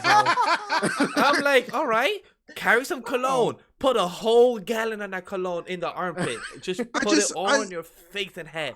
I love to be That stuff in the never same really helps. space. It No, it smells doesn't. like It makes it stinky worse. stuff on a date, Exactly. yeah. It makes it worse. It's like it Yeah. turns into a new terrible smell that shouldn't exist. But Yeah, it's like it's become more powerful. in the Evolution, worst way. Digivolve. In the worst way. Hey, that's what I'm kind of afraid of right now, because once next year goes by, and since a lot of people weren't able to go into to the conventions for this year, and now they're going to go for the next following year, even more people would want to go into these conventions now. Which is, I feel like it's good. Like It's I good. But No, great for popularity. I think it's gonna go both. I think it'll be a little bit of both, because I think there's going to be a ton of people that aren't going to want to go for a while. Exactly, because Yeah. like I'm not gonna want to get on a plane and go somewhere for a long Right. time. To be completely honest, because like this isn't just gonna go away. People just think It's it's just gonna not. go away. No, it's not just gonna go away. No. Yeah. It doesn't just disappear. Exactly. It's like this is a thing that's going to take time to like be controlled. Yeah, And until exactly. then, And we're things going are to gonna see be that different. impact in movie theaters and Mhm. restaurants like these. Even when everything opens back up, it's going to look weird, It's so, gonna be weird. It's There Yeah, will it's like not some be. theaters want things to are- open right now, and I'm like, Well, are you insane? they want to open Yeah. right now because all of them are afraid of going bankrupt. Right. Well, very it's- hard It's to crazy. go through. I mean, it's wild. We're definitely going to see a different Oh yeah. landscape. People think that there's no normal. That normal doesn't. That we're not going back to a normal. That's not No, gonna yeah. happen. Well, it's a new normal. Whatever Yeah. we're going into, Uh-huh. and to be fair, a lot of stuff does need to change. So I it's- agree. It this definitely has- is. Yeah. Yeah, I mean, I think that this this virus, what it's done is shown how many cracks in the system there are. Oh and, yes. Too you many know, cracks, on yeah. on so many levels. And again, like, only so much we can necessarily control, but it's teaching us what is more in our control. And Exactly. Mhm. you know, it's times like these are always, it's like when you see the most raw people, you know, like how they Mhm. respond to a thing, like Mhm. it's times like these where you see the truth, you know, about a person. So I think Agree. we're all having a massive education right now.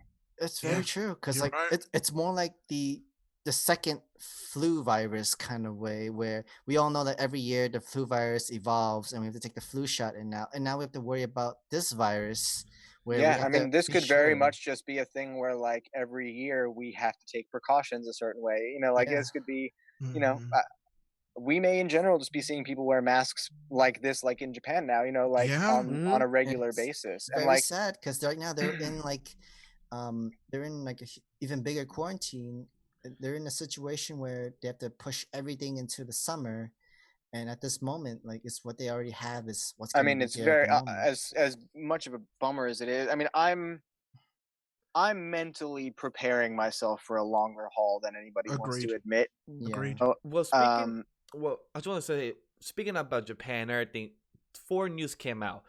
Promise Neverland got moved into 2021. It got moved for That's next year, sad. January, and also, Blades of Unlimited got moved into July, so it's not gonna continue airing for spring. It got moved to the summer, and Black Clover is gonna be on pause until further notice officially next week. So I don't think summer is realistic, dude. Like the coronavirus is evolving. Like more pets are getting it.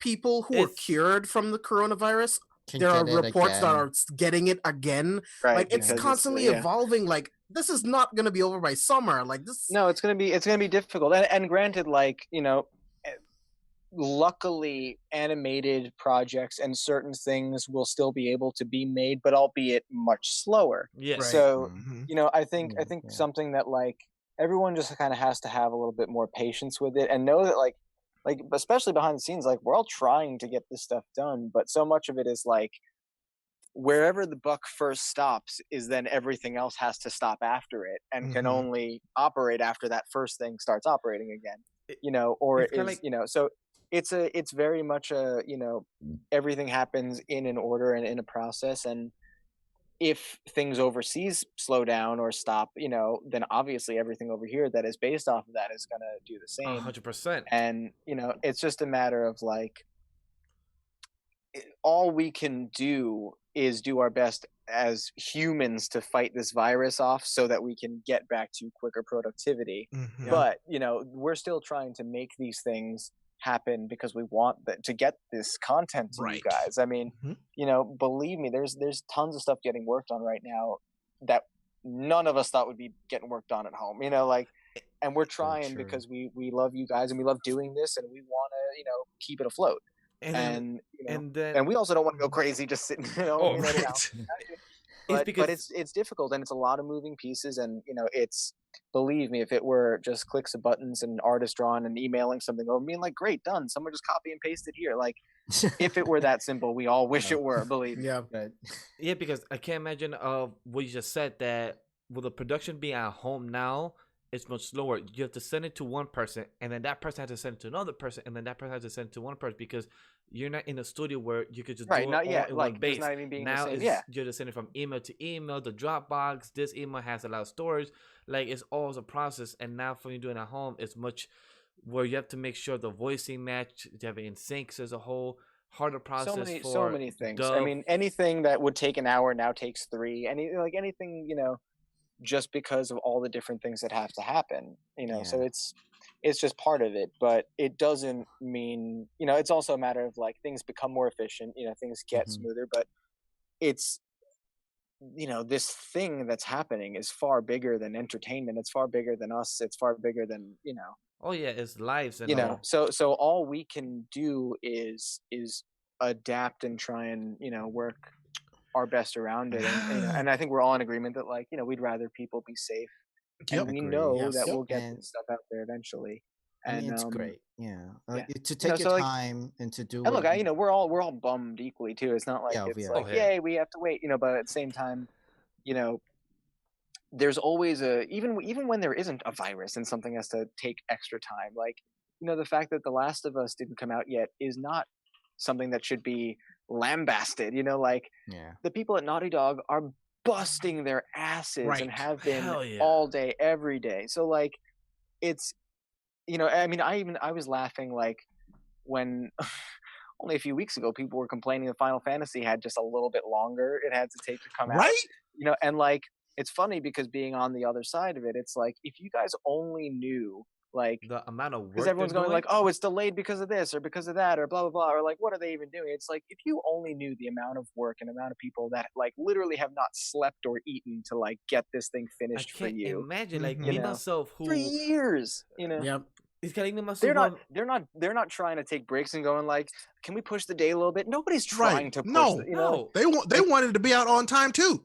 Yeah. The only time people are asking for dates to be pushed, like, I mean, you've seen it, like, if you watch the, God of War documentary, when they're Mhm. like literally still trying to make the thing, and it's like, Mhm. hey, this artist we need, and like, there's pieces that we still need, like, It's can like we it's have some literally extra- not done yet. yeah, like there's, when people are asking for time, it's for a good reason. It's not Uh-huh. because Yeah. they, it's not like when you see a construction worker, eating a sandwich and you're like, I bet they're just doing that all day. It's like, it's silly. It's so crazy. So I think it's, I 100% agree because with you know what seeing- I'm saying. Like, we all understand fandom, but I wish just like as more people learn to respect the process, I feel like the better it will be. It is because the game Final Fantasy VII, The Last of Us, those type of things. Like me myself, who just started to play Final Fantasy VII, haven't yet played The Last of Us, but I'm going to this year and everything. I have the game it's so already. great. I It's bought so it, great. and I'm excited because stuff like that for you to enjoy something that's worthwhile, and it's patience. You just have to have it and make sure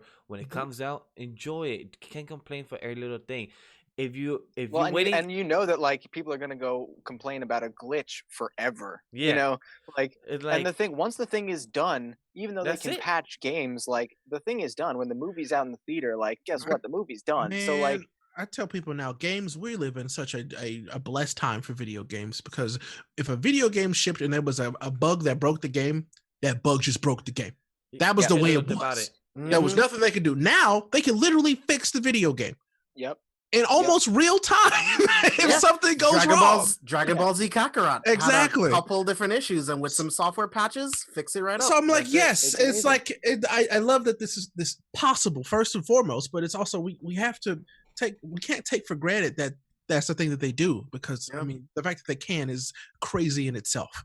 Oh So- yeah. I mean, I especially like, I look at it from like 90% of the job, 99% of the jobs outside of the one that I do. Mhm. Like, when I look at, the artists working on stuff for Kojima, like when you look at a background artist or the guy designing this or that or whatever, the audio designers, the sound engineer, like anybody, like I look at their jobs, I'm like, even if I had 20 years of schooling, I wouldn't be able to comprehend it. Like, they're wizards. They're absolute There's so much. wizards. There's so you know? much.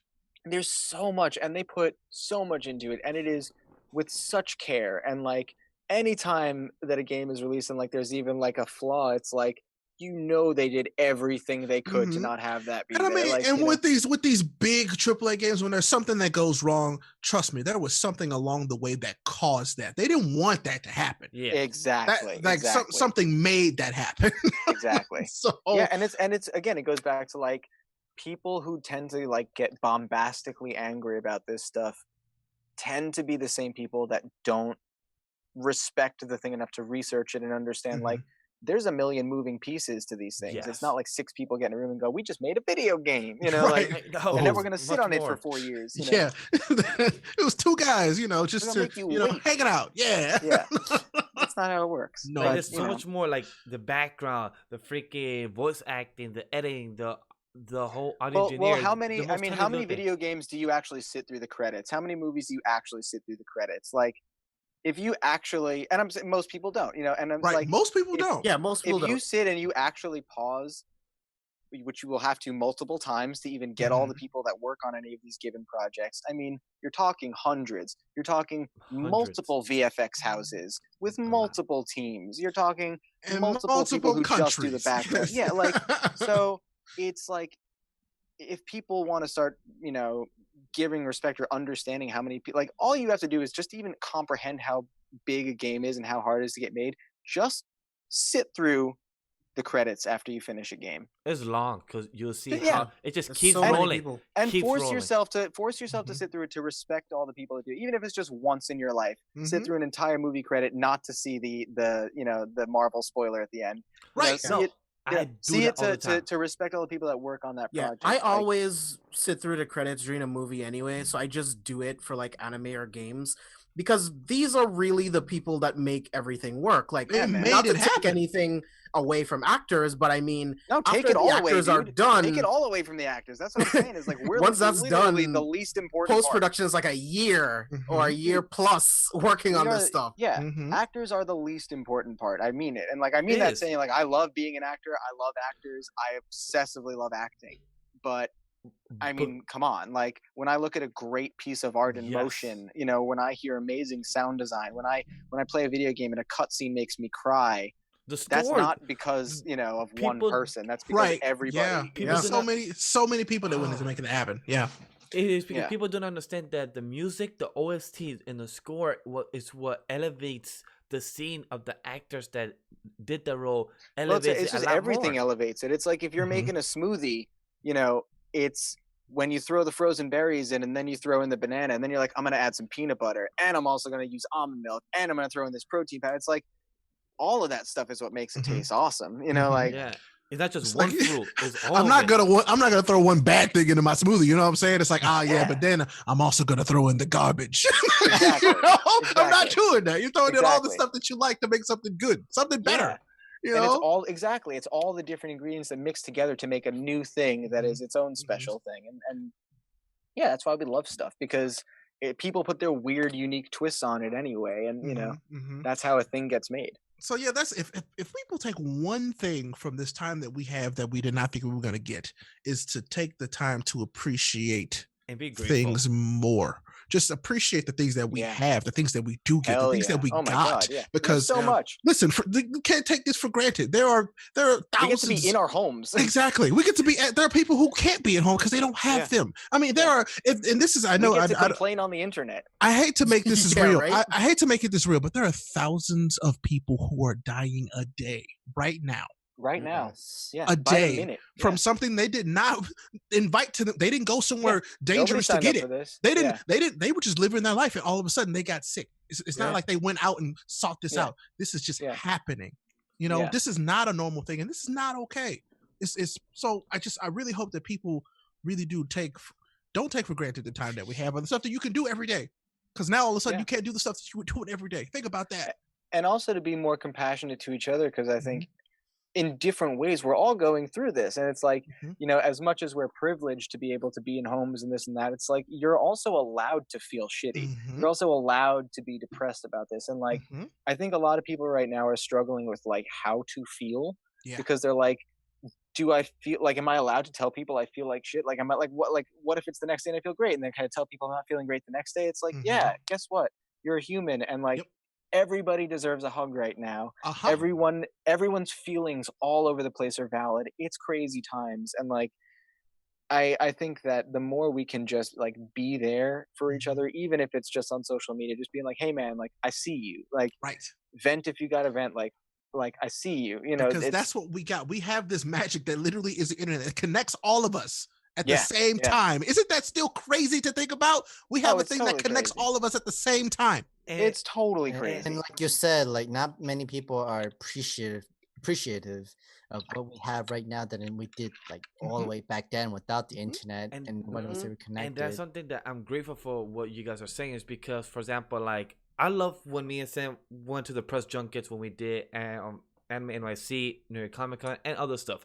But just to sit down with the voice actors and actors for those 2 to 10 minutes, it's fun. It's amazing. But at the same time, I'm just talking to them about the roles.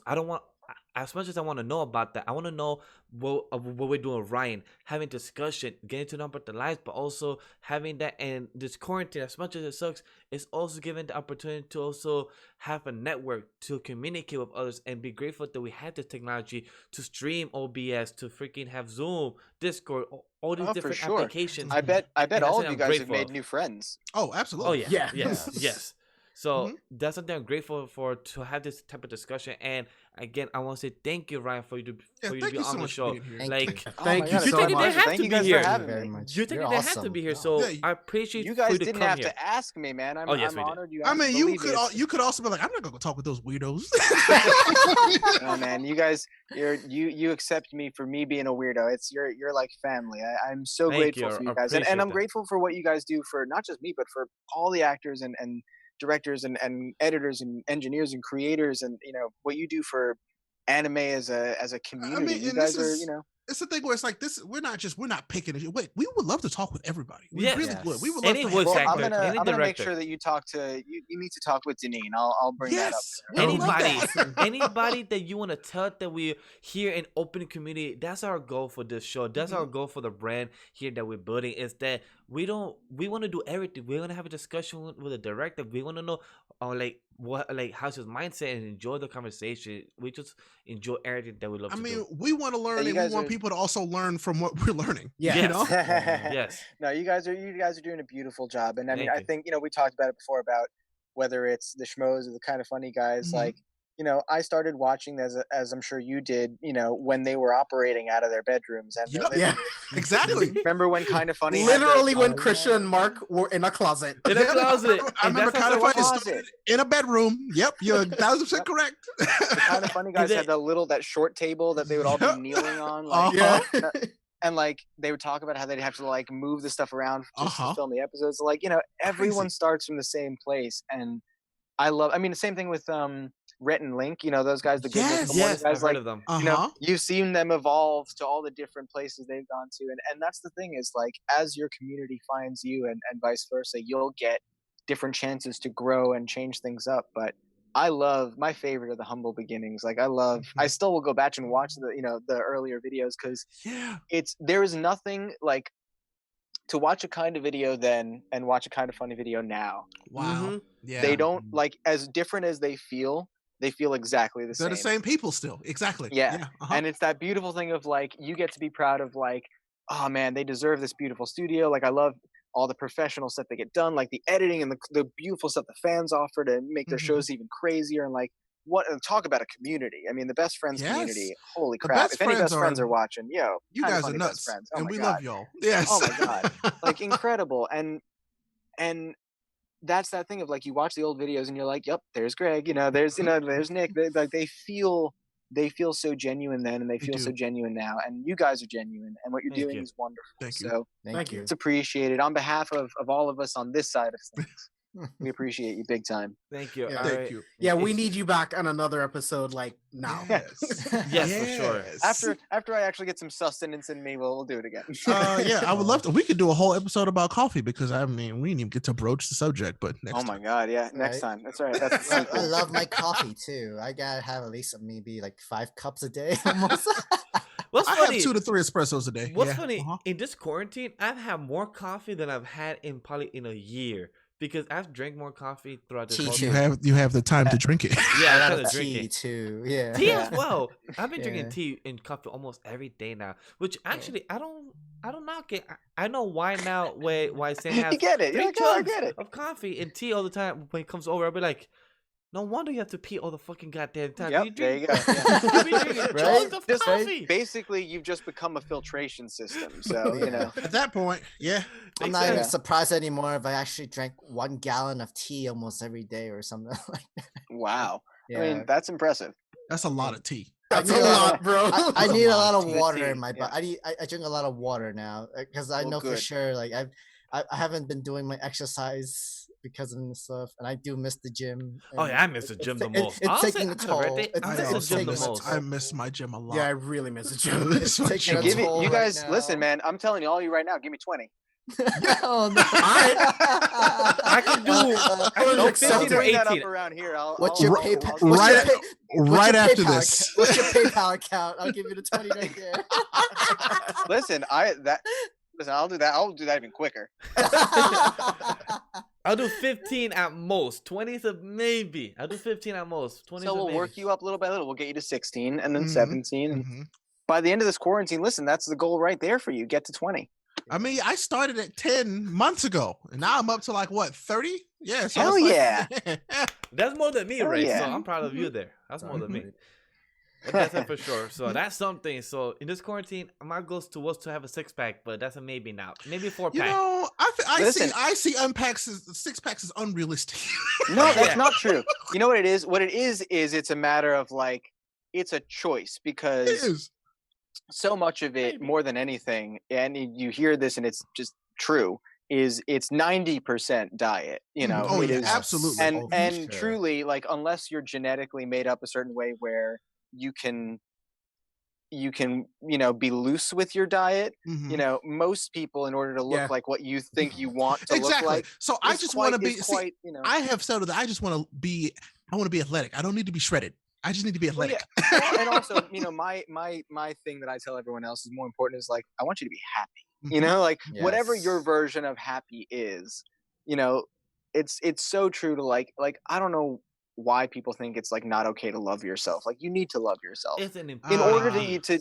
in order to do anything for anyone else, you have to be able to operate on a high enough level to offer something worth it, right? It's true, but So- it's not as easy as it sounds No, all it's the not. time. Listen, Very hard. I'm saying that very much unaware of like, it's preaching to the choir kind of thing. Like, I know that like it's a practice I have to work on too. All of us have to work on it. Oh, yeah. We're trained Mhm. from culture, from birth, from Mhm. society, from whatever, to not think that way. It's the same thing as like when you see somebody singing and dancing in the streets like a goofball, and most people's thing is like, what's that weirdo doing? Versus like, look at them just being so full That of joy weirdo's and having a getting really joy good out of it. time. So like, yeah, but I think that we're all learning to love ourselves a little bit more, and it's a struggle, and sometimes some days it's easier than others, and it's something that like I think is important to be vocal about and encourage other people to, because it's not like this weird taboo thing, and ultimately it's going to make you create the best stuff. Like, if an artist is in a depressed headspace and they're clogged up and they want to sleep all day, like, they're not going to produce beautiful art. I want Agree. to see somebody who's inspired and uplifted and feels like the need to express themselves so deeply that they just like throw up all over a canvas. I want to see them, I want to see someone alive and express. So Mhm, mhm. yeah, love yourselves, people. I love you. Yes, So love I yourselves. love that. I love that. Ryan, you're the best. You have given so many beautiful motivational messages in this episode, so I'm glad to have you. I'm so glad to have hung out with you guys. Thank you so much. I can't believe we went as long as we did. 4 Holy hours. crap. How long has Yeah, it been? 4 hours. 4 hours, That is 10 great. minutes. That I kinda just flew. looked at the- This I was looked just at the such a clock, I was really like, nice conversation. It And was wonderful. You guys are all you guys are beautiful. Thank Thank you, you so thank you. much for Thank including you. me. You're beautiful. And Thank you for being we'll here. we'll definitely do this again sometime. You, Oh, you are abso-freaking-lutely. welcome to come back anytime during this quarantine. After this quarantine, you are welcome to come back anytime. Mhm, Yeah, until mhm, I drop a mhm. role you guys don't like, and then you're like, "Who is he?" I don't think that's possible. That would never That happen. That can't be would- possible That's because art is possible? subjective. Ah, it's Well come done. full circle. Stealing my line, Sam. Oh, I'm so sorry. Right. That's it, Well right. done. Thank you guys Oh. so much. Well, thank you. Seriously. Ryan, It's is even there- later by you, so go get some actual rest. You're right. Oh yeah, that's true. For us, You it's think they don't 12:42. sleep. They Yeah, don't I- sleep. True. trust me. Then Then get some good food in you, and That's and what I was watch gonna some- get. That's what I was gonna I'm get. good. Some food, Watch some cereal, anime. and then I was gonna watch some anime and probably Hell go to yeah. sleep by 4 in the morning. So yeah, most likely. Appropriate. It's okay. Sounds good. Ryan, is there anything Gentlemen. you'd like to plug onto this channel and to live right now? Oh man, I mean, I would love more people to check out Welcome to Demon School. I think I think we can safely assume enough people love JoJo's, and Oh yeah. Well, and there's still some stuff that I can't even talk about yet, but yeah, maybe in a more future podcast. The episode, we'll save it. Yeah. We'll get around to it. You know. We'll see. But yeah, no, I mean, just because it's still the little anime that could, I would love more people to watch Iruma Kun because we love doing it. I love watching it, and I don't want it to stop. I want to keep playing jazz forever. So Yes. watch it and get a giggle, folks. Thank you guys, and follow me if you're not following me on Twitter at Ryan Colt Levy and Instagram at Ryan Colt, and I'll give you hugs. I'm telling you, his Twitter is so uplifting and positive, It so you is. absolutely should go follow. And Ryan. his links will be in the description Do down it. below on Do the it. YouTube and podcast side that you guys will listen to when we get to it. Thank you guys so much. Big love. Go get some food in ya. Yes, thank you so much, man. Thank you. Thank you. Talk soon. Yep, we'll see you soon. Have See a ya. good- Bye. How you going? Peace.